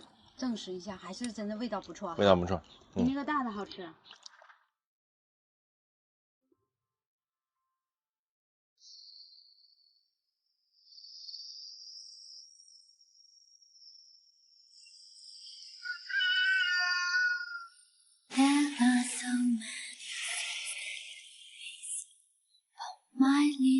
你好，我们是自驾房车漫游中国的福旺家。Hello， 早上好。在泉州有一道泉州人从早餐到宵夜神一般存在的小吃，那就是面线糊。我们现在去尝一尝面线糊。泉州的一天从一碗面线糊开始，出发。我们现在在晋江江南公园不远处，偶然间发现了一个面线糊店。这家店身在算是小巷吗？反正它不在大路上，比较隐蔽。要排队吗？没想到人这么多吃早餐，而且这个店它的位置非常偏，然后很多人应该是慕名而来的。加什么？大肠和豆腐。然后是一碗加什么？一个豆干的，一个豆腐的。2碗大肠哎。对对对。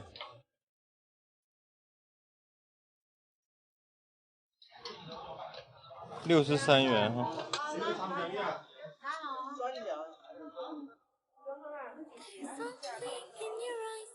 哇，哦，这是我们自己偶然发现的一家面线糊店。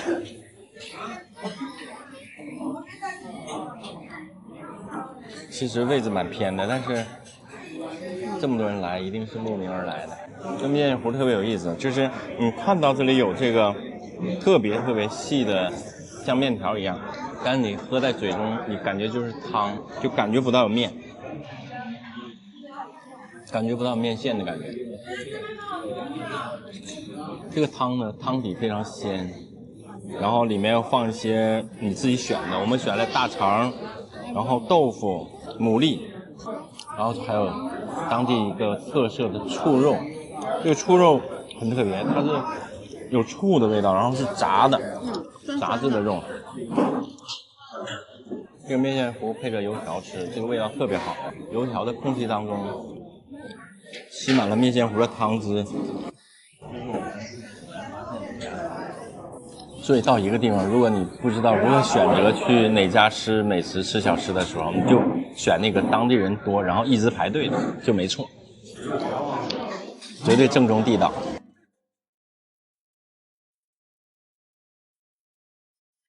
好吃。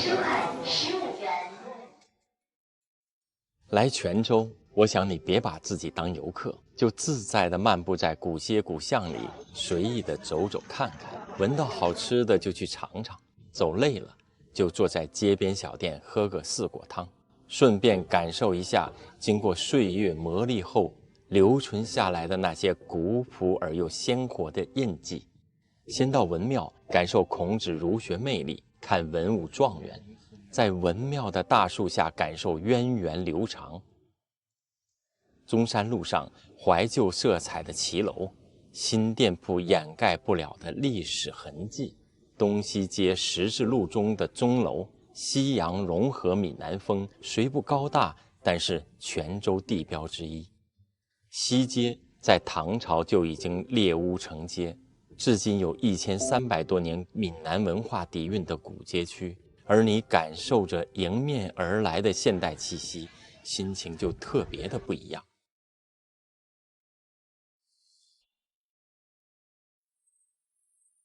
我们在海边刚刚在渔民手里买的这个虾，渔民说叫红虾，不知道味道怎么样，今天我们尝一尝。